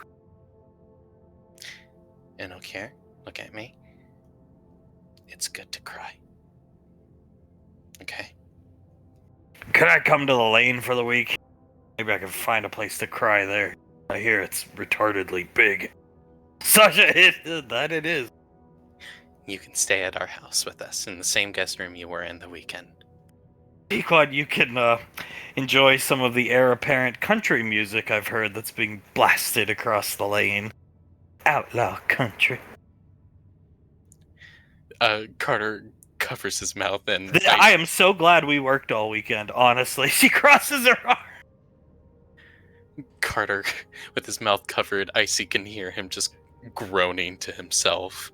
She's rubbing his shoulder for him with her free hand. Icy, with her telepathy, she can tell that Carter's angry right now at nobody else but himself. She'll squeeze Carter's shoulder tight. You'll find a way to fix it. He looks at her and nods. Julius pats Okir on the back. "Oh, yeah, you can stay with us, bud. It's no problem." He goes back over and sits back down. There's enough room to hide from fucking Hazel's doppelganger. He gestures over to Memory. Pequod more than enough. You'll have full access to the lane. If you want, go to the ODM Academy, play a couple games of basketball. I trust you implicitly. I see. Can he come to my house and you follow Benny and Elizabeth around? She gestures at Okir. Trust me, they'll take you to the cool place. Oh yeah. Just follow those two around. They know all the cool places, the game rooms, the movie theaters, all that kind of stuff. Follow them around, you'll be golden, Okir. That doubles for you, Ricky. You're not going to the lane, Sasha says, but you're going to be the man of the house and or business this week while your father's gone. So you're going to go down there and help your mother all week. Yes, ma'am. That sounds really nice right about now, ma'am. When your dad was gone in the past, instead of being angry at him, you should have been home being the man of the house. Now's your time to catch up on that. Will do, ma'am. I'll make sure to do that. Good. She finishes her Towns' mango lassi drink. Need to get some rest in before we get to all the training, right? Yeah. Memory Ann, when are we gonna be dismissed for the day? I cannot deal with that accent, Carter. Stop this. Carter puts a hand on her shoulder. No southern accent right now, please. Sorry. Memory Ann, stop. Yeah, no, it's God, okay. sounds like fucking Denaria, and I got so sick of you. Julius taught me how to fight. Julius looks over at Icy. No, call that now. Sorry. Ugh, she sinks into her chair. Julius covers his mouth and starts to laugh. Oh, God. Yeah. He looks behind himself to Pequod. Oh, God, Hazel did sound like Denaria. Kind of. Yeah. Oh, God. You just want to sleep down at Woodbury this weekend? If the whole week, if it will avoid the outlaw country. Yeah, I'm thinking about it currently. Outlaw country is banned from Gateway Station as of today. Memory Ann, pal? Thank you. Thank you. The adults can see Soul like golf clapping at that announcement. Yeah, Mom always gets things done. Squeezing arms around her waist. I do not want to listen to any more Outlaw, please. No more Outlaw Country remix of Home on the Range. No more. Piece of shit song. What are we gonna do with Bash's bike? Just out of morbid curiosity. Memory Ann, put it up in the apartment. And a picture of him. Somewhere, her Hazel attitude breaks. So we can see it all the time. And constantly be reminded we have a score to settle. Julius nods. I'll get a little, I don't want to say shrine, but I'll get something set up for Bash up there. Sweetie, don't worry. Pequod, it works. Trust me. A long time ago, you know Jennifer that works at the academy, right? Yeah. Yeah, of course. Her sister died on the Majestic. Lorelei hung up a picture of her down in what was the old JSOC office down on Ring 1. It was all the way down Ring 1 at the time, and every time Julius and Ash would go down there, they'd see it. For a mission briefing or paperwork or this or that, it works, trust me. Certainly makes you angry enough to do what needs to be done. And Julius nods. I wouldn't say angry, just focused. You know, I do have a request for the apartment, ma'am. Sure. Can I get some printouts of that Ripa guy's face? Absolutely. Think it'll be a nice motivator in training, ma'am. Done and done. You're special forces now, even though you might not be trained up to those standards yet. Most of your requests will always be met, no matter how eclectic. Thank you, ma'am. So what exactly are we doing here? If we're done, are we done for the day? I don't want to leave. I'm not trying to leave. Memory Ann looks at Sasha. Sasha, you're gonna hang around as JJ walks in. I imagine he's not walking, but he's well, you describe him, not me. He just straight up ODMs through the door. Slides on the floor that way. Sorry to be disrespectful, Ranger General. No problem at all. As Sam melds into it. She melds into him. He picks her up, spins her around, wraps her legs around his waist, then gives her a kiss. She kisses JJ back as icy. That's good. I was getting tired of having to pet her head. Ah, well, don't you worry, sister. I can do that forever and ever and never get tired of it. He starts petting her head. Sam just melting into JJ. Sasha, what was I? Staring with a big smile at the two of them. What was I saying? I don't remember. And your requests will most likely be met, ma'am. Memory Ann, you were telling us why we're still here. Oh, right. I mean, you guys can leave if you want. You're free to go. We have really nothing else to go over unless you want to hang around and watch some live kill cam footage of Clive. Yes, that's right, Clive killing Mortimer. Clive? Clive couldn't hurt a fly. He's like a sweetheart. Laz looking around. Clive is skinnier than I am. You're talking about the British dude you brought home, right? Yeah, Sasha nod. My dad's not gonna be leaving for a bit, right? You have time. No, your dad. You have time, Rick. Mind if I chill and watch that? Because that sounds pretty fun. No, not at all. Go ahead. They're still getting there, but today Mortimer dies. Benny, thank God. That should hopefully help your dad. Elizabeth nods. I really hope it does. If not, then... Well, that's just another steroid dealer we would have to kill. Yeah. So shaking her head. Or apparently Clive would have to kill. Map. What the fuck? He's like... JJ turns around, Sam still in his arms. Yeah, that's right, I beat you. Oh, you brought Mr. Snuffles.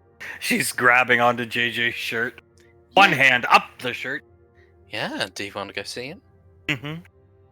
He'll carry her over. He's saying something, but he stops to put his head down and let her pet it. JJ smiling at Mr. Snuffles. She does quite enjoy you, Mr. Snuffles. Don't fuck it up, moron. You think I'm gonna fuck this up, cat? I'm sorry, are you having a discussion with that cat? Sam, what? Looks at JJ. JJ stands straight up. Okay, so I can understand Mr. Snuffles.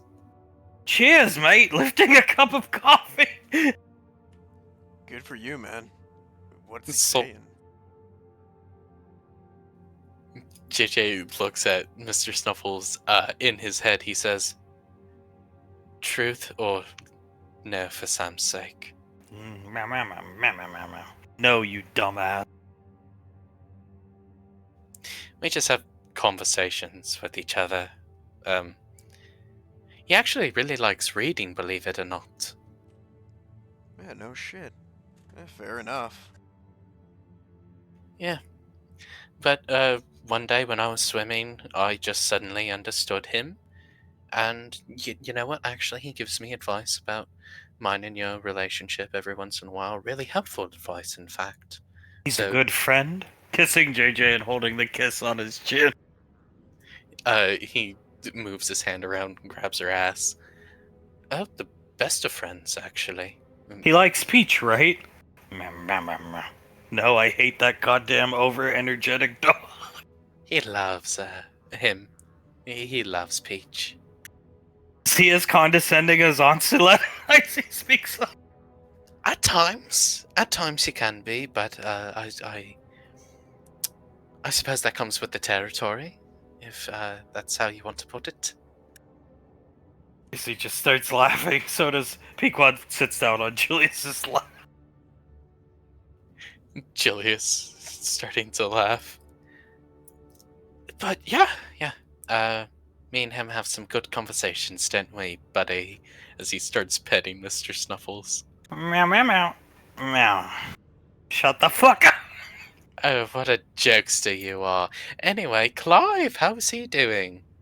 Sasha, Blaze is currently en route to the casino that Mortimer frequents, and the bounty hunter, Ricky's father, has built a rapport with over the past couple months, I should say, is going to be down there. We just want the bounty hunter there to, I'm in the same boat. I'm shocked Clive wanted to go at this alone. JJ shrugs.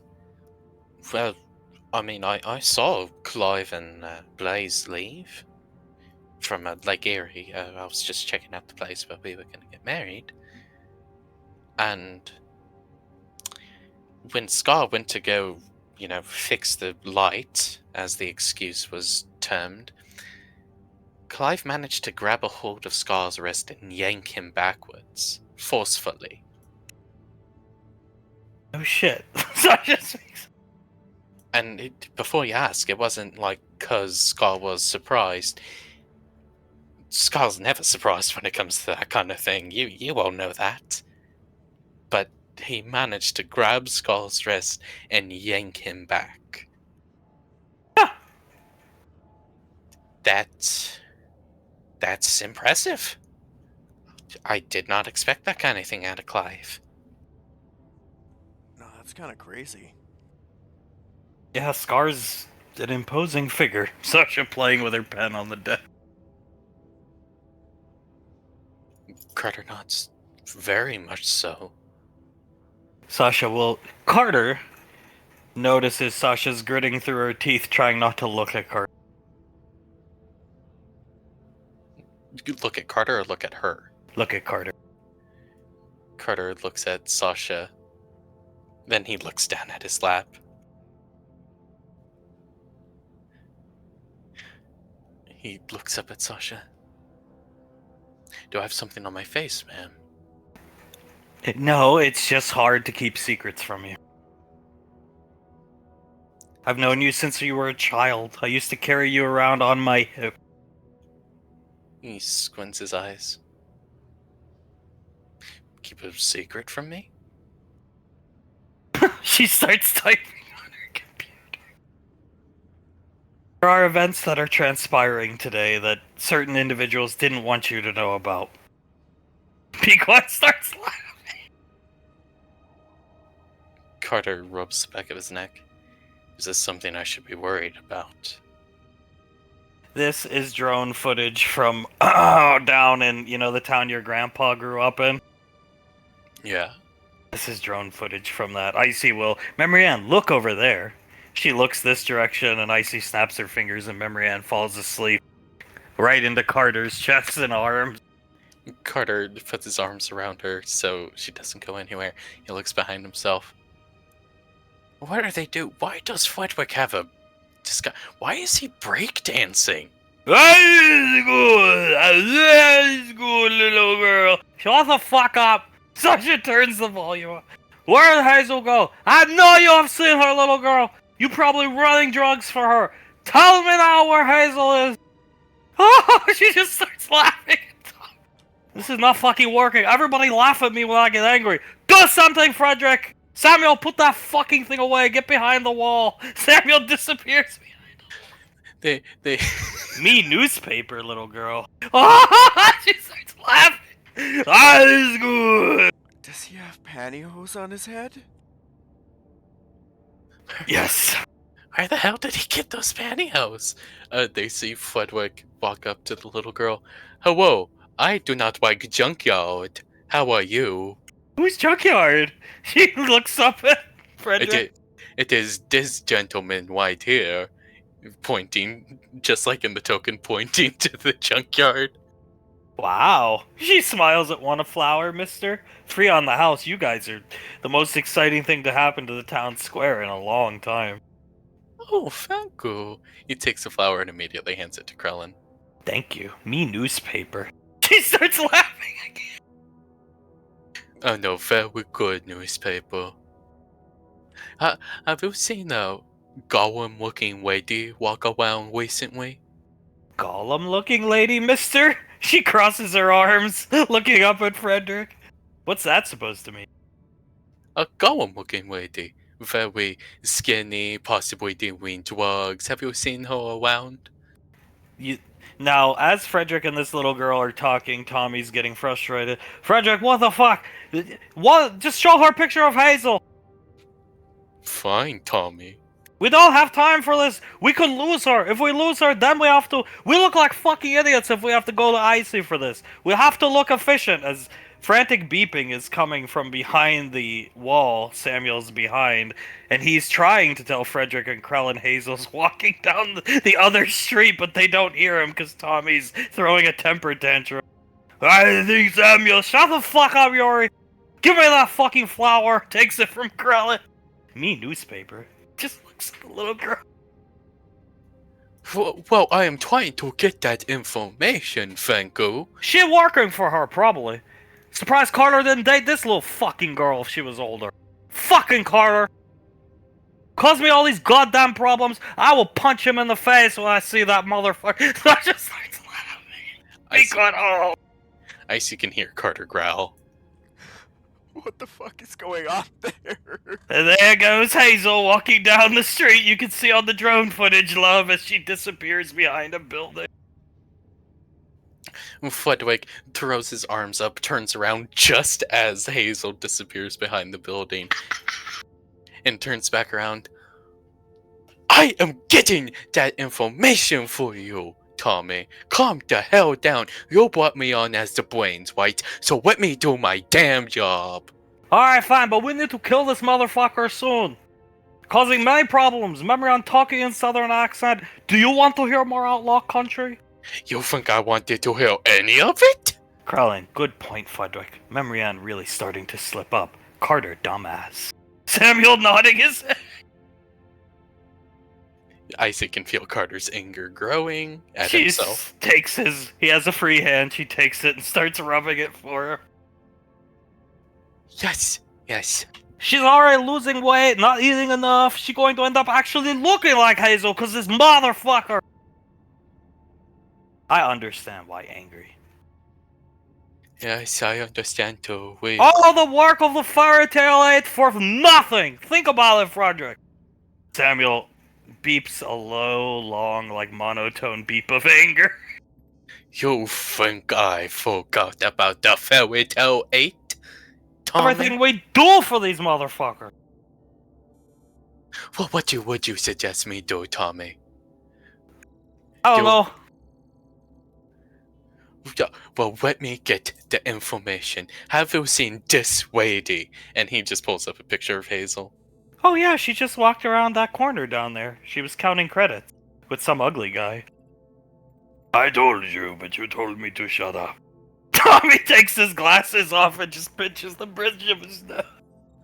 Samuel, why you not tell us? He comes up all the way over the wall, pointing at Frederick. I told you you were fighting with Tommy. Oh, he takes off the glasses. The nose and mustache comes off, pinches the bridge of his nose, and puts it back on. Listen to me, little girl. You work for me now. Here, 8 million credits. Oh my god! She almost faints. Yolanda has to stop her from falling over. You stand here, look for this ugly cunt. We're going to follow her around the corner. You call me on your wrist computer. Here, Frederick number. Okay? Yes, sir!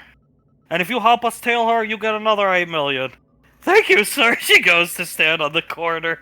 Tommy, come on, let's go. Move out. Newspaper. We fucking know! He just storms out of view of the drone. Samuel sinks behind the wall.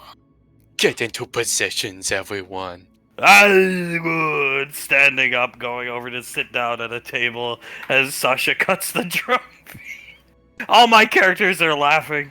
She's back, just like with the Saint Death video. She's laughing so hard she's wheezing. Ricky's nearly fallen out of his chair at this point. What a bunch of fucking morons. So they're trying to kill her.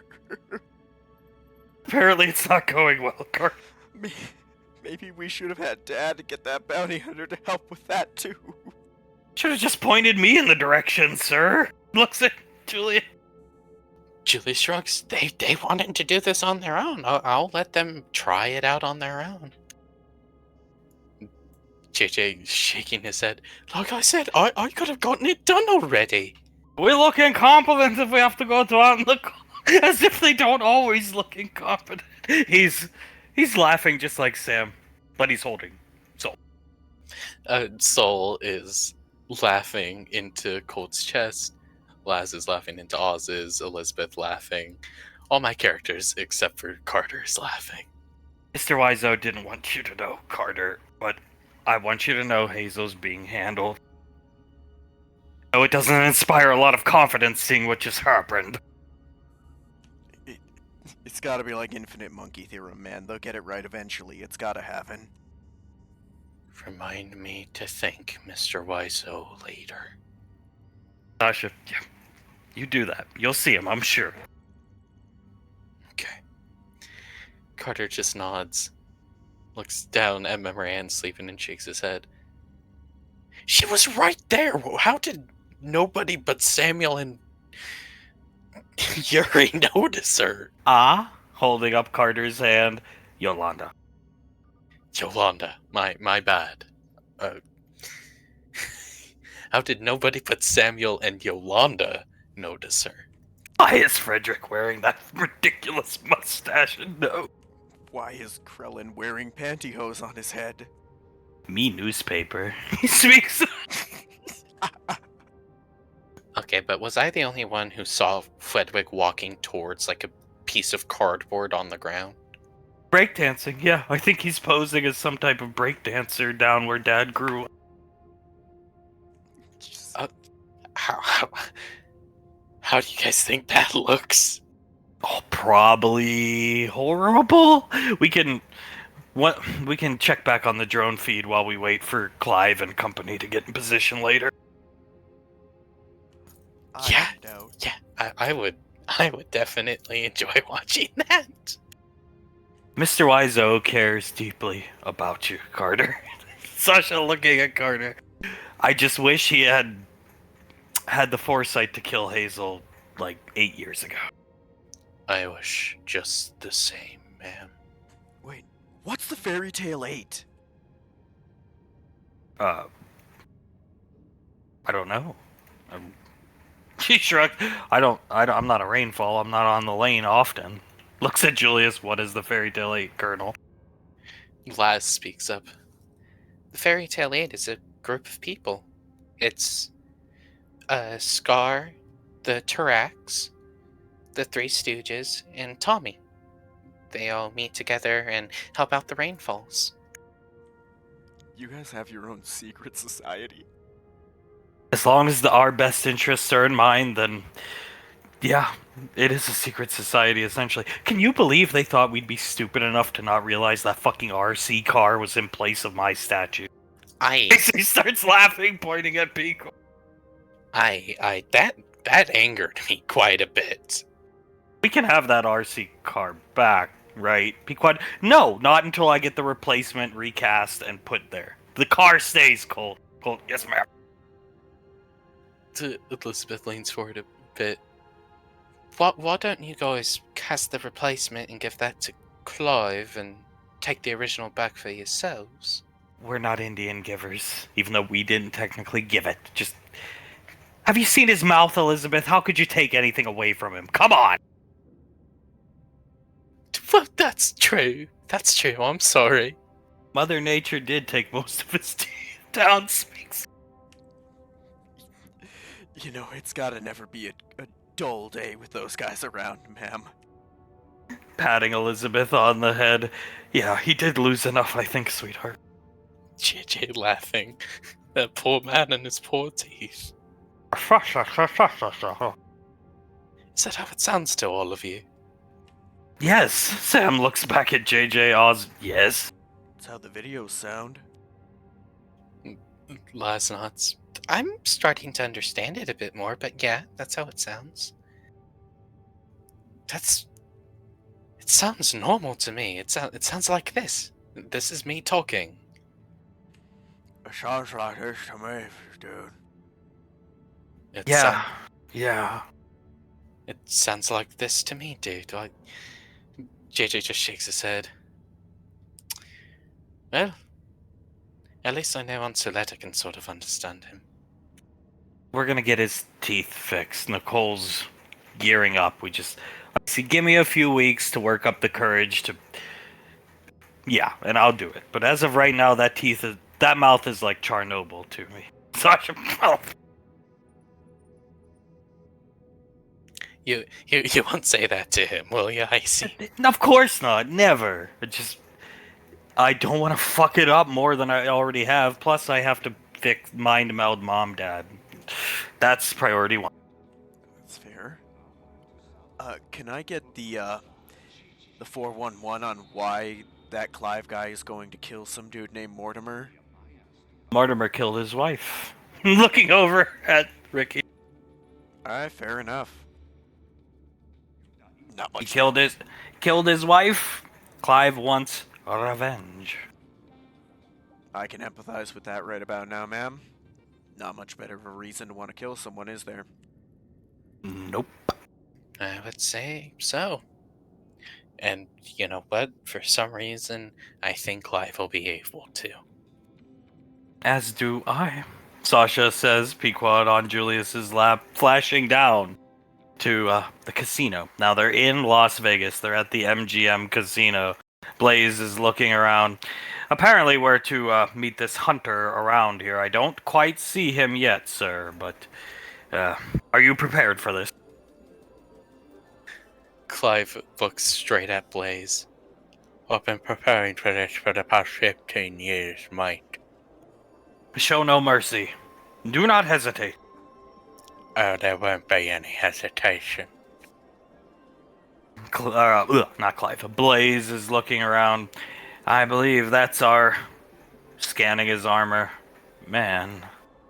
It seems the Sherion's made some eclectic friends over the years. Looking at this guy. Clive walks around, looks at him. It seems so. Seems pretty high tech. Very old Max Tech powered armor. Should be enough to subdue Mortimer so I can go in for the kill. He looks so uncomfortable. He's just like looking around, shoulders up, tense, being here on Earth, let alone in a large populated place. Most people around him are staring at him because the armor. Well, if he's uncomfortable, we should probably get this done, yeah? Let's go. I'll let you lead, sire. Clive will lead. Walk right up to Kaz. Oi, mate. One second. Yeah. Go ahead, say what you gotta say. He just said, oi, mate. He's looking down at his wrist computer, looks up at Clive, and then back down at his wrist computer. Comparing a picture he has, Clive Rainfall. Yeah, that's me. But that's me blowing my nose. Right. I was given two pictures, I was just comparing both. He puts it away, please. Yeah, that's me. I got a problem with sinuses. Got a problem with that? Blaze coming up, extending his hand.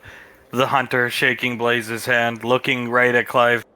The only problem I have is apparently you have a problem with this Mortimer individual. I do. And I'm here to help see you resolve that problem. I'd be greatly appreciative if you solve this problem with me. No disintegrations? I want this to be slow and done my way, mate. He's in the bathroom currently. I've hacked into this place's security cam footage. He went into that restroom 2 minutes ago. And he should be still in there? Nods his head. I posted up here. He hasn't come out. I've been watching the entrance to the restroom. Very good. Very good. Are we supposed to be subtle about this? We're on Earth. Blaze, no. No. It's been taken care of by the proper authorities. No authorities will stop you. He just shakes his head. Rain falls, huh? Pays to know people high up, doesn't it? Sure seems so. You want me to go in first, disable him? He nods his head at Clive, and then just let you do your thing? Yeah, subdue him. I'll say, knock him up a bit and then let me do what I do. Back up at the office, Sasha, showtime kids, typing on her wrist computer, pulling up the footage as the hunter will gesture with his hand for Clive to follow. Blaze, I will be right out here. In case any authorities are called, I have the authority to tell them to leave. Clive pats Blaze on the shoulder twice. Lead the way, Hunter. He walks in. Clive behind him. Mortimer's back here at a hand dryer drying his hand. He looks back at Clive, looks at Mortimer. That's him. That's him. You can't forget that little face of his. Walks up behind him, taps him on the shoulder. Turns around, picks him up, slams his head into the hair dryer, slams his head again into the hair dryer, forcibly drops him and steps out of the way. He can see Clive. I can only describe it as about to hulk out. While he's hulking, because the kids are watching it up here, go for it. They see Clive hulk out, scream at the top of his lungs, run up to Mortimer, punch him twice in the face, pick him up, and bring him over to the sink. Trying to swipe at Clive. Oh shit. Clive takes a piece of his flannel, just rips it off, and plugs the hole with it as he turns on the sink and sticks Mortimer's face underneath the water. Holy shit, he's drowning him. His little legs and arms flailing. One of them manages to punch Clive in the face. It punches him, and they hear Clive let out like another battle cry and start slamming Mortimer's face into the sink. Holy shit, that's brutal.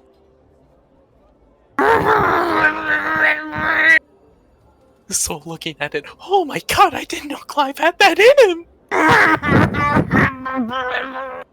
They hear Clive, die, you little hobbit! Die, you little frack! His arms and legs go limp. There's a blood abating through the sink now because he busted his head open. They see Clive breathing heavily. He lets Mortimer's body drop limp, gives him one more kick for good measure, and then walks up to Kaz. Kaz spins up a laser pistol, hands it to Clive. Clive turns around and places two well-placed shots straight into Mortimer's back. And he disintegrates in front of Clive. A pile of ash. Ah, that felt good, Mike. That felt good. Blaze coming in, hands behind his back. Memory Ann's woken up at this point. Oh, Uncle Blaze is involved in the dirty work, I see. That was something. Hand on Clive's shoulder. I didn't think I went far enough. Blaze, I assume that pile of ash is what's left of Mortimer. Yes, sir. That's all that's left of the little fuck. Excellently done. Miss Devine will be very pleased to hear of this. I bet she would. He hands Kaz the pistol back. Thanks for letting me use that, mate. No problem. Holstering it, looking his body gesture. He's in shock of Clive.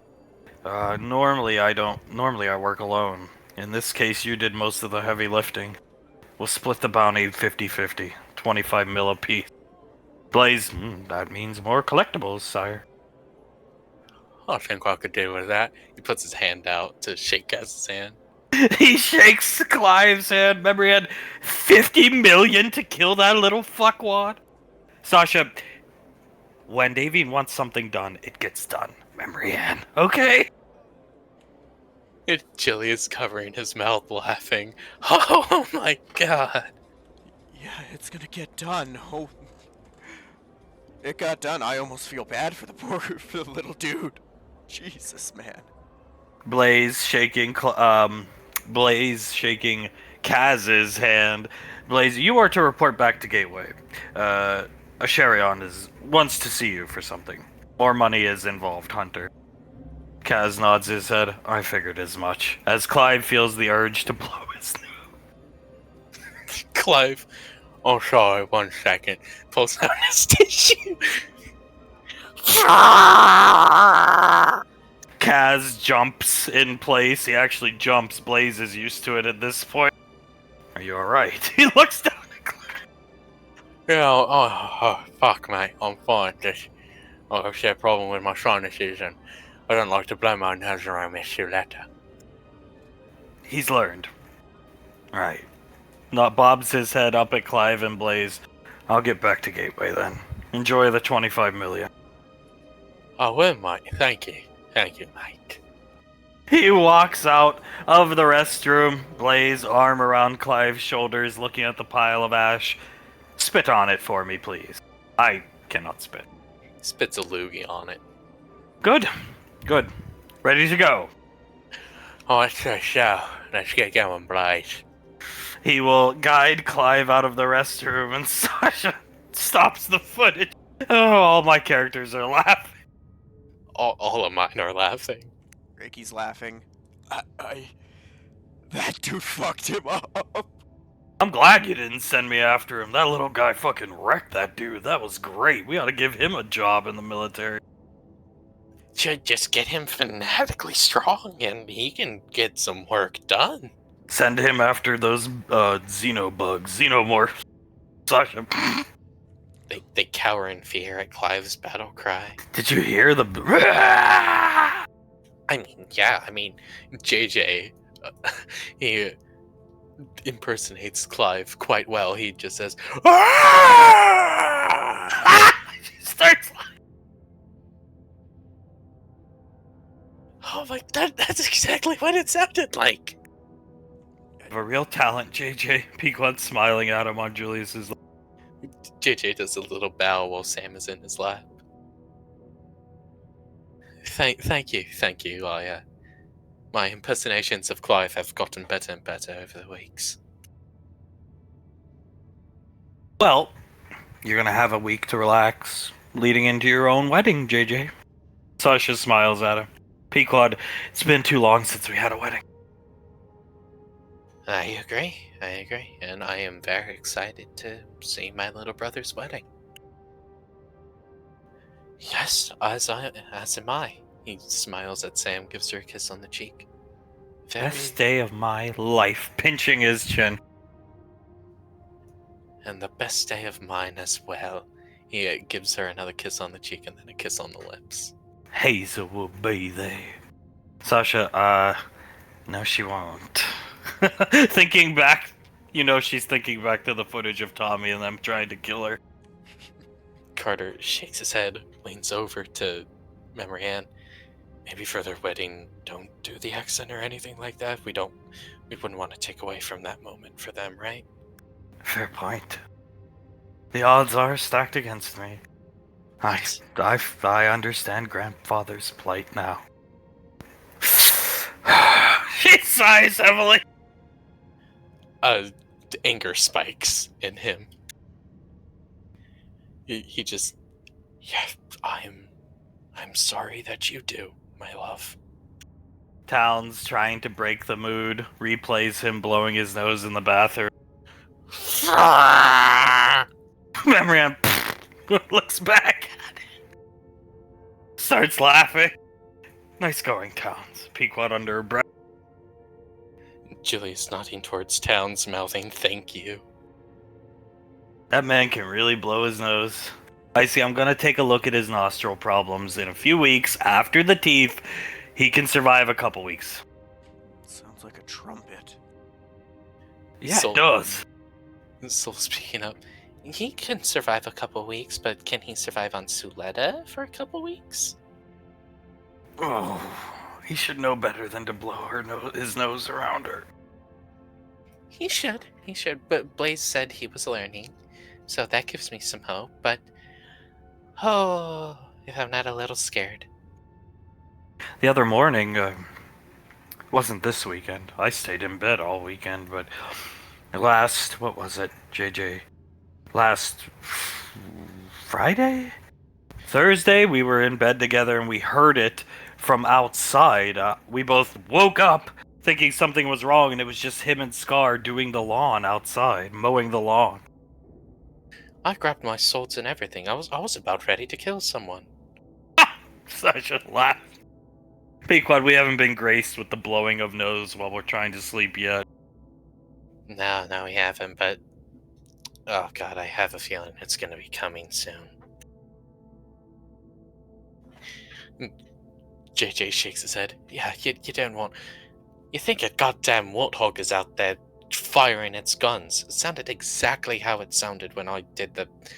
When I was in the Moog. The A10 warthog. When you posed for her, Sasha says looking at JJ. Sam, he purposely posed, yeah. It was amazing. Yes, when I purposely posed for her. Ought to make that one a recruitment poster for the academy. Oh, dude, you get so many recruits that thing looked like something out of a movie. That wouldn't be a bad idea, but do we have any videos of it? Multiple angles, Sasha said. Well, goddamn, yeah. I think that would be a pretty good poster, don't you, honey? I agree. Nodding her head. You could even use it as a recruitment poster for the military. Oh, and we're filming Count Globula soon.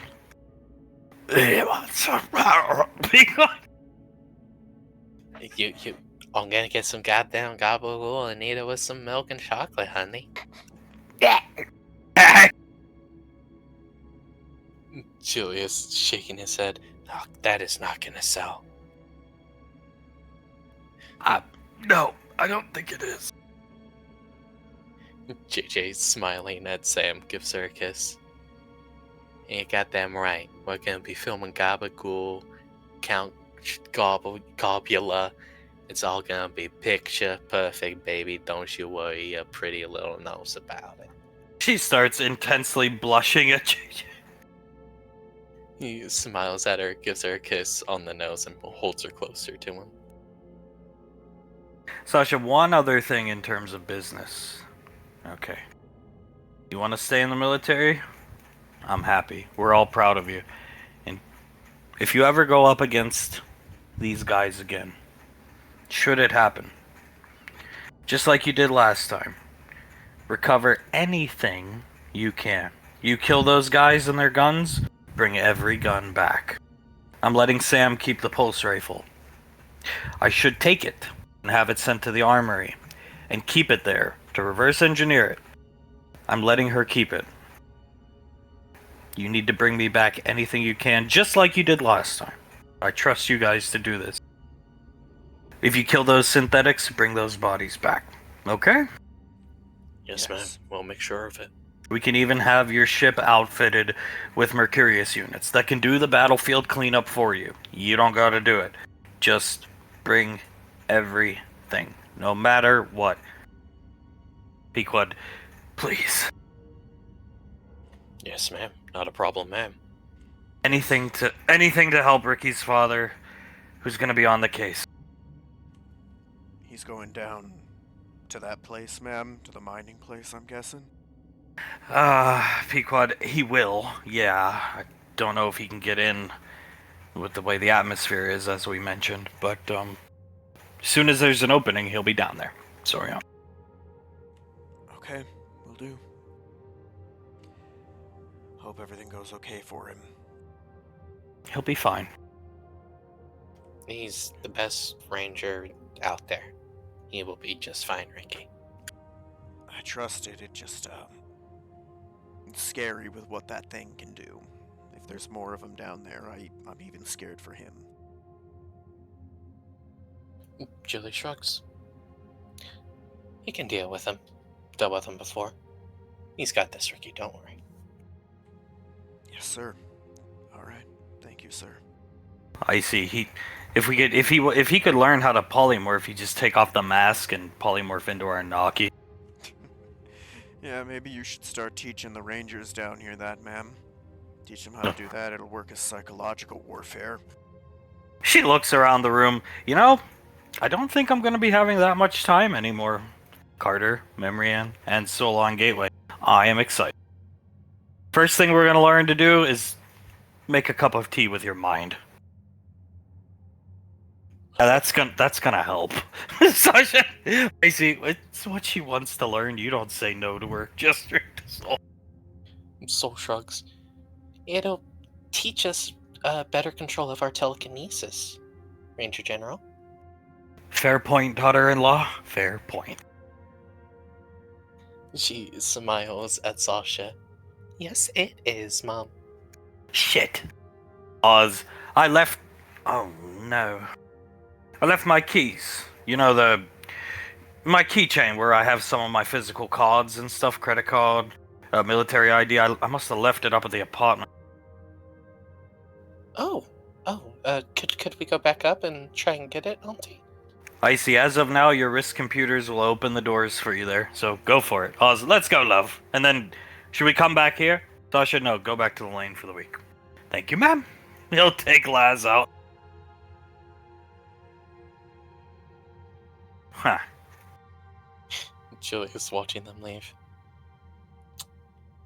Oz is either gonna surprise her with something, or they both came up with that to go fuck.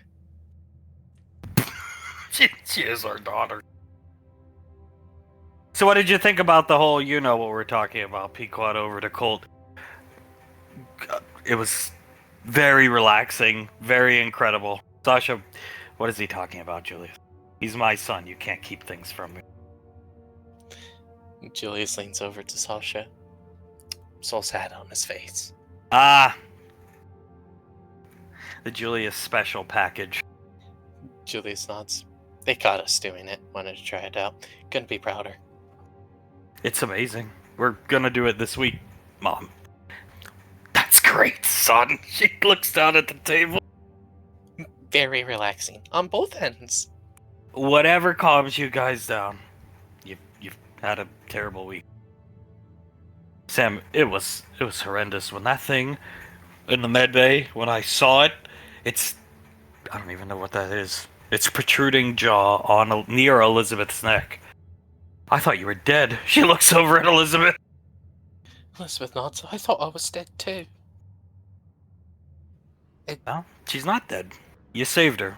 Sasha winks at Sam.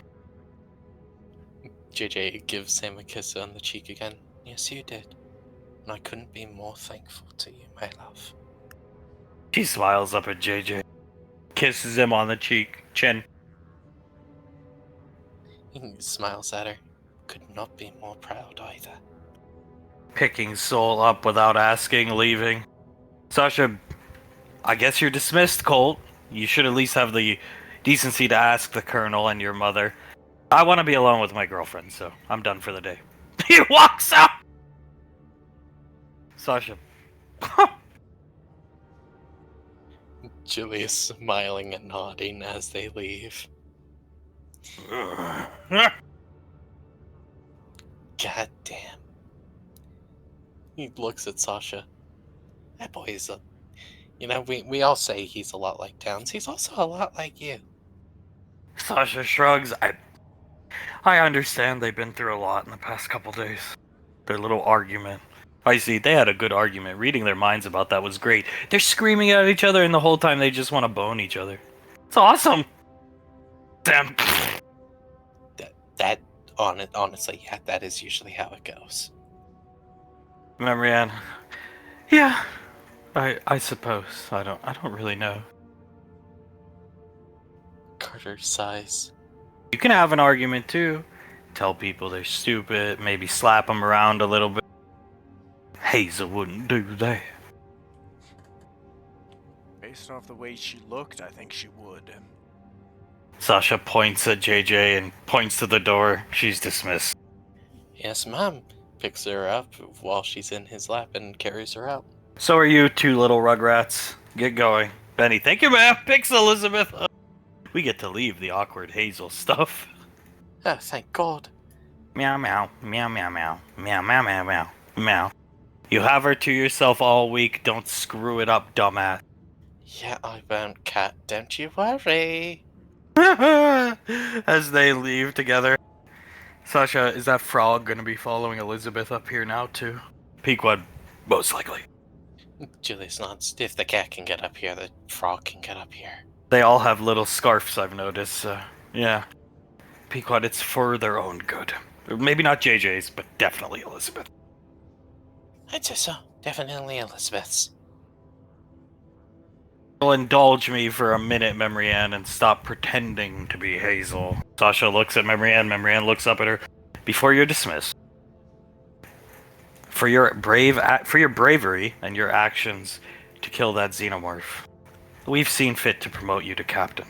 You're not replacing Bash, but somebody has to take up the rank and the responsibility. Her eyes light up. It was very brave what you did. I don't even know if I would have been able to do that. So congratulations. Sliding the rank over to her. Carter looks at Memory and smiles.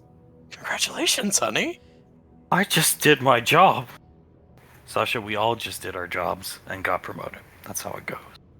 Julius nods. You showed you could be a captain. And people noticed. That's how it happened with me. That's how it happened with Sasha. That's how it happened with all of us. We're proud of you, honey. One day I was a lieutenant, and the next day I was in charge of a strike squad. She starts laughing. It's good shit, ma'am. Proud of you, ma'am. Captain Rainfall always sounded better than lieutenant, in my opinion, anyway. And as I said, nobody is replacing Bash. Nobody can. But what you can do is try to do the best in his stead. She starts crying, holding on to the rank. Do you want me to put it on you, honey? Please, actually. He'll take it and put it on her. She'll come over, give Sasha a hug, and then Julius gives her a hug. Very proud of you. Gonna stand up and salute her. Congratulations, Captain. Thank you. I was horrified leading that creature to the trash compactor. I was sure I was gonna die. She chuckled. Carter stands up, smiles. But you didn't. And you got it done. He gives her a little salute. Captain Rainfall. She comes over, hand on Carter's shoulder. Now you've filled your face with food early in the day, and you're probably still full, but good to celebrate these things. We celebrated when Julius got promoted, so maybe have a nice dinner of Uncle Banksy's steaks tonight. Memory Ann's steaks sound so much better than those godforsaken corn dogs. I hate them, actually. I do it for him. She gestures to Carter. Which you don't need to. And we are going to celebrate with Uncle Banksy's steaks. No ifs, ands, or buts about it. Steaks do sound good. Pequod nodding her head. Sasha, Ricky, report here. Check your wrist computer. He's gonna look down at it. Yes, ma'am. I'm assuming that's where Dad's gonna be. Ranger Bay 12, that's where your dad currently is. He's on his way. His squad and the bounty hunter friend, Kaz, with a K. Kaz with a K is meeting him there before they head out. See your father off, and then, as I said, be the man of the house for the week, because your father can't. Yes, ma'am. It will be done. Good, head out. Alright, he'll get up. Congrats again, and have a drink in celebration for me, alright? Memory Ann nods her head. Will do. In her hazel voice, I see just, fuck. Not like that. And he walks away. Not our other Ranger General, honey. Sasha, why don't you take her back to the lane, please, Carter? Okier, go with them. Yes, ma'am. Come on, Okier. We'll leave. Memory Ann, pick me up, car. Carter picks her up. Ugh. He just grimaces looking down at Hazel, Memory Ann. I see, I told you promoting... I think she deserves the promotion too, but promoting her wouldn't fix the Hazel problem. Sasha, I tried again and failed. Dal starts laughing. What did I just say? Just not even an hour ago. You miss, 100% of the shots you don't take. We had to at least try. I see she's probably gonna concoct something in her head that Hazel was a general. Because that is what these rainfalls do to you. It's just nothing ever feels good enough. Looking off into the distance, 1,000-yard stare. Julius holds both of her hands. You are good enough. Oh, I know! She snaps out of it, but I can just put myself in that headspace. I remember it, as I've said. It's not a good place to be. I just hoped the promotion would help. He sighs. I hope so too. I suppose it isn't our job to fix it. Or, I should say, we can't fix it. It has to be him. And it will be, Icy shrugs. He's very angry. At himself. He'll fix it. Good. I was very angry at myself. I would be disappointed in my son if he wasn't angry at himself. Icy, it's not often we spend the whole weekend up on Gateway working. It's like back in the day before we started going out as a family. Because, well, yeah, when duty calls, it calls. That's for sure, and it has not called for a while. You know what happens when you're not at your house? Pequod. Things like statues get stolen. I see things like meth labs get built in your basement. Looking over at Pequod. Julius looks at Icy. Are you telling me right now there's a fucking meth lab in my basement? Half-built one. She's only had time to build it when Carter beds down. Yeah, and so Carter's sleeping and she's spending the nights constructing it. Let us know when it's complete, please. I want my son to see it, and then I want to destroy it with him. Will do. I mean, she's got the whole week off. Give it a day or two. Icy shrugs at Julius. This is not a nonchalant topic, Nicole. Icy is to her, because it is to Hazel. Julius just starts stuttering out words, and he just shakes both of his hands in front of him and shakes his head and crosses his arms. Maybe it's time to go home for the week. Sasha looks at Julius and, I can stay here and cover things for the week, me and Towns. Somebody's gotta stay. I would like to go home. Go? She gestures towards the door. He smiles at Sasha, stands up. We wouldn't mind seeing you come down to the lane this week. I'll think about it. I want to stay up here with Towns, stay in contact with Ash at all times. Squash this out before it gets any bigger. She looks Julius right in the eyes. Good idea. Just know the offer's still there. Yeah, you don't want to come see the meth lab? Sasha, get the fuck out of here. Come on, Nicole. Pequod not laughing. I see laughing her ass off, and they will leave. Ha ha ha ha. Coming up here, Oz found it. Laz standing there with her arms behind her back. What'd you find? I dropped my keychain with some of my physical cards and military ID, pilot license. She raises her eyebrows. Oh, right, of course. I thought that was just a ploy to, surprise me about something. Like with this. He turns around with a ring in his hand. She sees the ring. And she almost faints. Ah! He catches her. Her head goes from limp to shooting back up again. Oh my god! Oh my god, Oz, I'm so sorry I fainted. It's fine. No, I wanted to wait a while. Not because I don't want to be married to you, but because everybody was doing it recently. I wanted to wait. But then I almost died this Friday.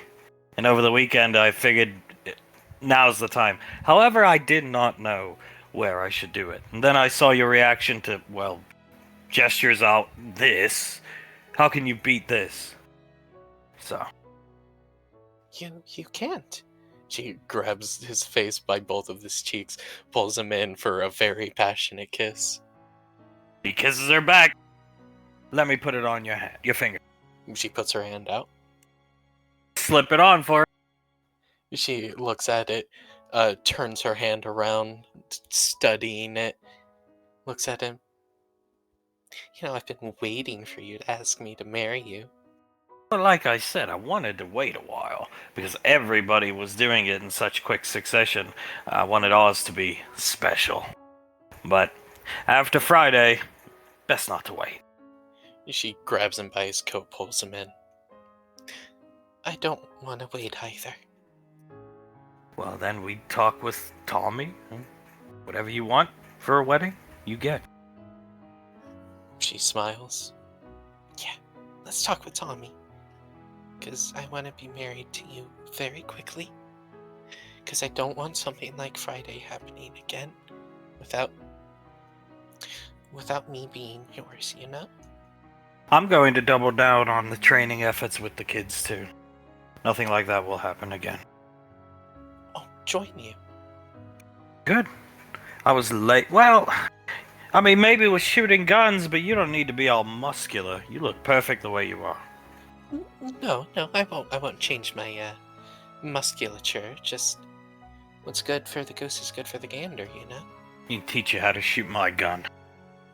I would love to see how to shoot your gun with that. She blinks a couple times, tilts her head and smiles. Would that make you hot, honey? Yes, I mean, it did last time we were shooting it. Oh, then, honey, I will learn how to shoot that gun with pinpoint accuracy. Now, if you'll indulge me, he'll pick her up. Allow me to take you back to the lane so we can show this off and start bragging. Please, the whole family is going to be very happy. He will lean in for a kiss and hold it there on her. She gladly reciprocates. That is actually where they'll stay. They'll be making their way down to the lane. In some time, as Clive and Blaze are the first to arrive back. Scar waiting for them. So? Clive nods. Done and dusted. My man. Puts his paw out. It does the predator, hand clap. Oh, that son of a bitch is dead, mate, dead. Disintegrated him. I have the footage. The Ranger General sent me the footage from the casino. Motherfucker was in the casino, huh? In the bathroom, in fact. Scar. He was just there, drawing his hands at the hand dryer. That hunter picked him up, slammed his head against the machine, and then I drowned his ass, man. I drowned him. Well done, brother. You know what time it is? Is it bear o'clock, brother? Let's go. Blaze, I'll join you, though I can't drink. Following them in here. Scar, take a seat. I'll grab us some booze. Yeah, sure. He'll take a seat right here. What are we celebrating? Hunk looks over at Clive. Blaze giving Davine a nod, letting her know Mortimer has been killed. She does a little bow of her head towards them. It's just something I had to get done a while ago that I never did. Alright.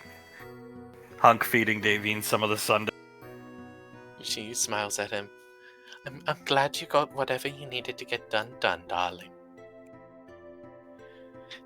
Gives Hunk a kiss on the cheek and then lays her head on his shoulder.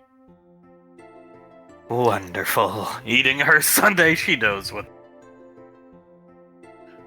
Oh yeah, trust me, mate. It feels spectacular to get it done.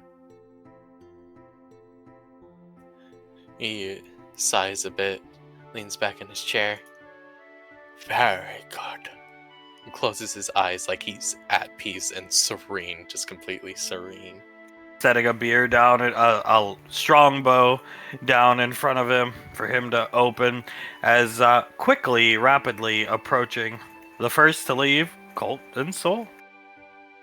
You want to go see what's going on in there? Gestures before we leave. We're going out. I want to go out. Take you anywhere you want to go. She shrugs. I'll do anything you want to do. If you want to go in there, sure. Good. Let's go see everybody. As they come in, hey, look who it is. Hi, Grandpa. Hi, Grandma. Hi, Auntie. Eating your sundae. So Soul tilts her head. Okay. You guys eating some sundaes? Yeah, here, come on, come have some. Colt will sit down. Sit her on his lap. Thank you, Grandpa. Welcome. Where's the rest of the kids? Oh, we decided to go ahead of them. Oh. Yeah. We wanted some time to ourselves. We're going for a little date night tonight. Ah, good. Good, just be safe.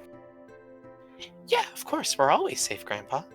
Actually, you know what? If we could separate you from Colt, which looks very difficult to do right now, but your grandmother has some news for you. She needs to talk to you. Of course. Would you mind that, honey? No, that's fine. I just don't want other guys touching you that aren't the family. If they want to do something with you, go for it. Hunk it. Yeah, we're gonna. Come on, dear.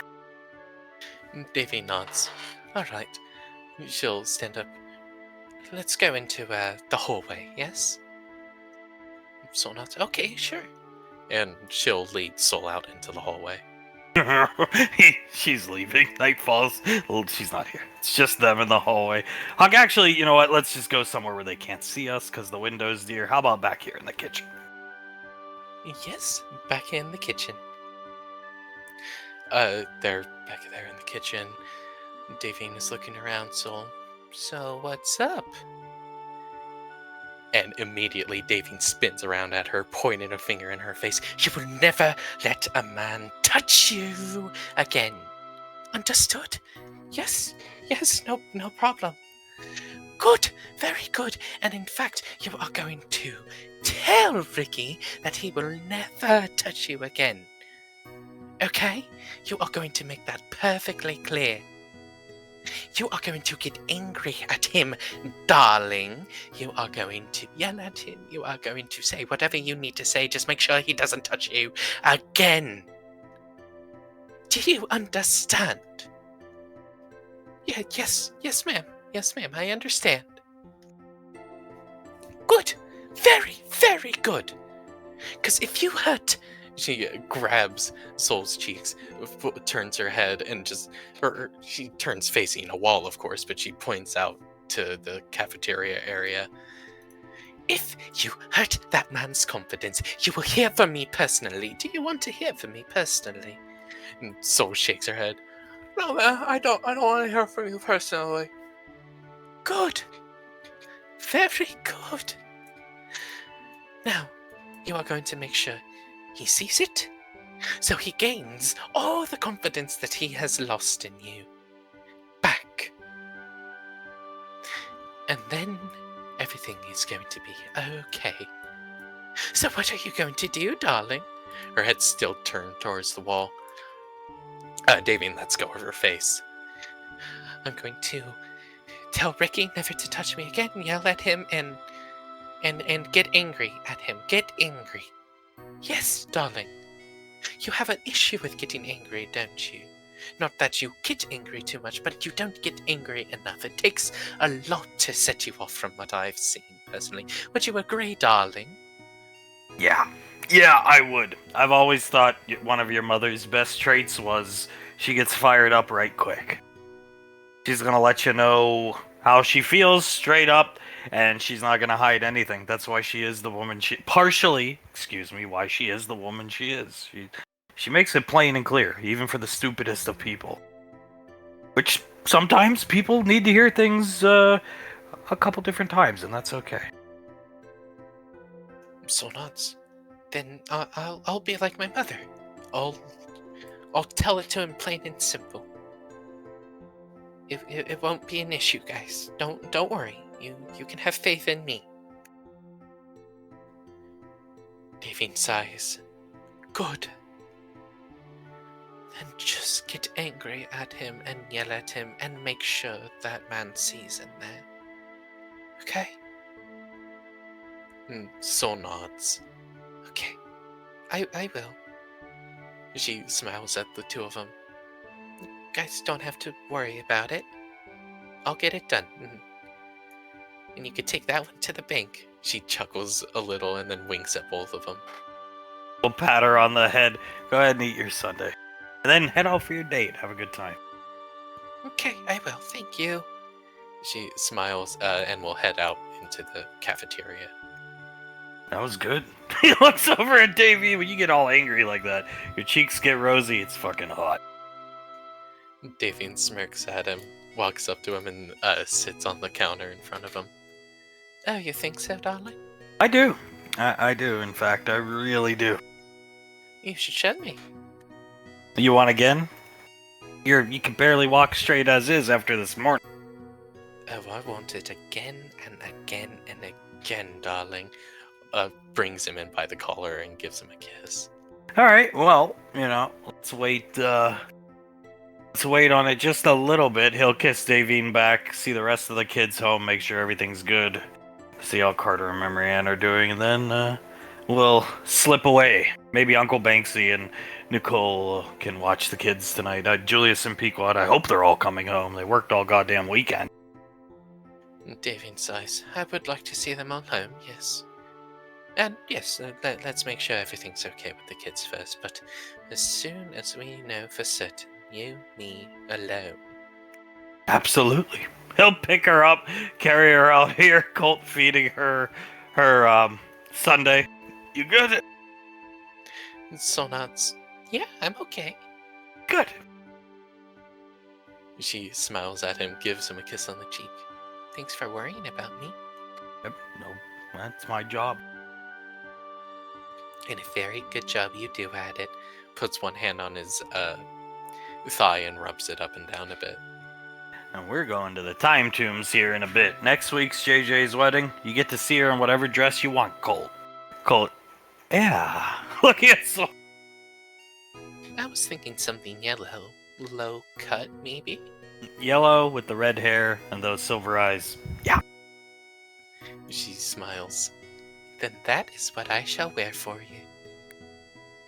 And then we'll be going to the... Oh, go ahead, dear. Oh, no, go ahead. And then we're going to the time tombs, dear, sometime after JJ and Sam's wedding. Davy nods. Yes, we are. We are going to see our little boy and our little girl as children. Hopefully this trip won't be as devastating. Hopefully not. I'm certain it won't be as bad as the Integra trip, but given what I know about Julius's past, it won't. I don't know if it'll be a pretty sight. Well, whatever it is, we'll face it together. Yes, we will. We will face it, and we will get through it together. As always. Puts a hand on his cheek and gives him a kiss. So you just stormed out of the office, you took Soul after he's done kissing Davy, and then you just dismissed yourself, huh, guys? Is that what you did? Looking at Soul and Colt. Oh. Yeah, that's exactly what we did. Huh.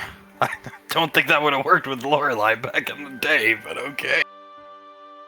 I don't think so either, but you know what? It worked for us then. She smiles. Plus, Sasha would never do anything that would harm me or get me into like really, really bad trouble, so I think we're good on that front. Playing that card well, aren't you, darling? Soul shrugs. My mom told me to take advantage of my last name, and honestly, I see this as an extension of it almost. No, So- you're right. You're right. I would do the same. Trust me. Colt starts laughing. Soul laughs a bit. I'm trying to get used to playing the card a bit, but yeah, I'm trying my best. Aha. Arriving. Oh, okay. They're all starting to slowly catch up. JJ's holding on to Sam, kissing her neck. He waves at everyone. Hello, everyone. I'll get you a Sunday, son. Hunk will get up to go get him one. JJ watches him walk off. Thank you, Dad. He'll come back out quickly with one. Em immediately takes it, thanking him, and starts to eat it. That's the most she's eaten all weekend. JJ nods. We got our spirits risen a bit today. Good. Before Hunk sits back down, Elizabeth gives him a hug. Oh, he hugs her back, giving her and Benny a Sunday. You gotta share, though. That's the rule. It's better to share. I'll share with him, don't worry, Dad. Benny, thank you, sir. As Hunk sits down. How's Carter and Memory Ann doing? JJ scoffs. Thought so. Would you like an impersonation of how she sounds? Sam, yes. Hunk, no, yes. Hearing Sam say yes. He clears his throat. Hazel. I'm trying to be like Hazel for Carter. Sighs, pulling Davine back onto him. Yeah. Davine groaning, rubbing the top of her forehead above her eye again. So yeah, that's how that's going. JJ takes a spoon, feeds some to Sam. I'm gonna give Nicole a call as she eats it, see where they are. Hunk starts dialing for Icy. And, where's Laz and Oz, then? They said, or at least Oz said, he left something up at the apartment when they went on a tour. Oh. Okay. Icy comes up. Mom? Because it's turned towards Davey. What's wrong? Nothing, darling. Your father wanted to call you. Want to know where you, Julius, and Patricia are? You worked all weekend. Come home. Icy, oh. Yeah, we are. We're in transit. Well, not really. We stopped at Tommy's to have a few drinks. Oh. Well, come home after the drinks. You see, we plan to. Good. Hangs up on her. He should be in charge. Just nodding his head at her. Yeah, he should be. Soul smiling. Xanaxes should have worn off by now. I don't understand. Under her breath, looking at Hunk. Davine didn't hear. JJ shaking his head, looking at the Sunday. Probably went through all the Xanaxes already today. How many have you had? How many Xanaxes have you given him today? Out of morbid curiosity. Hunk, just the one. At the beach this morning. Davy nods. Yeah, just the one. Meow meow meow. Meow meow meow meow meow. Meow meow meow. JJ hears in his head, that one Xanax should have worn off hours ago. Something's wrong here. JJ thinks in his head, yep. Can he turn around and spot anything odd going on with his father? Sees his knee bouncing. Slightly. Davine can feel it too, but it's not out of the ordinary these days. JJ tilts his head. In his head so Snuffles can hear. His knee's bouncing, you see that, mate? Meow meow meow. Meow meow meow meow. Meow meow meow. Clearly he's hiding something. Hiding something such as the Xanax wearing off? Meow meow. Meow meow meow meow. Or planning something. Either or, it's no good. They stopped for drinks. Worked all weekend. I assume you guys are still part of the military. Sasha told us they were going to offer you guys an out. Oh, look, it's Memory Ann and Carter. That's Hazel to you, Gray and Dad. Davine feels Hunk's whole body tremble. Not with anger, just like he's fighting back the biggest gag ever. Davine starts to, pet the side of his face. Hi, darling. Carter just shaking his head. Just please talk in here. You could talk in that voice to me all you want, just not in front of the family, please. Fine. She'll sit down. He'll sit down next to her, hold her hand. Those are captain's bars? Memory, yes, actually, she goes back to normal for a second. I got promoted. Yes? Carter nods, gestures out to Marianne. Say hello to Captain Rainfall. All my characters start clapping. Jeff, all mine start clapping as well. Well, I guess that answers the question. We heard Sasha was gonna offer you guys an out, but you stayed and you taking the promotion. Elizabeth nods, looks at Hunk. They made it personal, Dad. I won't let them get away with that. I can't begrudge that. I can't. I mean, I don't want to see anything happen to any of you. I don't want to see anything happen to Ash's son. And we threw down with those things. We know what they are. Those bugs. They're dangerous. But if you guys are in it to win it, then I support you. Elizabeth nods. Thank you, Dad.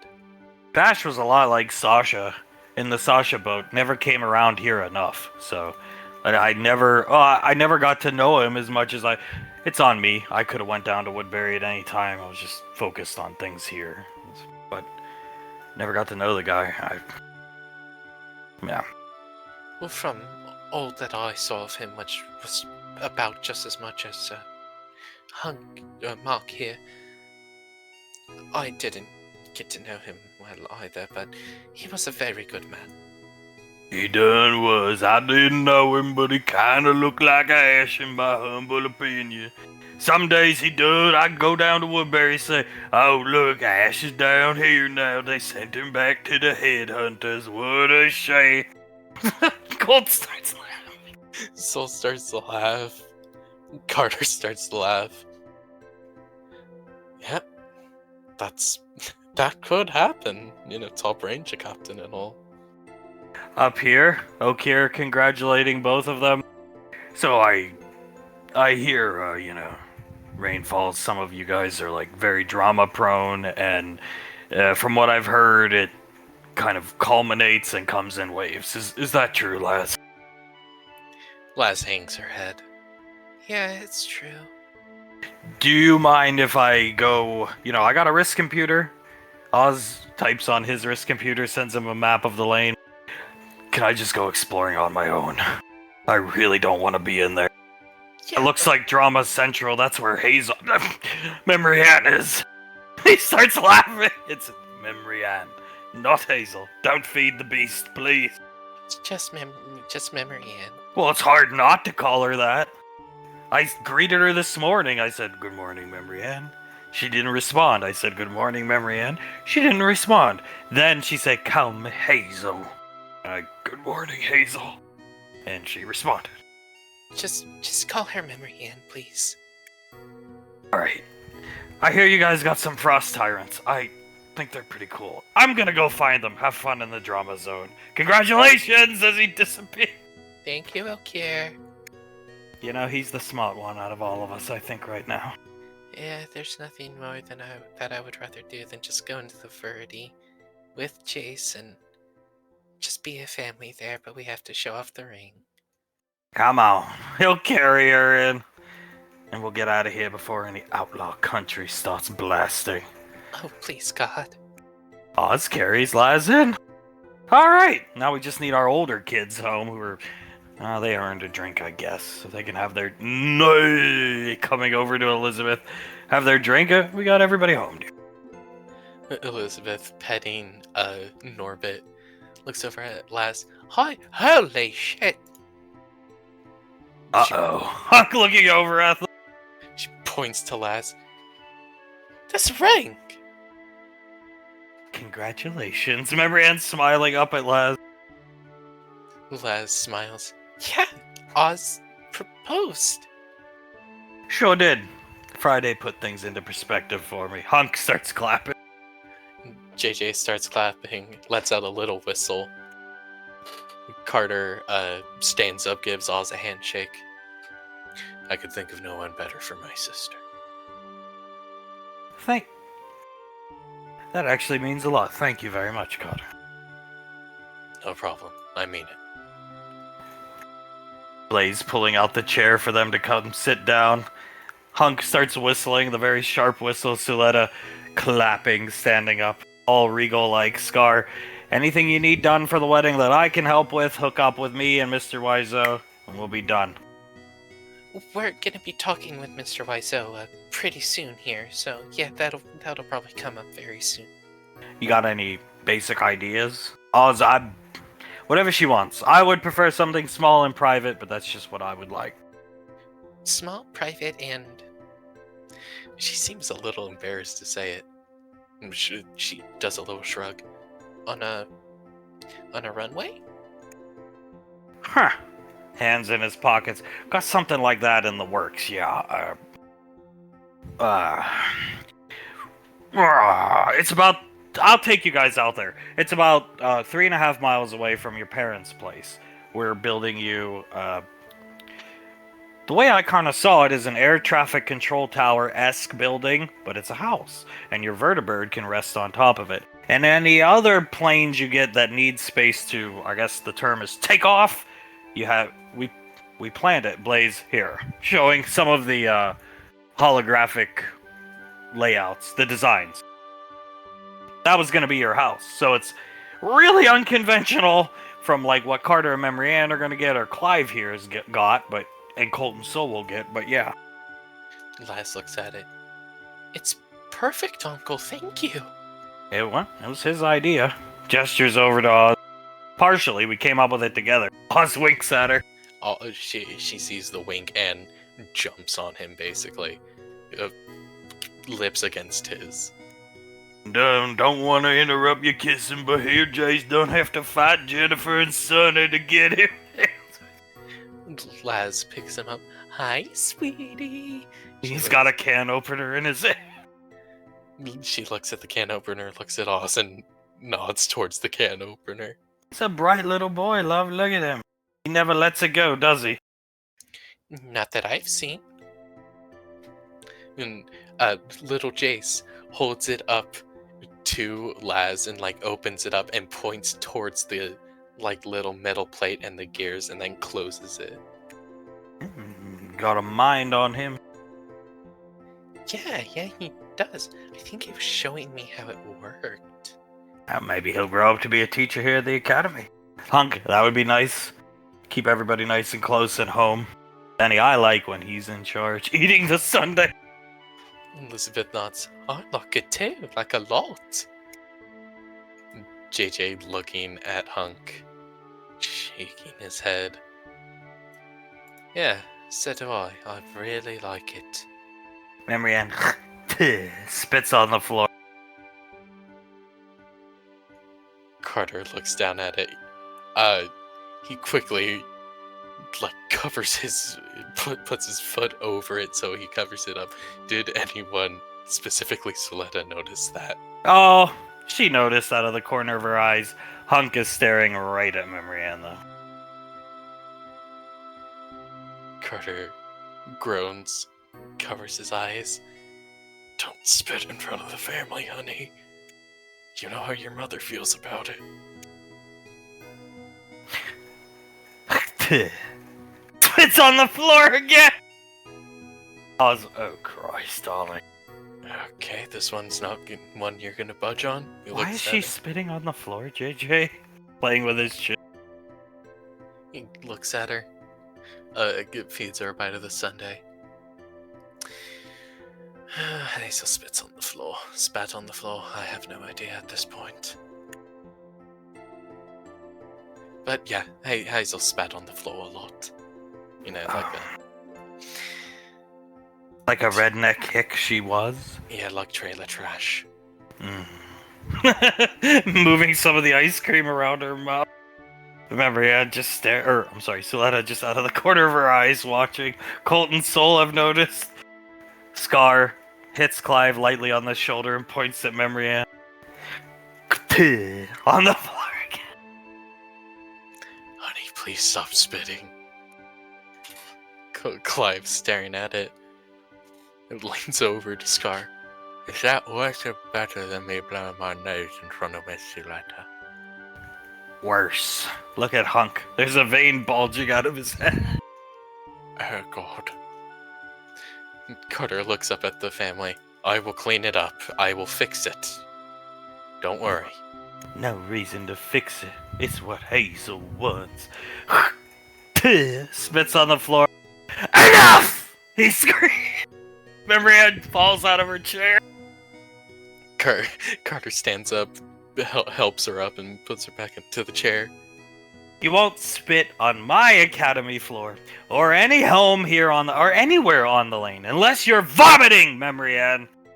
Yes, Grandpa. She's staring in fear. Colt is cowering behind Soul.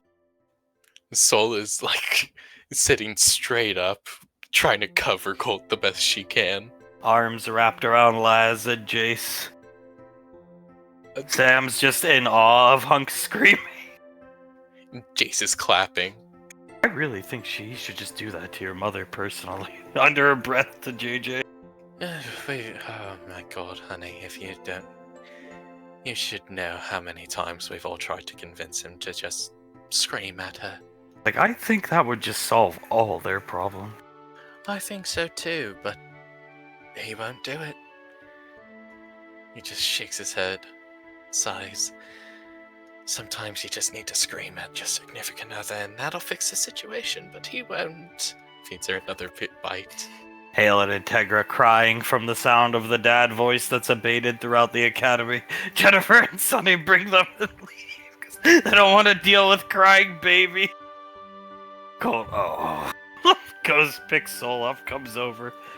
Even Zap's cowering. Don't protect me, Mr. Snuffle.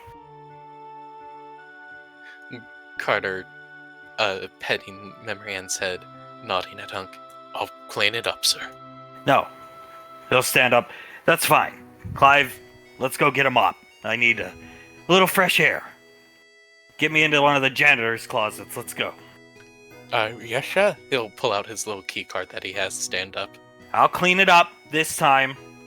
You clean up the mess, Carter, if you know what I'm fucking talking about. A veins bulging in his head. I'm fixing it as we speak, sir.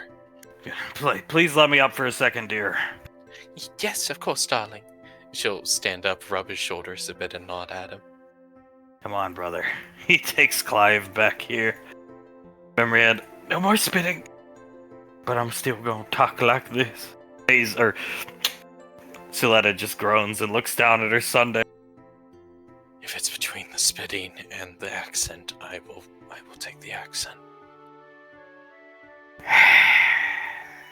Benny just awkwardly eating his ice cream. That was scary. Haven't heard him yell like that in a while. Oh, that's a bit nuts. No, neither have I.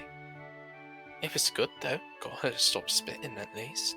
Bitch fell out of her chair, dude. I can hear you. She looks over. Sorry, Memory Ann. JJ, squinting at where Hunk just left, into the kitchen, shaking his head. Honey, I need you to tell me that it's probably nothing. What? She looks over at Jay. What do you mean? I saw my father bouncing his knee, you know when he does that? Well, yeah, but he seems positively normal. She shrugs right now. I've never heard him scream like that. But it seems to have a profound effect on everybody around you. JJ nods. We call it the dad voice for a reason. Well, more of it should be used, in my opinion. Maybe he's getting better. Hopefully. Maybe the Xanax didn't wear off. He doesn't need it anymore. Meow meow meow. Meow meow meow meow. The Xanax wore off. He's cooking up something right now. When have you seen your father ever pick up a mop, moron? JJ thinking in his head, yes, I realize that, but what am I supposed to do about it? Sam, everything will be fine. Fluttering her eyes at JJ, kissing him lightly on the lip. His mouth goes like ajar for a second as she flutters her eyes at him. He holds the kiss for a second, pulls her away, and starts to rub her cheek with his thumb. It will be all okay as long as you keep doing that to me. She'll do it again. As in the kitchen, Clive is confused as to why they're in the kitchen and not the janitor's closet. This is the kitchen, mate. Yep, sure is. Yep, you got that right. plates over there. Yeah, there's a plate here. But we gotta get a mop. Yeah, we're getting to that. Don't worry. What are you doing in the kitchen, Hunk? Hunk turns to look at Clive as Colt will. We're gonna head out for the night. We'll be back before like 11. Is that okay? That's fine, darling. You guys take as much time as you want. You want to bring them with us? They have their own hover pods. So not. Sure, of course. I'd love to take him with us. He'll pick Soul up. Give me a finger. If she gives him a finger. He starts sucking on it. Let's go, girls. He points down at the kids, and they've stopped crying. They'll follow them. So let at least one of these children fix their fucking issue. Davine, or I'm sorry, Laz nodding. I agree with you on that, Auntie. Yeah, Clive, I need your help. Big time, buddy, my man. Look, I'm under a lot of stress right now. I thought, my kids were gonna leave the military, stuff like that. I need to hit the gym. Okay, this is my stress relief.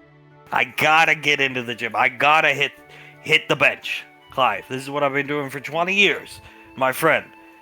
To get this done, to get my stress out. I got nothing left. I got nothing. What, you want me to punch a wall? I can do that, but then Scar's gonna have to fix it. I'm not trying to make more work for you. You seem to be in a good mood. You're having a good day. Come up, spot me. I need a spotting partner. And your wrist computer that you have that you don't know how to use, we go to your house, you put it on, that can get me into the gyms up on Gateway. Clive just looking at Hunk, shaking his head. He starts pacing around the kitchen. If anybody asks, you tell them I told you. You don't wear that fucking wrist computer. They're gonna know somebody told you to put it on. I won't throw you under the bus. Well, mate, that's not what I'm worried about. What are you worried about? I'm worried about Davine coming up there and finding us and getting angry. She isn't gonna find us. She doesn't care what I do. She's looking to get rid of me. She very much cares about what you do. She's hanging off of you constantly. She loves you dearly, mate. She wouldn't have walked away that many times if she did. She's kept me around for the children's sake. Back in the day, if Julius and Nicole weren't around, she never would have been with me. At least that's what I've figured. The only thing that makes sense. Clive drags his hands down his face. Oh, that stupid fucking bitch. Oh my god. Did your wife ever walk away from you? Never mind. He takes a step forward to Hunt. This woman walked away from me at least 3 times. I never took the mask off back in the day. I had to tell her no mask weekend at the beach house to get her to stop, to at least give me a chance to say goodbye as she ran away from me.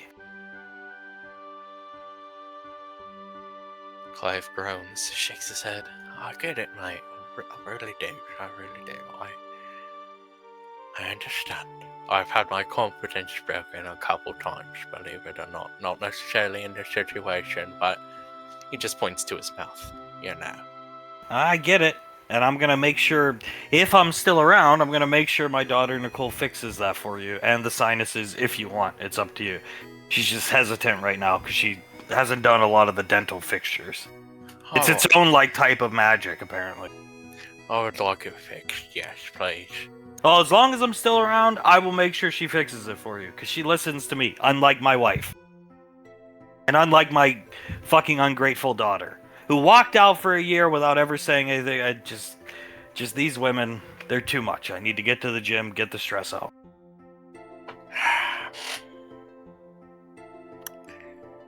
Fine.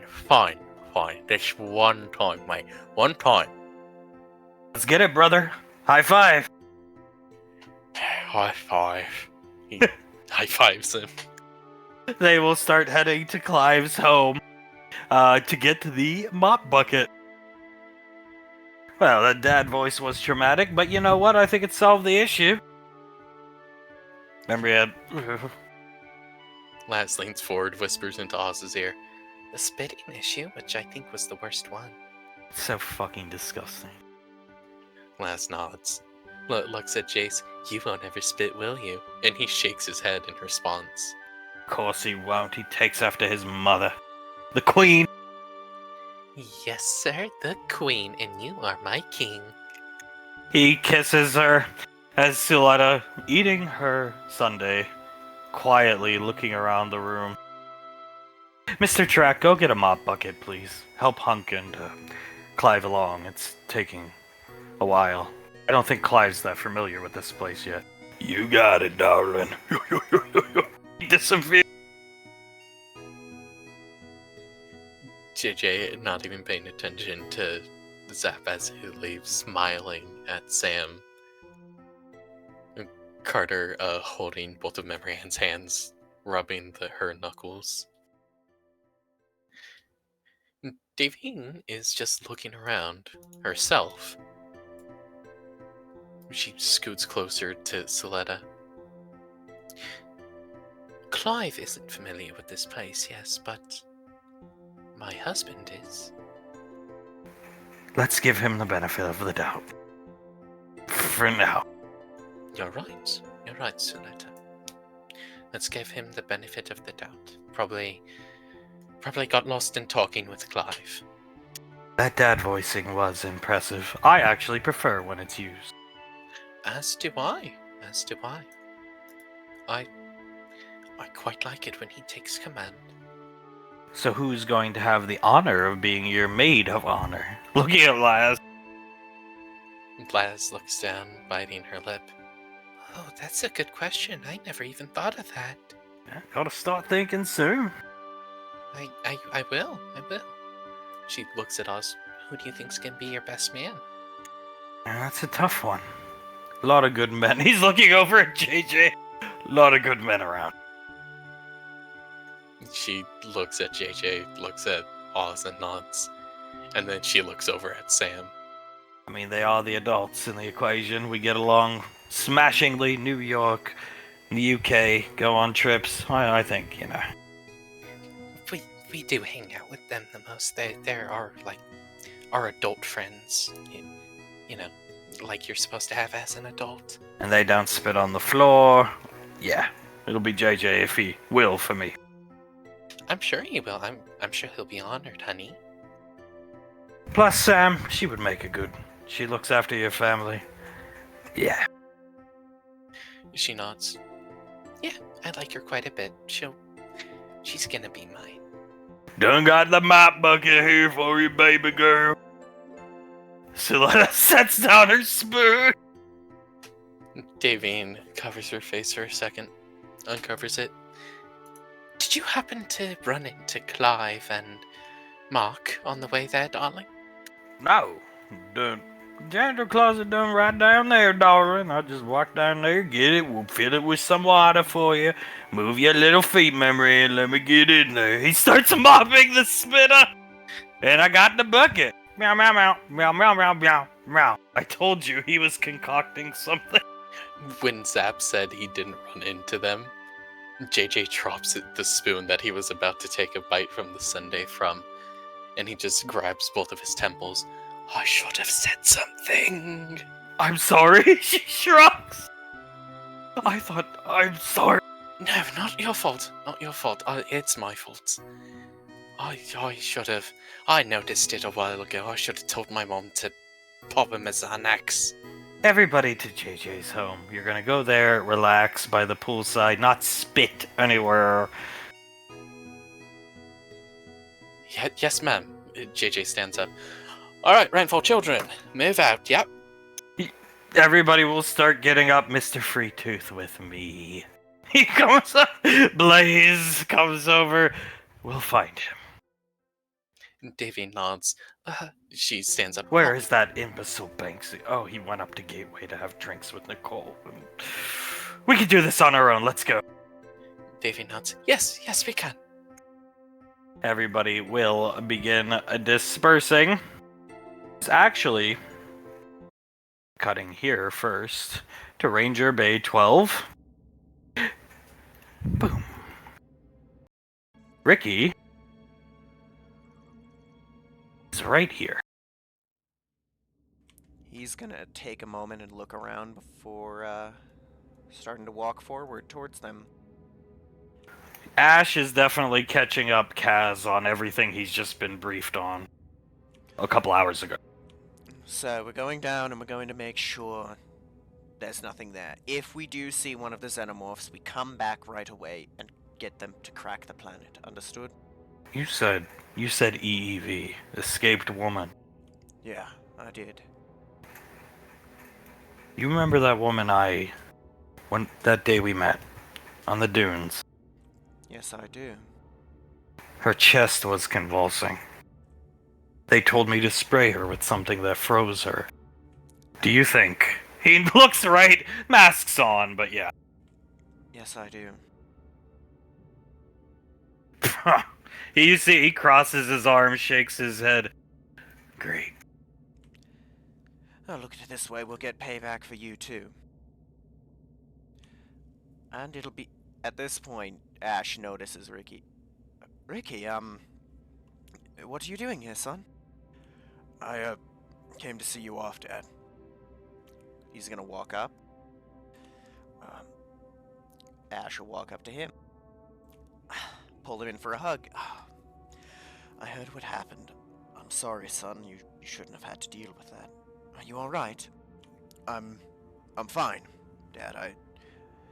I'm alright. I got fixed up. They told me to rest until it's time to fight again, you know? Good God. Ranger General gave him the week off, sir. One of Ash's squad says. They're loading stuff onto the ship. Oh, she did. Good for you. You gonna go down and help your mum and Ellie? That's the plan, Dad. That's the plan. Good. I am proud of you, son. You survived an encounter with one of those. Whether or not you got messed up doesn't matter. You've done something that only less than 10 people in the universe that we know of has done, so you should be proud. Thanks, Dad. Gonna look around. I don't know. That thing messed me up.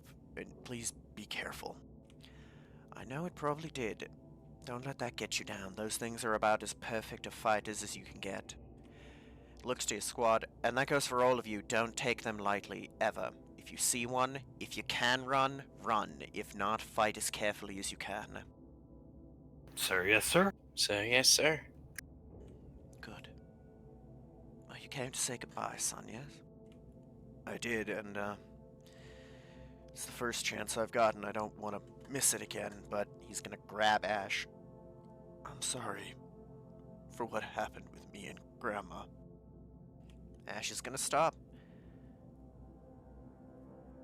I understand, son. Push him off and look at him face to face. Take his helmet off, too.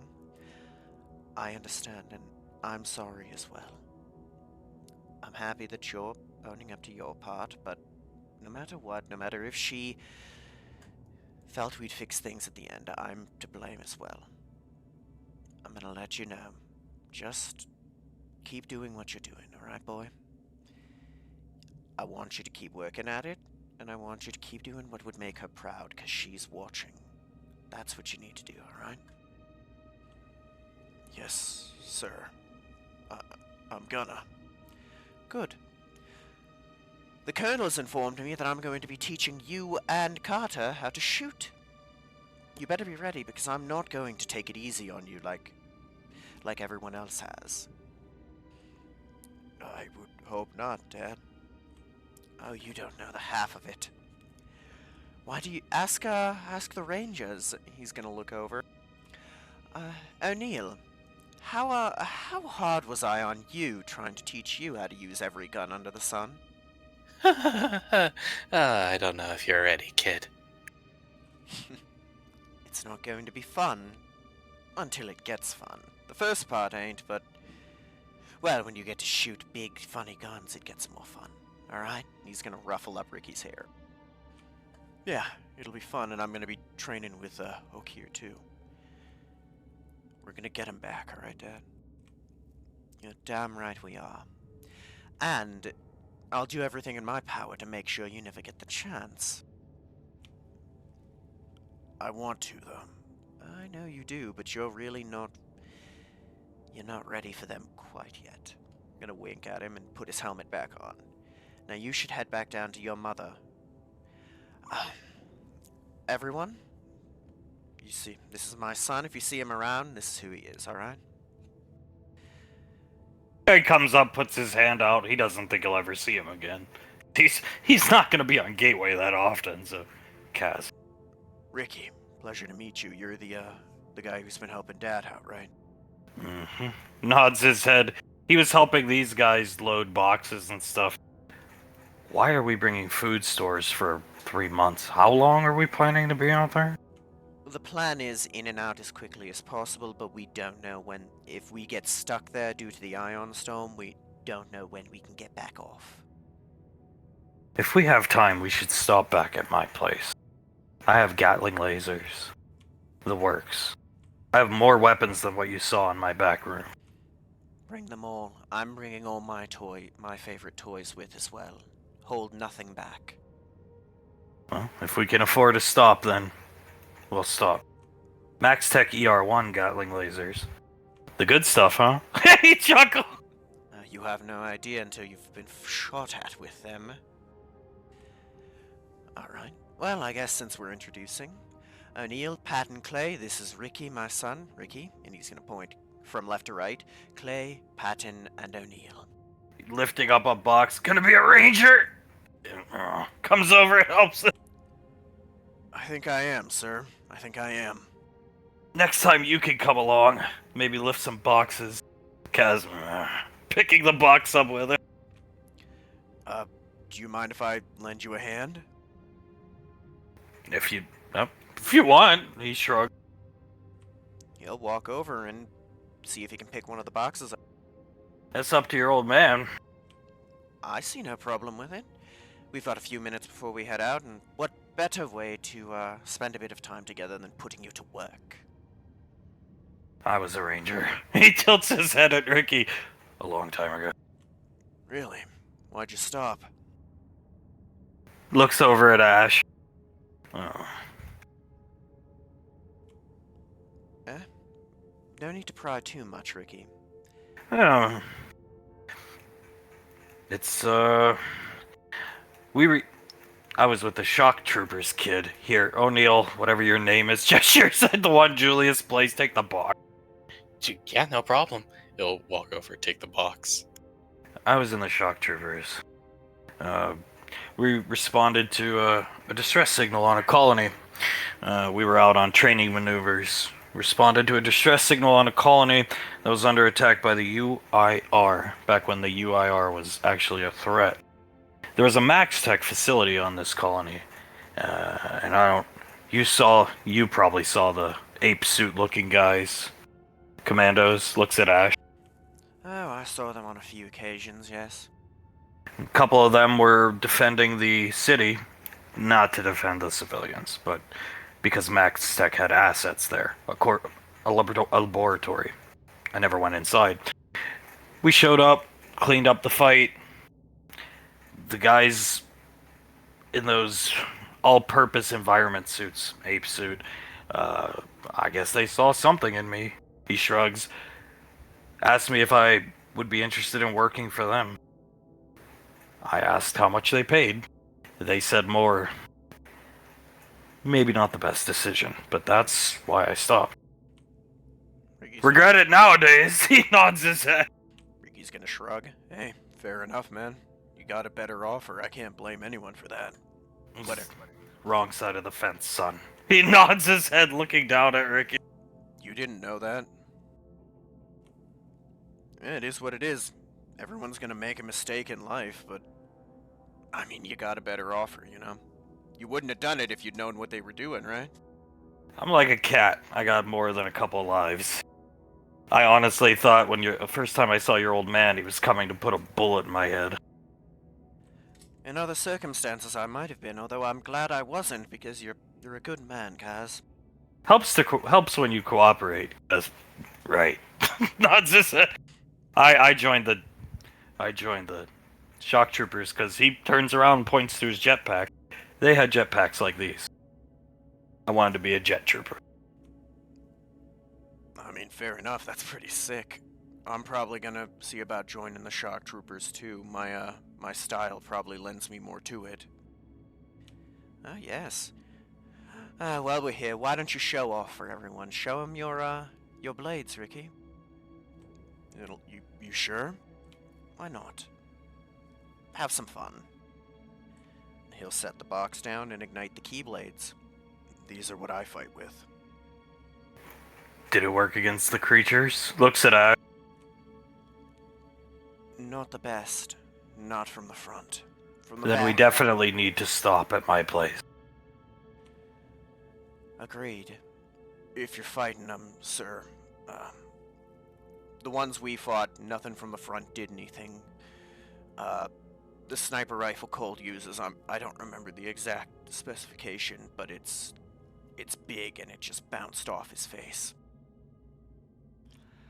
That's why I'm bringing this, and he shows the necroplasm lever action.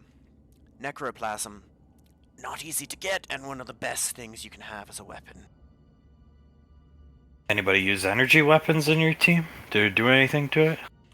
Wasn't a fan of Soul's blaster pistols. Laser pistols, I'm sorry. We didn't really have any plasma to use on it, but if you hit it from behind, it didn't like those, and it really hated lightning, cold, and fire attacks. This guy looks at Ash. Then we definitely need to stop at this dude's place. Kaz, feels like being back in the Rangers. That it does. O'Neill, now that we've speaking of that, make sure to get extra flamethrower fuel for these, and he points up to the flamethrower at his wrist. O'Neill rubs his hands together. I do love me flamethrowers. As he'll go off and get more fuel. Incendiary grenades as well. It keeps getting better and better, doesn't it? Maybe some thermal deaths. Oh boy, you heard the man. Make it a party. They just hear him go, woohoo! I've got all the elemental ammo I need for Shatter. We should be set. As set as we can be. I still don't prefer our odds. But we'll be just fine. We're Rangers after all. Once a Ranger, always a Ranger, Kaz. Sure feels that way. Looking up at the dropship. You'll do fine. I mean, you fought him already, right, Dad? Yes, I have, but it's never been an easy fight, and it never will be. Keep your training up with Okia. And, maybe look into something that's a bit better at cracking armor, because I think you're going to need it if you're fighting those. Yes, sir. Will do. Was nice to meet you, Mr. Kaz. Likewise. Puts his hand out for a goodbye handshake. He'll shake his hand. He'll pick up the box he was moving, move it up towards, Clay, walk back over to Ash. I'll see you, Dad, and be safe. I'll make sure to say hi to Mom and Ellie for you. You do that, and keep doing what you're doing, alright, son? Because I'm sure she's looking down proud at you when you do the right thing. Thanks, Dad. I love you, Dad. I love you too, son. Now, you should get down. Your mother's probably going to start cooking dinner very soon, and you don't want to be there when it's cold. Yes, sir. He's gonna get up and run off. So he runs off. The other two Rangers loading shit on the ship. Kaz walks up next to Ash, watching Ricky leave. You know, back in the day, we had a file on you. You, the Primarch, Julius, that was his name, the Wizard, Nicole. Nicole, I see, yes. Sasha, Yeah. I'm assuming? Mm-hmm. She was Lorelai's protege. We had files on all you. You waited till you were in your 80s, 90s to have a kid. I'm a half-elf. I'm basically the equivalent of you of a human at 40. Oh. Our files actually had multiple ages on for you. Because you just looked so old in your, especially compared to the headhunter photos. How exactly old are you? He looks over because that he doesn't look anything like you. You see him stop for a sec. I actually have to think about that. It's been a while since I've actually thought about it. I asked Ceres to stop putting the number on birthday cakes, you see. The Epsilon squad leader used to say, like, he almost felt bad about killing a geriatric fuck. If I'm thinking right, I'm almost 70. Look pretty damn good for the age, eh? Pretty spry too for 70. We had a poll that before all the Kool-Aid drinkers really started, that Tewaz guy and took over Epsilon squad. The poll on you was you were over 700. Just making that clear. He starts chuckling to himself. Hey, fair enough. I looked especially bad at the time because I was still recovering from the Majestic. Do you remember the guys that used to carry the incinerators? Yeah. You killed them on Mars. Yeah, I remember them. They thought you were Julius's father. I could have passed for it, mate. And I'm happy Ricky looks nothing like me in that regard. I went through some shit as a kid, man. Understood. He watches where Ricky ran off. Just always kind of did want to ask your age. No problem. Happy to tell. It's a nice thing being a half-elf, but it's also scary. While they do their duty, you want to see this Clive guy fucking destroy this hobbit? Yes, I do. You recorded it. Oh, wonderful. Of course I did. He starts typing on his wrist computer. It plays from his mask, so he'll put the hologram projection up here and let Ash have some, I guess, light relaxation time before the shitstorm that's coming, and they'll watch Clive murder Mortimer as, interestingly enough, Soul, Colt, Integra, and Hazel. The kids walking in front of Colt. Colt occasionally telling them, stay close, don't get too far. Colt, she's mischievous. Sucking on, pulling the finger out, referencing down to Hale. She nods. She looks a lot like her mother, and she acts like it too. So do you. She smiles at him. You would have no idea how much that means to me when you say it. 2 fingers? 2 fingers. She puts 2 fingers into his mouth. Have you seen that little girl? I'm getting tired of sitting out here. My makeup is starting to run. Colt pulls the fingers out immediately. Oh god, they are here. I completely forgot about that. Oh my god, Yolanda! No, I haven't seen them, sir. Okay, I'm going to sit back down over there. She's laughing to herself. Colt, oh dear god. Oh my god, is everyone else around? Colt, come on, girls. Takes them a little closer. This girl just long strides across the street. She's bored. Waves over to Krellin. Shh, me newspaper. Colt, they're still fucking here. Soul covering her mouth, starting to laugh. The Cold Him newspaper! Oh my god. Frederick is breakdancing. Record! And Soul pulls up a recording, starts to record. Frederick is waving his arms around, standing in place on top of the cardboard. It's only about like a 5x5 piece. And he's just waving his arms wildly in a windmill fashion. And he stops, puts both hands on his hips, and starts breathing heavily like he just exerted himself a lot. That is good dancing. Lifting an empty glass, pretending to drink out of it. Oh my god. Thank you, Yolanda, thank you. Thank you, random beautiful lady that I don't know. What? I mean, their disguises are shit, but look at Tommy. He's just standing there as if nobody would recognize. He's the most recognized. Who wouldn't recognize that guy? That is literally Tommy Wiseau. richest man in the universe, most influential man in the universe, just standing right there. A loud, piercing beep goes off. Tommy, they are coming! Across the street from Frederick. Get ready, Frederick! Fludwick nods, starts to breakdance again. Hazel and Dylan. Hazel looks around, notices the people that have been tailing her, sometimes successfully, sometimes unsuccessfully, for the better portion of the day. She pulls in Dylan close. God damn it, Dylan! I thought you told me that the tails were off of us. Huh? He just looks around. They're right there. You see him? That weird guy with the sunglasses. Man?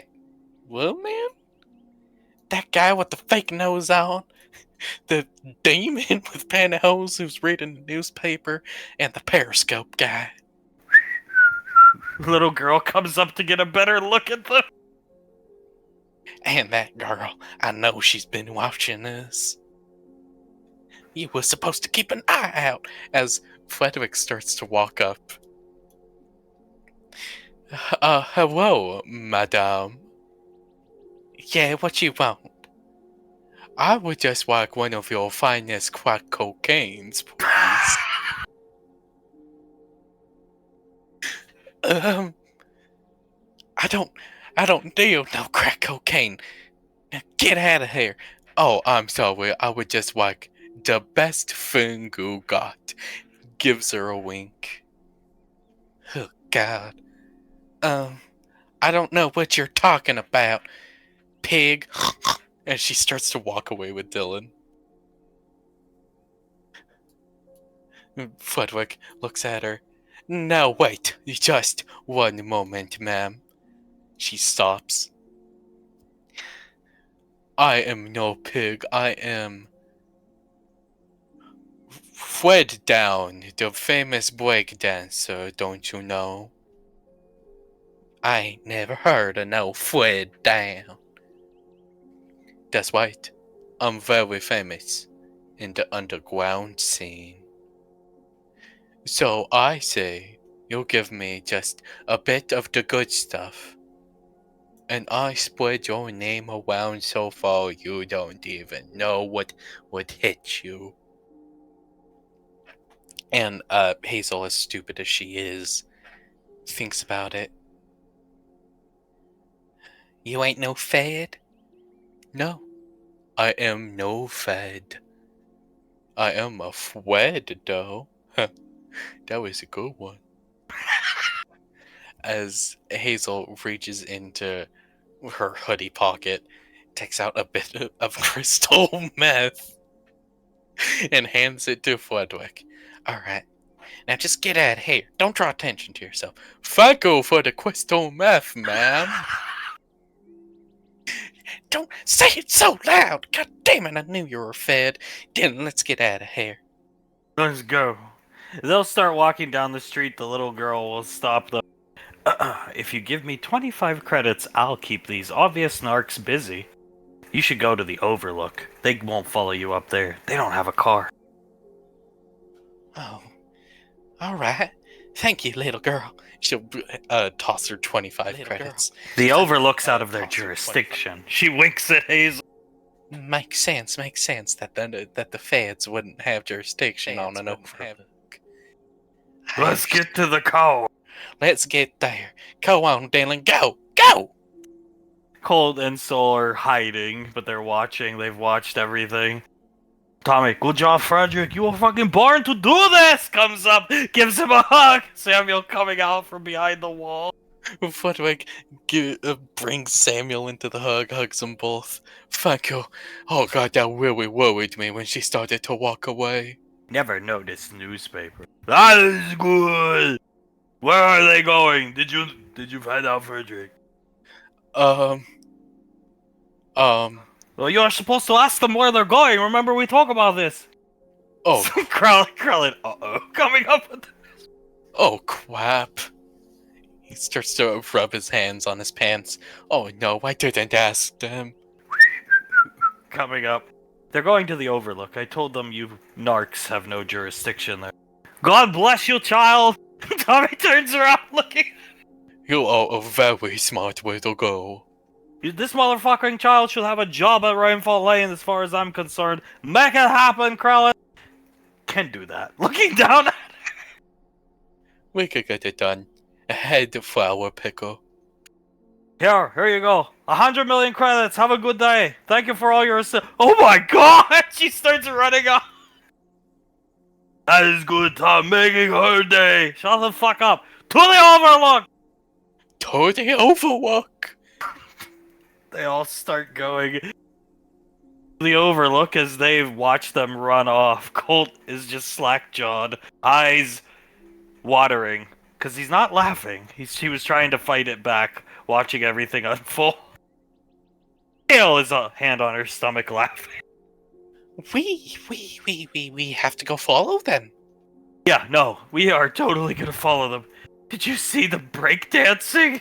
He was just... Soul takes a couple steps back, because she doesn't want to hit anyone, and she just starts doing what he was doing. Thank you for the crack cocaine or crystal meth. Oh my god. She walks back up. That was amazing. Colt, They- they are the worst.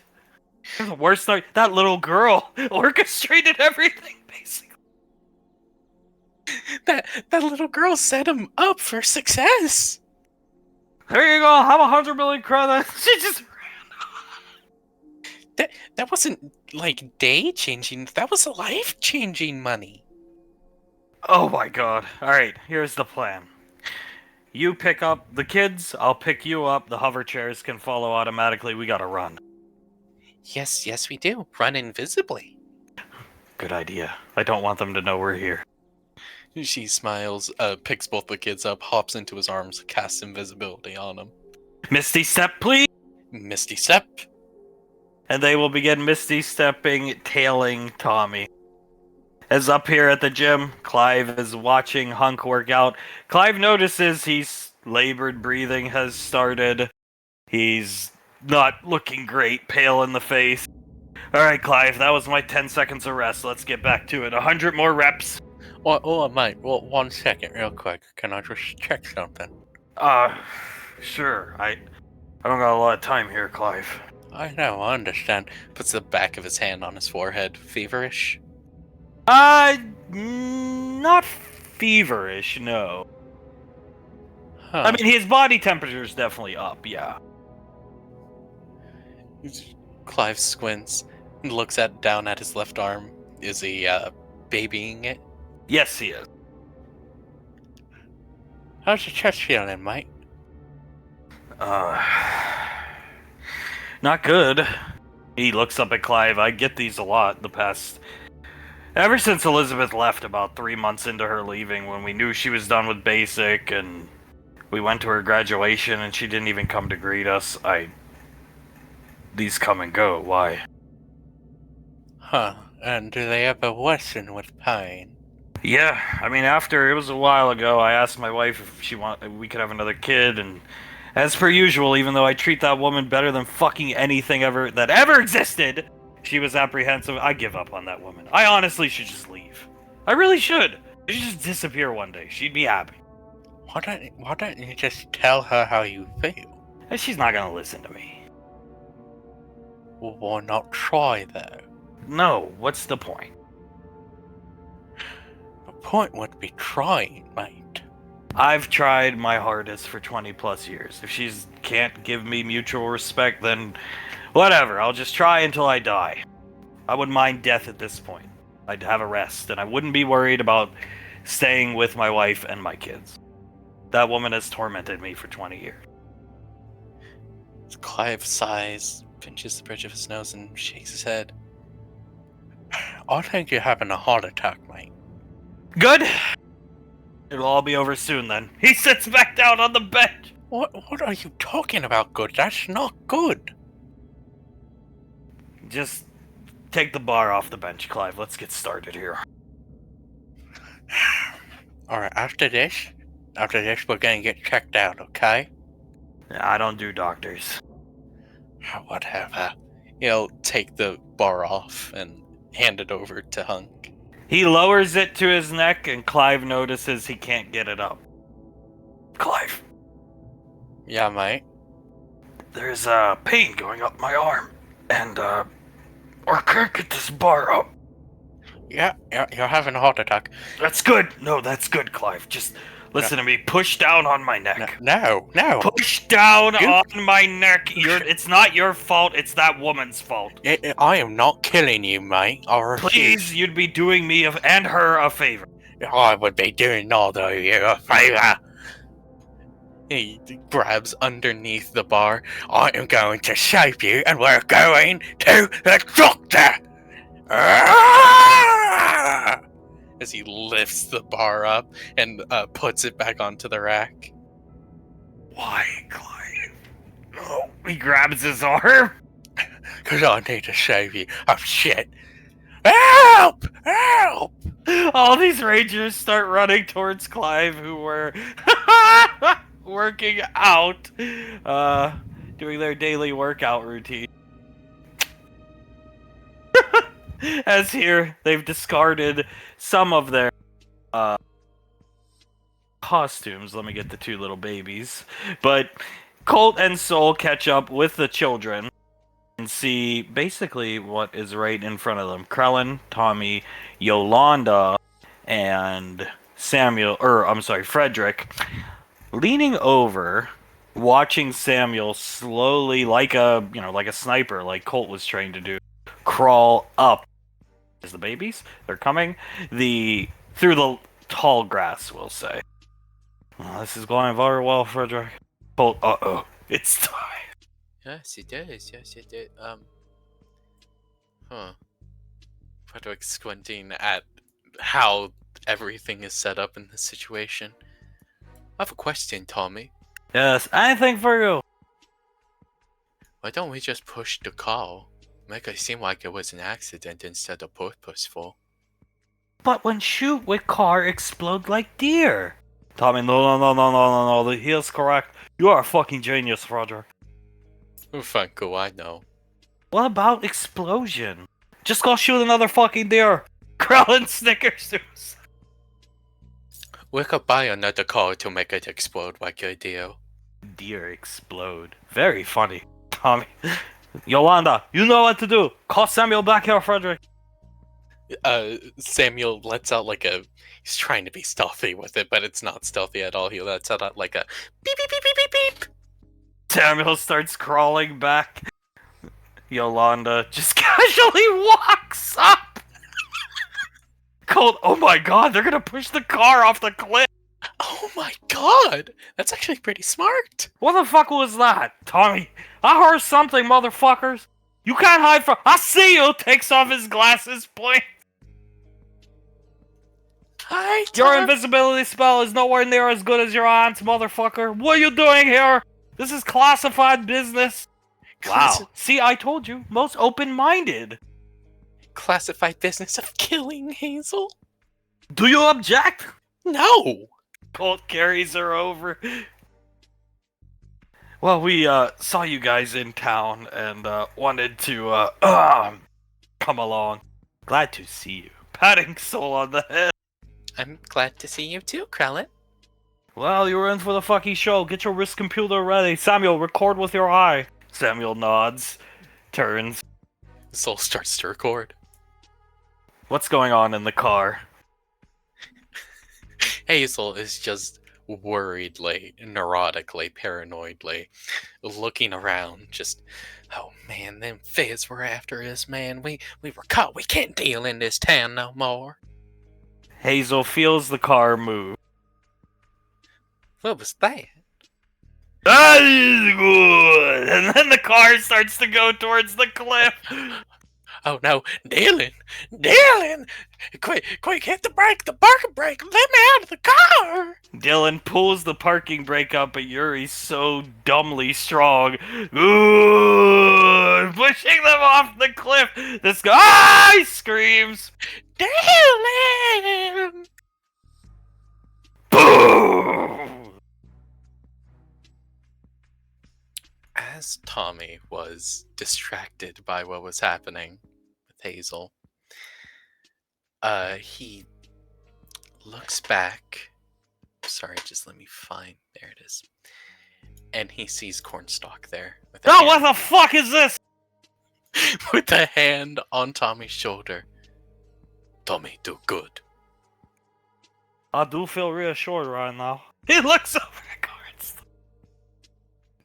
Cornstalk. Cornstalk nods. Good. Very good. I do a good job, you think? Finally kill Hazel? You did wonderfully, Mr. Wiseau. Wonderfully. What think about Frederick Breakdance? Cold snicker. Frederick's breakdance was revolutionary. You should present it to the rest of the family. I agree. I will. I very much will. I'll have to get into my breakdancing gear, if you will. Hazel dead. And I keep newspaper. Oh, Soul polymorphs back to her normal self. That's a good newspaper. newspaper today. Tommy, that's all I hear all fucking day. Going to hear it in my sleep.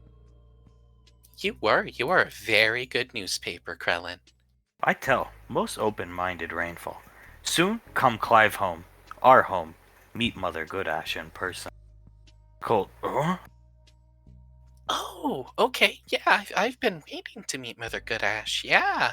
I thought they said Mother Goodash was like out somewhere in the woods or something last time. Move in with us with Clive. Oh, how wonderful for Mother Goodash. Frederick nods. She enjoys it quite a bit. But can't tell anyone. Wags his finger at Soul. Or no more open mind. I won't. I won't tell a living soul. Need tell you something very important. Big secret. Oh, okay. He leans in. Don't let other men touch, dumb fuck. Pulls away from her ear. Go. Oh. Soul shakes her head. I'll be handling that very soon, Krellin. Don't worry.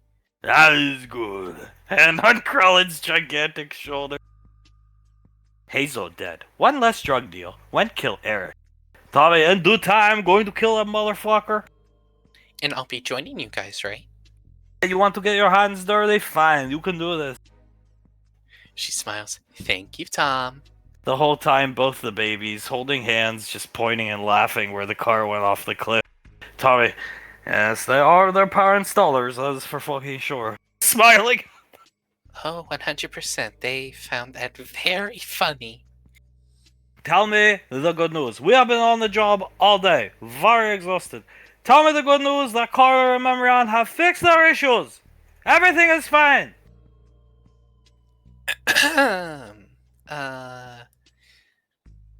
No. Great. Well, at least we solved half the goddamn problem. At least Memorian not spitting on floors and stuff like that. She won't do that anymore. Well. Be careful when you go down to your basement. She's building fucking meth lab down there. Oh my god. She ordered the supplies. Yuri intercept the packages. She ordered more through different company. I don't know. Can't do anything. Buying company to prevent it next week. Oh god, what do we do? Oh, well, there's actually nothing we can do. This is Carter- all up to Carter. Memory Ann just needs to scream at him. It works. Fucking wonder. She won't scream at him. You've seen her. Maybe if she has enough, metaphorically speaking. I don't think so. No. Yeah, 'cause, that's not what Hazel would do. Oh god, I don't like doing that accent. No, please don't do that around me. Oh, outlaw country. Yeah, I don't like that bit. I've had to cast a deafen spell on me and Colt over the weekend to not hear it. Oh, fucking terrible. Carter better come up with something soon. Alright, we have to go celebrate. Let's go back to the lake. Mother, good Ash. Grilled cheese time. Right, Frederick? What? I don't think Clive had provided her this morning, and that's fine. We can do it this time around. Busy man. Kill Mortimer. Oh, good. That motherfucker is dead too. 2 birds with 1 stone today. Yes, Two birds, one stone. Classic fairy tale 8. When we kill Eric, it will be a brutal thing. But just remember, Frederick, everything you work for in Fairy Tale 8 ruined by this Eric man. Remember that.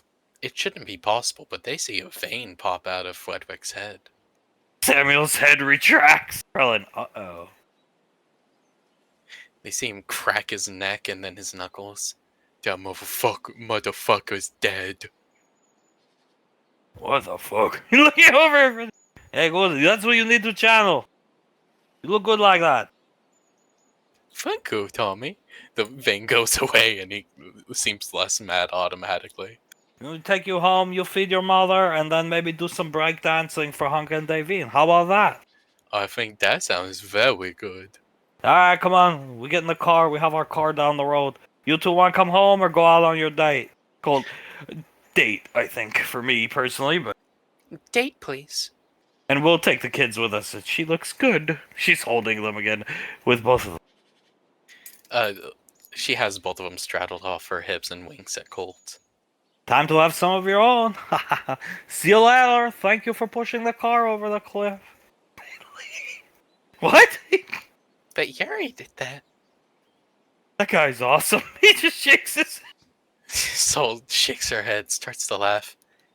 Would you want to spend the night on the Overlook with me, honey? He looks up at the Overlook. Yeah. How about we misty step back into town, get some Chinese food, and then come back up here? I think that's a great plan, my husband. He'll pick her up, and she's got both the kids. And that's what they will do for their night. As at JJ's house, Elizabeth and Benny are napping. It's been stressful. A lot of emotions. Everybody else, Davine, Scar, and Suletta are not here yet. Everybody else is sitting here by the pool. Remember, Ann, he didn't have to scream that loudly. No, he didn't, but I don't think it's a good idea to spit anymore. I think he did. You're acting stupid. Remember, Ann, I'm not the one that forced him with Hazel. He chose willingly. Oh, God. Carter looks almost hopeful. I did. Do you want to talk about that at all? Like, No. how we feel about that? No, I don't. Hazel's just relaxing right now. She pets Mr. Snuffles. The two kids are not here. Carter pinches the bridge of his nose. I almost got it. Almost. He sighs, starts to pet the top of Memory Ann's head, and gives her a kiss on the cheek. Eating today was nice. She smiles. Sam, you can eat whatever you want, all the time. All the time. In fact, I encourage it. Anything you want, I'll make it for you. I could go for a corn dog. Carter opens his mouth, closes his eyes. Do you really want a corn dog? Yeah. I can make you a corn dog, honey. Sam, well, we have no corn dogs in our house, so you'll just have to wait till later. Yeah, when we get home, I can make you a corn dog. 'Cause I sadly, actually used to like corn dogs till you started eating them undercooked. they see Laz like sort of shiver in disgust at eating them undercooked. Yeah, I used to like them too. He just shakes his head. Not that much anymore. I do think those Captain bars look actually perfect on you. Marianne, really? Touching them? JJ nods. Yeah, you look smashing, Memorian. The Captain bars, they suit you quite well. It's a long time coming, in my opinion. Sam nods her head. And what you did was incredibly brave. Me and Carter were up on the damn scaffolding, watching it unfold. Carter nods. I have never been more scared than in that moment. But you pulled through, and I love you a lot. I was just doing what Hazel would have done. I don't know. Hazel wouldn't have done that. Meow, meow, meow. Meow, meow, meow, meow. In JJ's This accent is insufferable. In Snuffles' head. Yeah, you're telling me, mate. You're telling me. I'll be right back, Carter. She gets up, goes into another room. Well, he doesn't know exactly where she's going. Meow meow, meow meow meow, meow meow meow meow, meow, gesturing towards Carter. Look at this fucking moron. Can you believe this? I know, Snuffles, I know. This is all in Snuffles' head. He. I'm sure he is very angry with himself and is trying to think of the best way to fix it, though, right? Sam pursing her lips, looking at Carter. You okay? Carter, elbows on his knees, rubbing his temple. They can see, like, his hair starting to stand up because of static energy. I mean, they're probably killing Hazel right now as we speak. How badly could they botch it up? I don't know, how badly could I botch this up? It's not as badly as those fucking morons trying to, tail Hazel. You saw them. Just give us some time. Hazel will be dead. Hopefully that'll flip this way. Carter stands up. With my luck, it won't. And if it doesn't, then you will think of something. Right? You will. Yeah. You have it under control. You have to keep telling yourself that, even if it's not true. You have any ideas? Anything mulling around in that brain of yours? The Colonel is a bright man. So is your mother. She's incredibly intelligent. You can't tell me you don't have one good idea bouncing around up there. I'm trying to get her to yell at me. Currently, that's the brightest idea I got. Meow, meow, meow. Meow, meow, meow. Carter sees the cat gesturing wildly with his paw at him. I don't know what the fuck you're saying, Snuffles, but you need to just stop. Meow. I'm gonna take that as a fine. In JJ's head, he heard, just propose to her, you fucking ape. JJ thinks back to Snuffles. Should I give him that advice? Meow, meow, meow, meow, meow, meow. Please do before I slit his pathetic throat. Why don't you propose to her, mate? Maybe that's a good idea. Keep it in your pocket, something like that. Carter looks down, looks at JJ and nods. I'll keep that one in my pocket, thank you, JJ. Before JJ can respond, Outlaw Country starts blasting through the speaker system built into the house. Sam sighs heavily. Oz jumps at the sound of the music so much that he almost drops Laz into the pool, but he catches his girl before she falls in. Laz just groans, puts on her headphones, and takes out a pair for Oz. No, it's fine, love. We need to get used to it. Oh, God. She takes her headphones down. We need to support her right now. She needs us.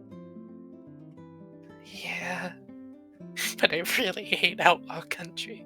Oh no, I despise it more than meow meow meow meow meow meow.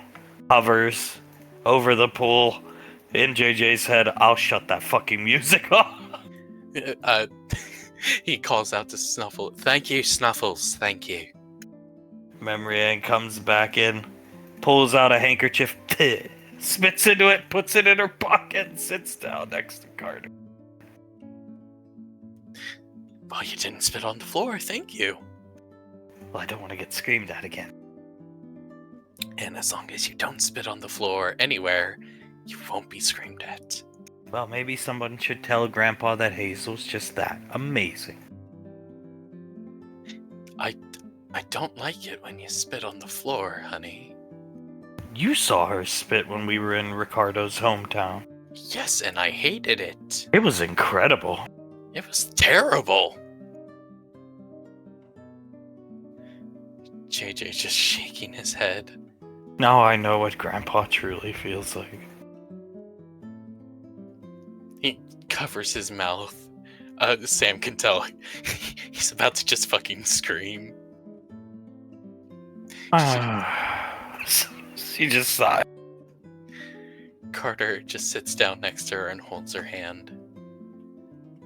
I'm sorry I make you feel that way. Give me time, I will be Hazel. I plan to lose around 50 to 60 pounds. What? No, please don't lose that much. I find it strange all of her social media was taken down. Sam, Laz chuckles a bit. That is strange. He shrugs. It's probably promoting drug use or drug deals or something like that.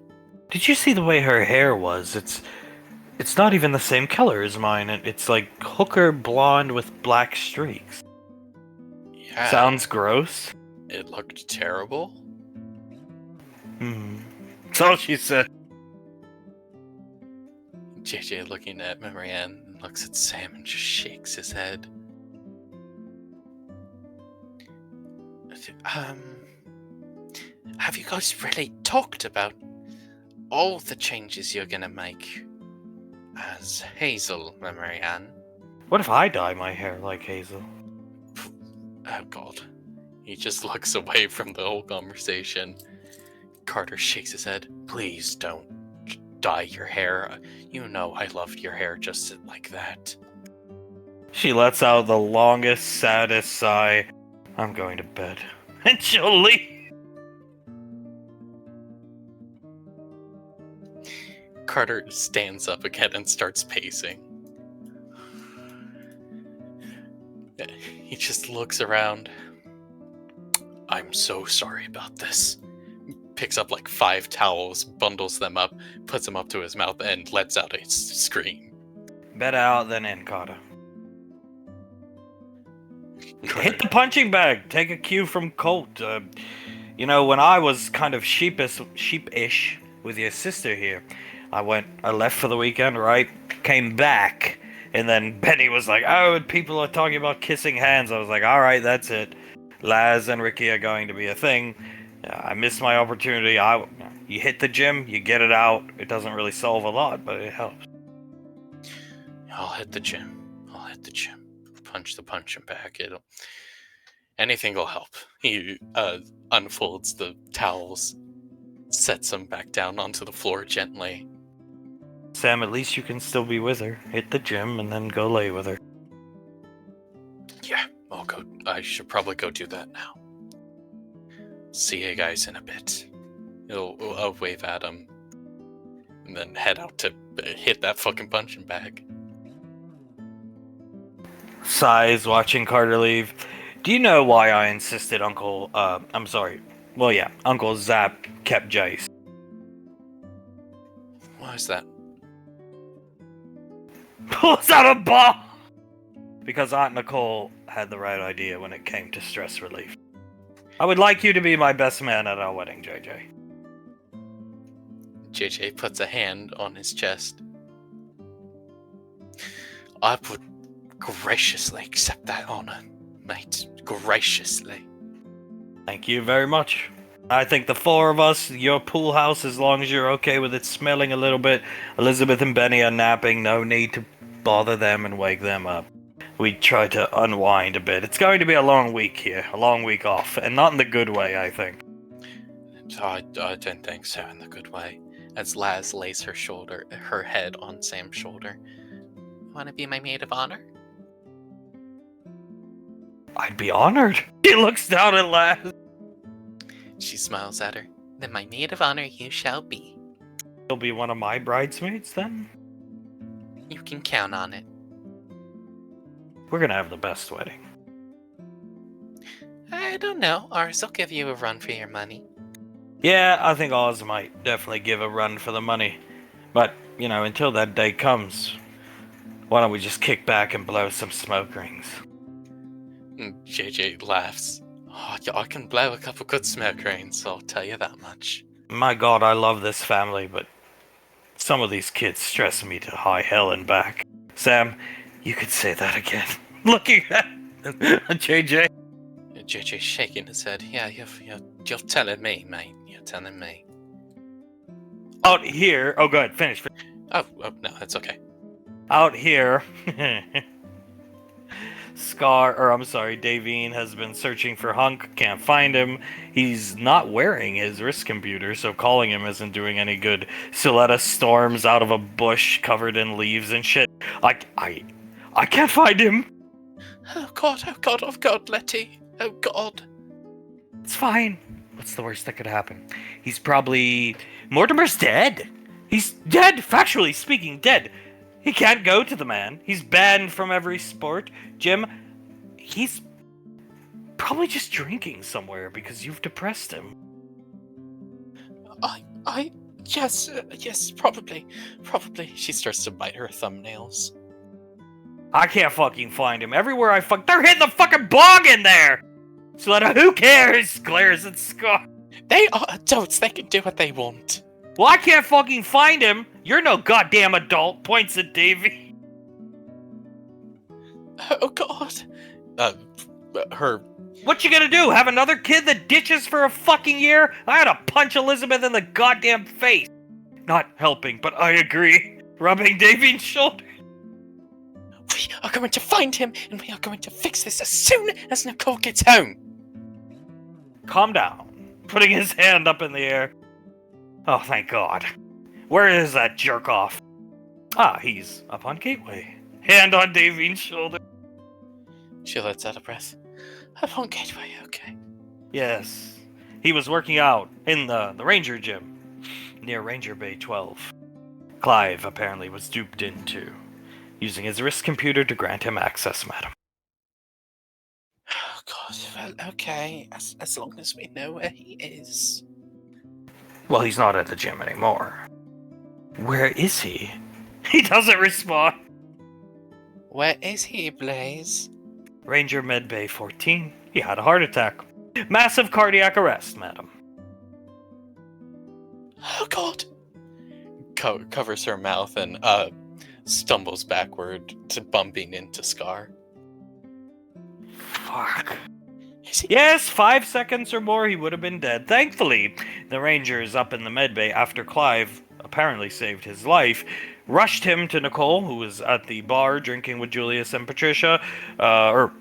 Julius had to return to the Woodbury to get some paperwork, and Nicole saved his life. He rubs her shoulder. Okay, he's alive though. He's alive. Ah, barely. He almost died, factually speaking, as Miss Suletta likes to say. 5, maybe 4 seconds. Scar, oh, you're enjoying this, aren't you? Their teeth and blade. We need to go see him now. Well, then, let us head to the teleporter, madam. Yes, please, quickly. He'll guide Davy to the teleporter. Up here in the medbay. Pequod hand on Hunk's leg, just rubbing it. Julius did have to go back to Woodbury to get something. They called Julius immediately, though. I see rubbing Hunk's head. Clive sitting in the chair. Hunk, couple more seconds, Nicole, and I would have been dead. Pequod, Dad! Fighting back to you. This motherfucker gestures over to Clive. I'm sorry. I didn't want you to die, mate. Well, it was time. The Lord was preparing to take me. It was time. You would have made... Trust me, my wife is gonna be fucking pissed. She's been waiting for something like this to happen. Pequod's getting very angry, thinking about Davy. Clive just shakes his head. I'm sorry, mate. I didn't want to be the reason someone died. I don't know Julius's current state. Rushing through the door, the Rangers didn't attempt to stop him. They can see tears on his face. He bursts through the door. Dad? Oh, great. Avine fucking Jr., number 1. Okay, yeah. Are you okay? Unfortunately, I'm still breathing, thanks to Clive. Unfortunately? Yeah, unfortunately. This was the big chance. Could have been rid of me, gone. Your mother would have... Maybe she would have went back to Jiren. I don't fucking know. Or give a shit. You. I'm just fed up with it all. You, Elizabeth, her... I was more than content to finally get some fucking rest. Thank you. 20 years. Pequod, I'm gonna punch that cunt. Julius puts a hand on her shoulder and then walks up next to Hunk on the bed. You're still alive, though, Dad. Unfortunately, son. No, thankfully. Yeah, well, thank him over there. Thank you, Clive. And Clive nods. There was so least I could have done for this family. Yes, thank you. Yes, thank you for saving my father's life. Julius covers his mouth, looking down at Hunk, shaking his head, tearing up again. Are you in any pain? Can we get you like painkillers or anything? My chest is definitely killing me. My arm still, but it'll go away. Nicole, as soon as she got to me, crying like a little girl, Lacey shakes her head. Okay. About 4 or 5 more seconds, and your mother would have been a really happy woman. I'm sure Elizabeth would have been throwing party poppers. Little dumb cunt bitch. Icy, let it out! Stroking Hunk's hair. Yell, Dad, let it all out, please. Stupid motherfucker. I treated that stupid kid better than any kid has been treated in the universe, as I did your goddamn mother. And she leaves for a year and comes back with a guy. Fuck her. Yeah, fuck her. He sits down and takes Go the back to seat. Gallia. Get eaten by a monster. Go ahead. You should be fucking grateful you people are even here. Ow, but yes, true, Dad. We should be. And trust me, I at least I am. You're a fuck up too. He points right at Julius. Hung up on a dead girl from 400 fucking million years ago. Go fuck yourself.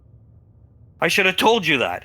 Back then. I don't know, maybe I wasn't a dad enough to you. Fuck you. You fucking moron. Pequod. The way you treated her, I don't care if she takes responsibility. If you were gonna model yourself after me, you should have modeled yourself after me. And fuck that dead little girl. You didn't even know anything about her. I don't need a time tombs to know that. I agree, Dad. I agree, even though I take responsibility. I don't care that she takes responsibility. It was all my fault. I realize that. You people shouldn't do this to your significant others. No. You shouldn't. You, your mother, I'm sure your goddamn sister Elizabeth will do something to fucking Benny. Oh, she hasn't yet. We should at least have faith with her. It's good to let these things out. Hands through his hair. Don't you feel better? Yeah, actually, kind of. Yeah, letting your emotions out, letting people know how you feel, it really does help. Sure does. Like when you teleport somebody who's currently at JJ's house here. Elizabeth, I don't know what she's doing, but is teleported right behind Icy. She was taking a nap. She sits up immediately, feeling the change. She has a little blanket that she was curled up under, with messiest bed hair ever. She's blinking, looking around. What's going on? Icy will turn her face towards her, hands on her cheeks. You look cute. Thank you, sissy. You too. What's going on? What is this, a hospital? Dad had a heart attack. She turns her head to see Hunk in the bed. Great. What? She immediately, completely awake. Clive is going to stand off to the side a bit as Elizabeth, that's her name. Elizabeth runs up to his side and holds his hand. Daddy, are you okay? Unfortunately, I am still breathing. I am sorry. No, don't apologize. You're still breathing. You're still here. Came close this time. We came so goddamn close. Oh, God. Elizabeth starts to cry, and she hugs him. Icy, thanks to the heroic efforts of Clive, he handled 2 big problems today. She turns her head towards Clive. Thank you, Clive. And she goes back to just hugging Hunk. Not Good. not tightly as to hurt him, but she's definitely hugging him. I see JJ's turn. Lifts her finger, stops. Oh, they're getting high. Lowers her finger. Pequod, just leave him alone. JJ or Julius shakes his head. Yeah, we don't want high JJ. Yeah, and you know what? Fuck him too. Because all he did all his life was act like he was fucking gay. I don't care if he holds it against me. He can go to hell too. He shrugs. Eh. Oh, okay. Julius just shrugs. That's fair enough, Dad. He acted like he was gay. That's his problem. All we wanted to do was make sure he knew he was accepted. And he's a fucking idiot too for not taking his opportunity with Sam the first time he met her. So maybe he's not as bright as people claim he is. I see. Hard to argue that point. Looking down at him. Julius shrugs again. Yeah, I suppose that is hard to argue. Welcome to the family, Clive. Be quiet, just grimacing.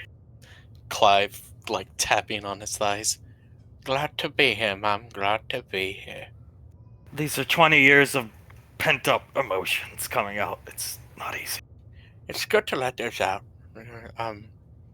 Something built up for too long gets explosive afterwards, you know? Worked for Soul and Colt very well.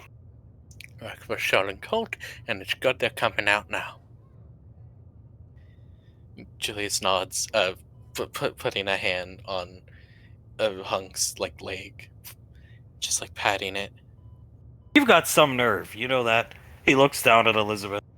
You leave for a year and you come home with a boy. Should have kicked your ass out. What would you do? He is fucking useless. Newsflash. The only education he has is from us. What would you do? Were you gonna live in a one-bedroom apartment in the slums somewhere, on some colony, under a bridge? Well, you want to drive a taxi for a living? You think you're cut out to do that? What are you gonna do? Flip burgers? Tell me! Give me an answer! You owe me an answer. I don't know what I would have done. I don't know what I would be without you, Dad. Give me a cigarette, Nicole. You see, you just had a heart attack, dude. We can't give you a cigarette, Dad. You're lucky we took him in. And you back. And you ever pull something like that again, I'm never wasting a second of my time on you, Elizabeth. Yes, Dad, I understand completely, Dad. Pequod, the ruling still stands. She'll be all her access to the lane will be revoked. That is completely fair. Completely fair. Pequod cracks her knuckles. Continue. I won't do anything like it again, I promise. Just waiting for Davide to walk through the door, cracking her fingers. I see. Oh, she knows. She's storming up here right now. Punk doesn't hear it, though, because he's listening to Elizabeth. As Elizabeth continues to talk, before you punch her, at least give her a chance to talk. I will. Thank you. Elizabeth just continuing to talk, sort of incomprehensibly, because of how much she's crying and, like, burying her face into Hunk. And Julius just starts, like, petting the top of her head as she's hugging him. It's okay, Dad's okay now. Yeah, but it's because of me. It's because of me and Mom and all of us. It's all our faults. It's because of me. And I'm sorry, Dad. I'm sorry. Apology accepted. Just hopefully your mother comes in here, stabs me with one of her swords, and it's over. She starts to cry again and holds him closer. Well, I don't think she's gonna do that. Like, she's more or less just gonna be really upset. From what I can tell. Julius nods, looks at Icy, and thinks in his head, "We can fix this, right?" As soon as she gets here, after she slaps him. Okay. He shrugs. That as long as she can fix it. You know what? Fuck it. She'll snap her fingers and teleport the two high fucks. Oh, he was holding her. Sorry. JJ, like, biting his bottom lip. What's Dad doing in a hospital bed? Nicole, Icy will. Sorry for your high.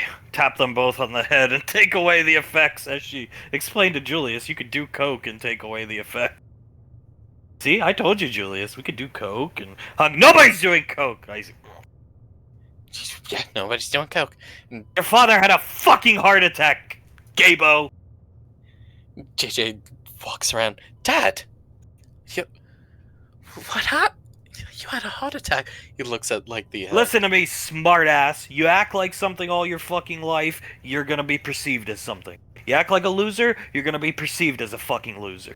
You act one certain way, you're gonna be perceived one certain way. You should just be grateful you have me as a father who's open-minded and a family that wanted to support your decision, no matter what.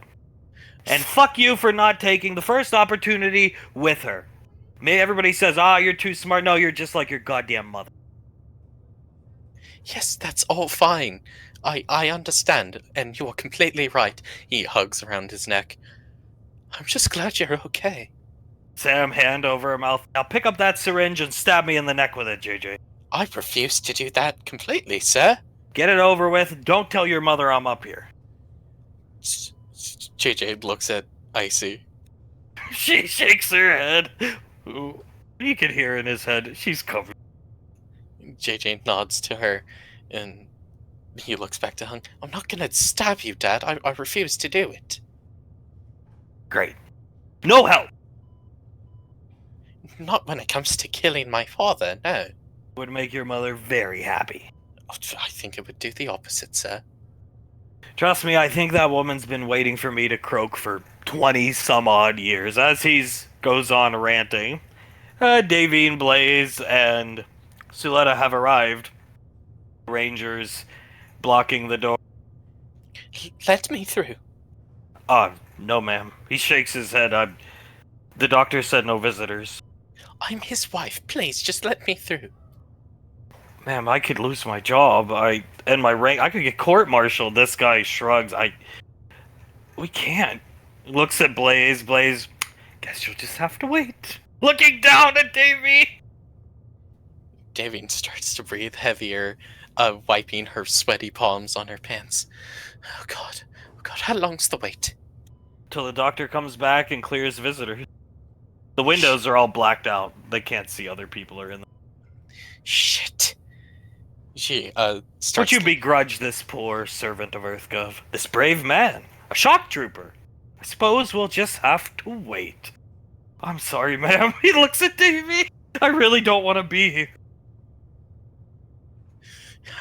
I know. You're just doing your job. You're just doing your job. I knew this would happen. I told you were running him into the ground. Suletta points at... You know what? She slaps Davine across the face. She accepts the slap and then grabs Suletta by her shoulders. You think I didn't realize that? You think I didn't try my fucking hardest to try and fix it? Suletta! Well, it's going to be fixed today, and you will not botch it up again. You think I ever... You know what? I give you full permission to throw an icicle through my eyeball if I ever do anything like this again. Do you hear me, Suletta? And you, Blaze, I give you full permission to freeze me and burn me alive or whatever the fuck you do. I give you full permission to do so if I ever botch this relationship up again. Do you hear me? He starts golf clapping. As you wish. She looks at Suletta. I have been trying to fix it. And I have been failing. So what if I need a little help? I have been trying. And I don't appreciate my efforts never being appreciated. The lesson It took here you is... 20... You know what? No, it took you 20 years to say I should help my sister. It took you 20 years. when you obviously realized from near the beginning that I couldn't do it, because I'm not strong enough and I'm stupid. Well, I didn't know about mind melding until late into the game. You could have been helpful any other way by just giving some fucking advice. Other than threatening me with icicles and saying how stupid I am, when you already know. For God's sakes, Letty, I realize that. I'm not smart. I never have been. And I never will be. Fine, So I I would have apologize. I apologize. Thank you for your... If you'll let me finish, though, the lesson is it shouldn't have been done in the first place. She'll pull Davine in for a hug. Davine starts to cry. I'm sorry. I know. It shouldn't have been. So I apologize for my end of not being more helpful. I'm sorry for yelling at you. I quite agree. It just shouldn't be done in the first place, actually. He puts his finger up. Davine looks at Blaze, and I know that. And it won't happen again. Suppose we'll just have to wait days, maybe weeks, months. This guy, it won't be that long, I promise.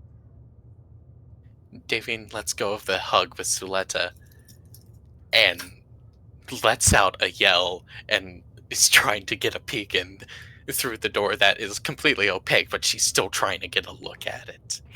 He's fine. These rangers are intelligent men. Rubbing her shoulders, they brought him to Nicole. Yes, they did. He is fine. He's fine, but I need to see him. I need to get it fixed. Suletta, I have some weight still in the military ranger. I'm good friends with the ranger general. If you wouldn't mind just please stepping out of the way. For me. She winks at him and he gonna get fired. But they'll move out of the way. Suletta, see, I'm the door's locked. Helping. I'm trying to help, bitch! Thank you, honey. Thank you, Letty. Open the door. She starts violently. Icy turns around. Huh? Seeing the door jiggle. Julius turns around. Some rangers trying to get in. They have the access code. I see. Oh, nah. It's, she starts snickering as Suletta stands out of the way. At least you could put your ear up and listen, honey. Rubbing Davine's shoulder. She does. Hunk.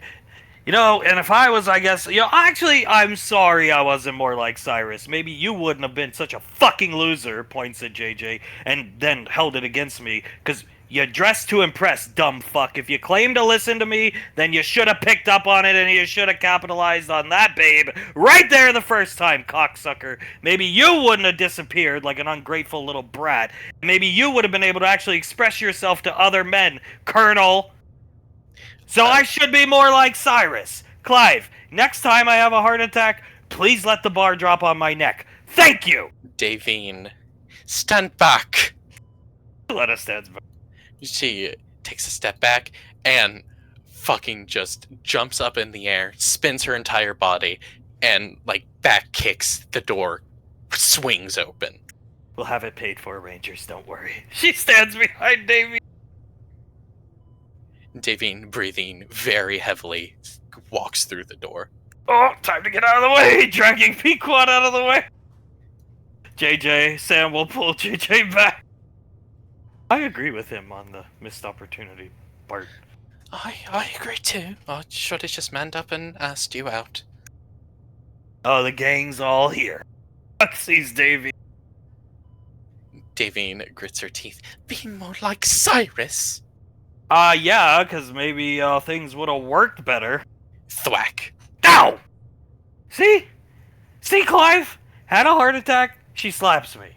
Huh? Next time, let the bar hit my neck. Clive just shaking his head, looking down at his lap. You what? Slaps him again. I told you to just stab me in the neck with the damn needle, son. Get it over with.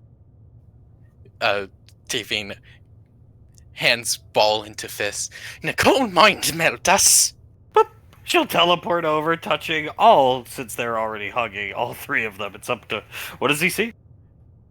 Let's go with Elizabeth first. Get your ass over there. Teleporting JJ over. What he sees from Elizabeth is him holding her as a baby. It starts to like fast forward almost, and in the same position, sitting in a chair, you see as she drops out of his arms and onto his lap.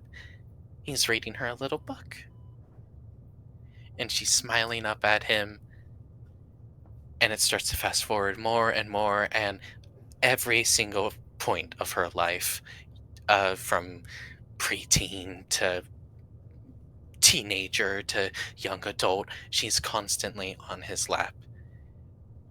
And instead of like getting further and further away, she starts to get closer and closer to him, and eventually she's hugging onto him, and he can hear like echoing throughout the thought, I'm sorry, I'm sorry, I'm sorry, just continuously. I'll be a better daughter. I'm trying. I am so sorry, Dad. We'll go to Davine.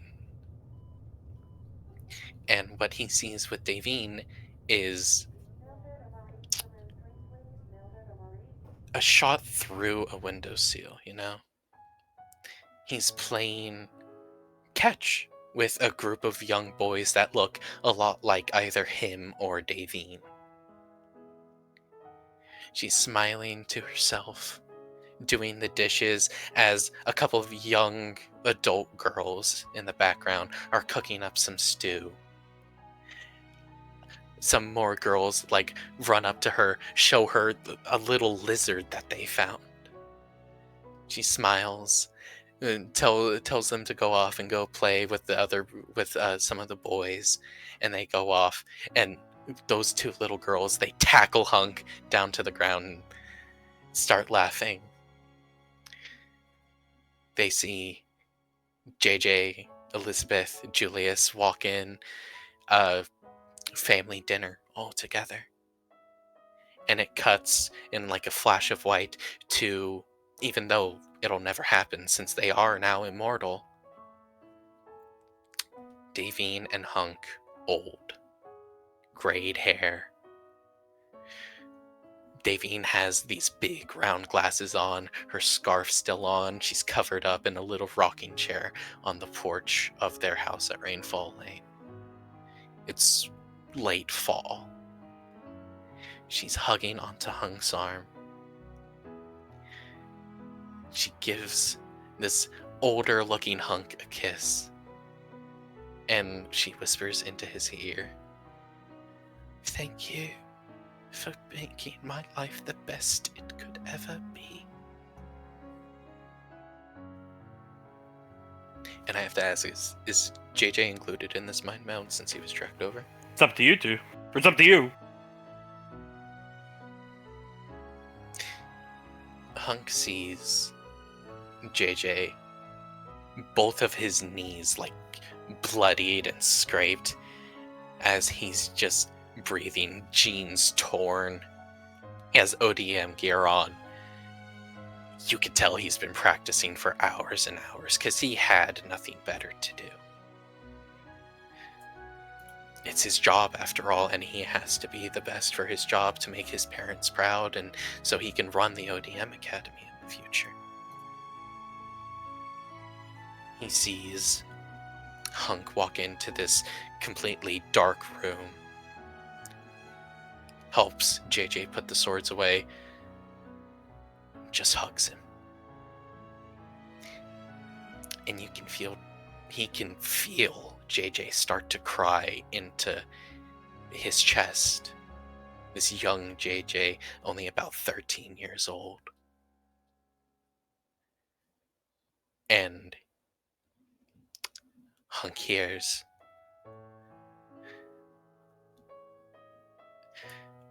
never held it against you. It's fair. It's completely fair, Dad. You always treated me really great. And I gotta thank you for that, Dad. That's all he sees from JJ. And you know what? I'm gonna include Julius in this too. Hunk sees a little preview of what he's gonna see in the time tombs. He sees a little scrawny fucking Julius looking up at him.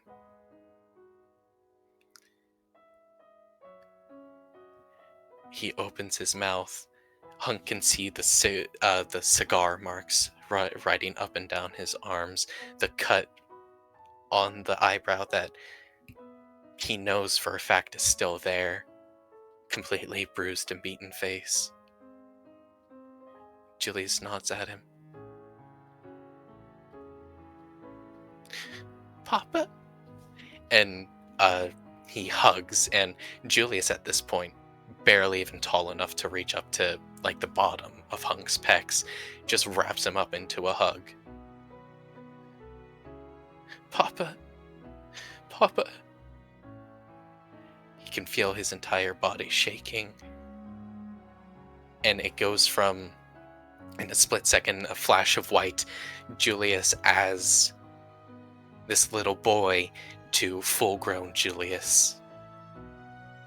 Papa. He feels Julius's hand grab onto the back of his head. Tears start to hit his shoulder. Papa. And that's all he sees from Julius. Hunk looks around the room. What was that? That was crazy. Looks up at Davy. I see mind meld. Exactly how they feel about you. Davy nods. From my understanding, we connected our thoughts to yours. 2 quick snaps of a finger. Pop! Icy will take Elizabeth and hold her. Pop! So Davy can get at him for freely. Davy takes a step forward, leans over his bed to, just get a good look at him. Gonna slap me again? No. I'll never slap you again. I love you, darling. And I do want to spend the rest of my life with as many children as we can bore to this world. Well, okay. I want them all. And there is no other man in this world that is meant for me. Other than you, okay? Okay, I'll agree. If there's some terms. You have to agree to my term. Name them. I am in charge of this family. Me. Now and forever. Thanks to Time Goddess over there. I see chuckle. I've wanted that for 20 years. Why didn't you say something? I did. Yeah, you probably did. Yeah. Alright, well, I'm in charge. Number 1. Number 2, you're never walking away from me again. Because I treat you better than anything in this universe has ever lived. And I do it for all of them. Never again. My feet are planted firmly next to you. I will not put up with it, and I mean it. I'll leave. And you would be completely right to do so, my love. I'm not putting up with that bullshit. And you have no reason to. Those are my conditions. That's it. I think they're pretty simple conditions. Sam raises her hand. I would like you in charge. Well, Julius nods. I would like you in charge. Elizabeth, JJ, both nod. I always like it when you're in charge, Dad. well, then I'm in charge from here on out. That means when I say something, you listen, you open your ears, and you do it. Yeah. I have no problem with that. And Davy nods, smiling at Hunk. Please, I would so prefer that to what's been going on. Kick off the shoes and he'll lift the cover to his bed for Davy. And she kicks off her shoes and lays down next to him. He'll put his arm around her. This is nice. It is. It really is. Lays her head on his chest and hugs him tight enough so he can realize she's hugging him tightly, but not enough to hurt him. Quad running both hands down her face. Is this over now? Siletta, yes. Julius, wiping some tears away, clears his throat and stands next to Pequod, holding her hand. Listen, what I said sticks. You, points at JJ. You, points at Julius. And most importantly, you, points at Elizabeth. JJ puts both of his hands up. I didn't really hold it against you, or just...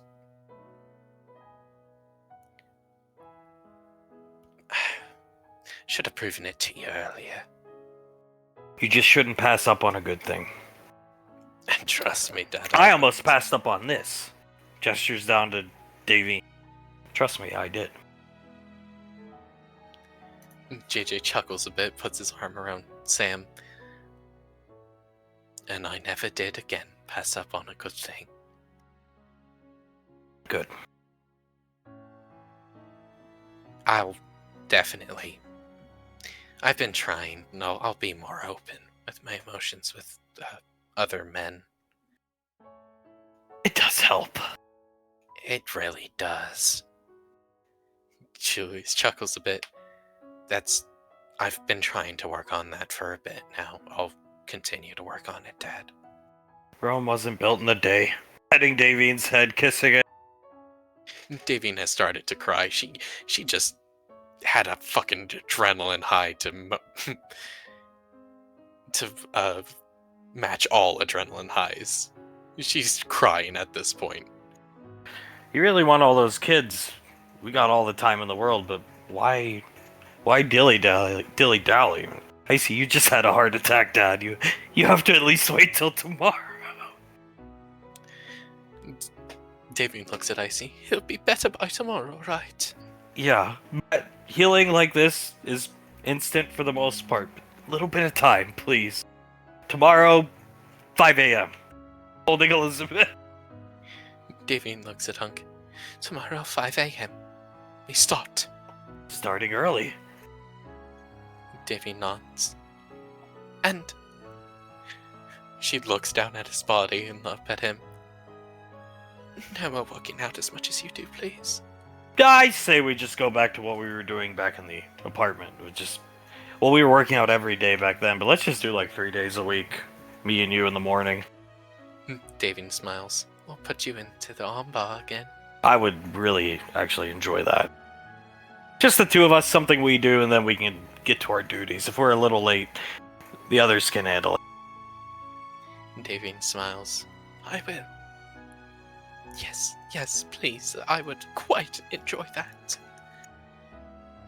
Give the little runt to me. Gesturing over to Elizabeth. Icy, oh, you heard the guy. Hands Elizabeth onto Hunk. She runs over and hugs her dad. I'm sorry. It's alright. Where the heck is Benny? You got teleported here with a blanket. I see he's sleeping at JJ's place. Okay, that's good. We were taking a nap. We haven't been really able to sleep all weekend. Well, how about, I don't know. Everybody here's probably got things to do. How about me, you, and Mom stay here for the night? We can watch movies. Elizabeth smiles at him and nods. Yes, please. And Davine, I would like nothing more, my love. Give me a kiss. She kisses him. Pequod, I am so glad this is fucking over. Starting to cry. Julius, both hands on Pequod's shoulders.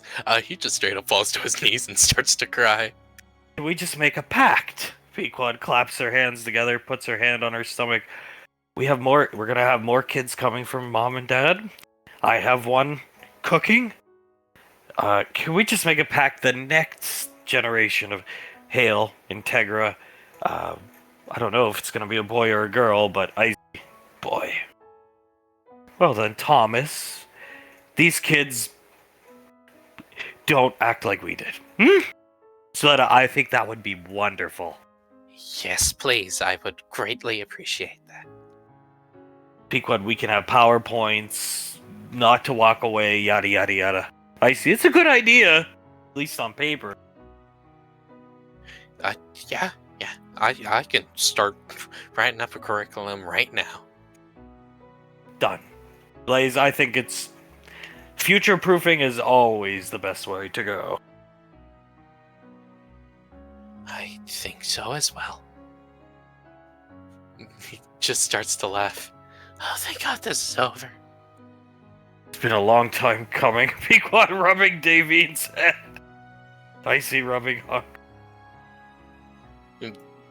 Julius rubbing Pequod's head and Elizabeth's. JJ walking over, rubbing Elizabeth's head as well. Clive, I'm sorry I got you involved in this and screamed at you, but it was just 20 years of pent-up rage, basically. No, it's okay, mate. I had a lot of pent-up rage too. I'll let it out recently. I bet you didn't expect this when you signed up to be a Rainfall. Oh, he didn't expect to get to kill Mortimer, that I assure you. You killed Mortimer? What? Well, Mortimer killed my damn wife. No shit. Yeah, well, yeah, he's the one who introduced drugs into my neighborhood that the gang started warring over. I see, Dad, he was a fraud, dude. Hunk, I was desperate, Nicole. I see, well, now he's dead. He drowned him in a sink. Clive nods. Yeah, it felt really good to do. Alright, good. Hunk gestures over towards Clive, pulling Davine closer. Good, I'm happy for you. Glad we made that happen for you. Yeah, no, thank you, sir. Thank you. Suletta winks down at Davine. Davine looks at her, smiles, and mouths to her thank you. Well, mind melding was a success. We have a wedding to begin prepping for. Let's say the rest of us go back and do that prep work and leave the three of them here. Sam, you just want to get high. Suletta, I deserve to celebrate, starts crying. Yes, you do. I deserve it 20 years that she screamed at me out there as if it was my fault. Julius just shaking his head. All I was trying to tell her all these years was it shouldn't have happened in the first place, but no. Oh God. So, Jesus. He rubs You screamed at her? Kissing Davy. Emotions were high. I shouldn't have screamed at you. Well, then, it's time to go get high. I'll be better in the morning. Yeah, it's time to get high. You know what? There has been enough stress today. We get high. Got a week off anyway. Hunk, you gonna be home all week? Nice. Yeah. All the kids are gonna be home all week. All right. Go ahead and get high. Go enjoy yourselves. We'll stay here for the night. Just let Benny know where Elizabeth is. Yeah, no problem, Dad. Suletta, it's time to puff the magic dragon as Blaze chuckles as she leaves. Sam grabbing JJ's hand, leaving. Pequod looks down at Davine, Icy guiding Clive out. You know, this is like the third time I was gonna sock you, and I just cannot bring myself to do it. I understand, darling. We're gonna film the perfect storm, laying her head on Davine's head. Davine gives Pequod a kiss. I love you very much, my daughter. Hunk, Pequod, I love you too, Mom. Hunk, and we talked to Soul. That problem's fixed. All we gotta do is fix up Carter. So, give it some time. Yeah, time. Hopefully that's all that one needs. Icy, he'll come up with something. Nods her head. He's already working on things up there in that bright noggin of his. Hopefully he is. I see lifting Clive's hand in the air. Wanna get high, dude? Think More, you've earned it. more than you could possibly know, ma'am. Well, welcome to the illustrious Mom and Dad Pool House Club, as they'll leave waving goodbye to Hunk, Davine, and Elizabeth. Hunk, Benny is great, though. I do approve, Elizabeth. He reminds me of a young me, only a little less, book smart, but whatever.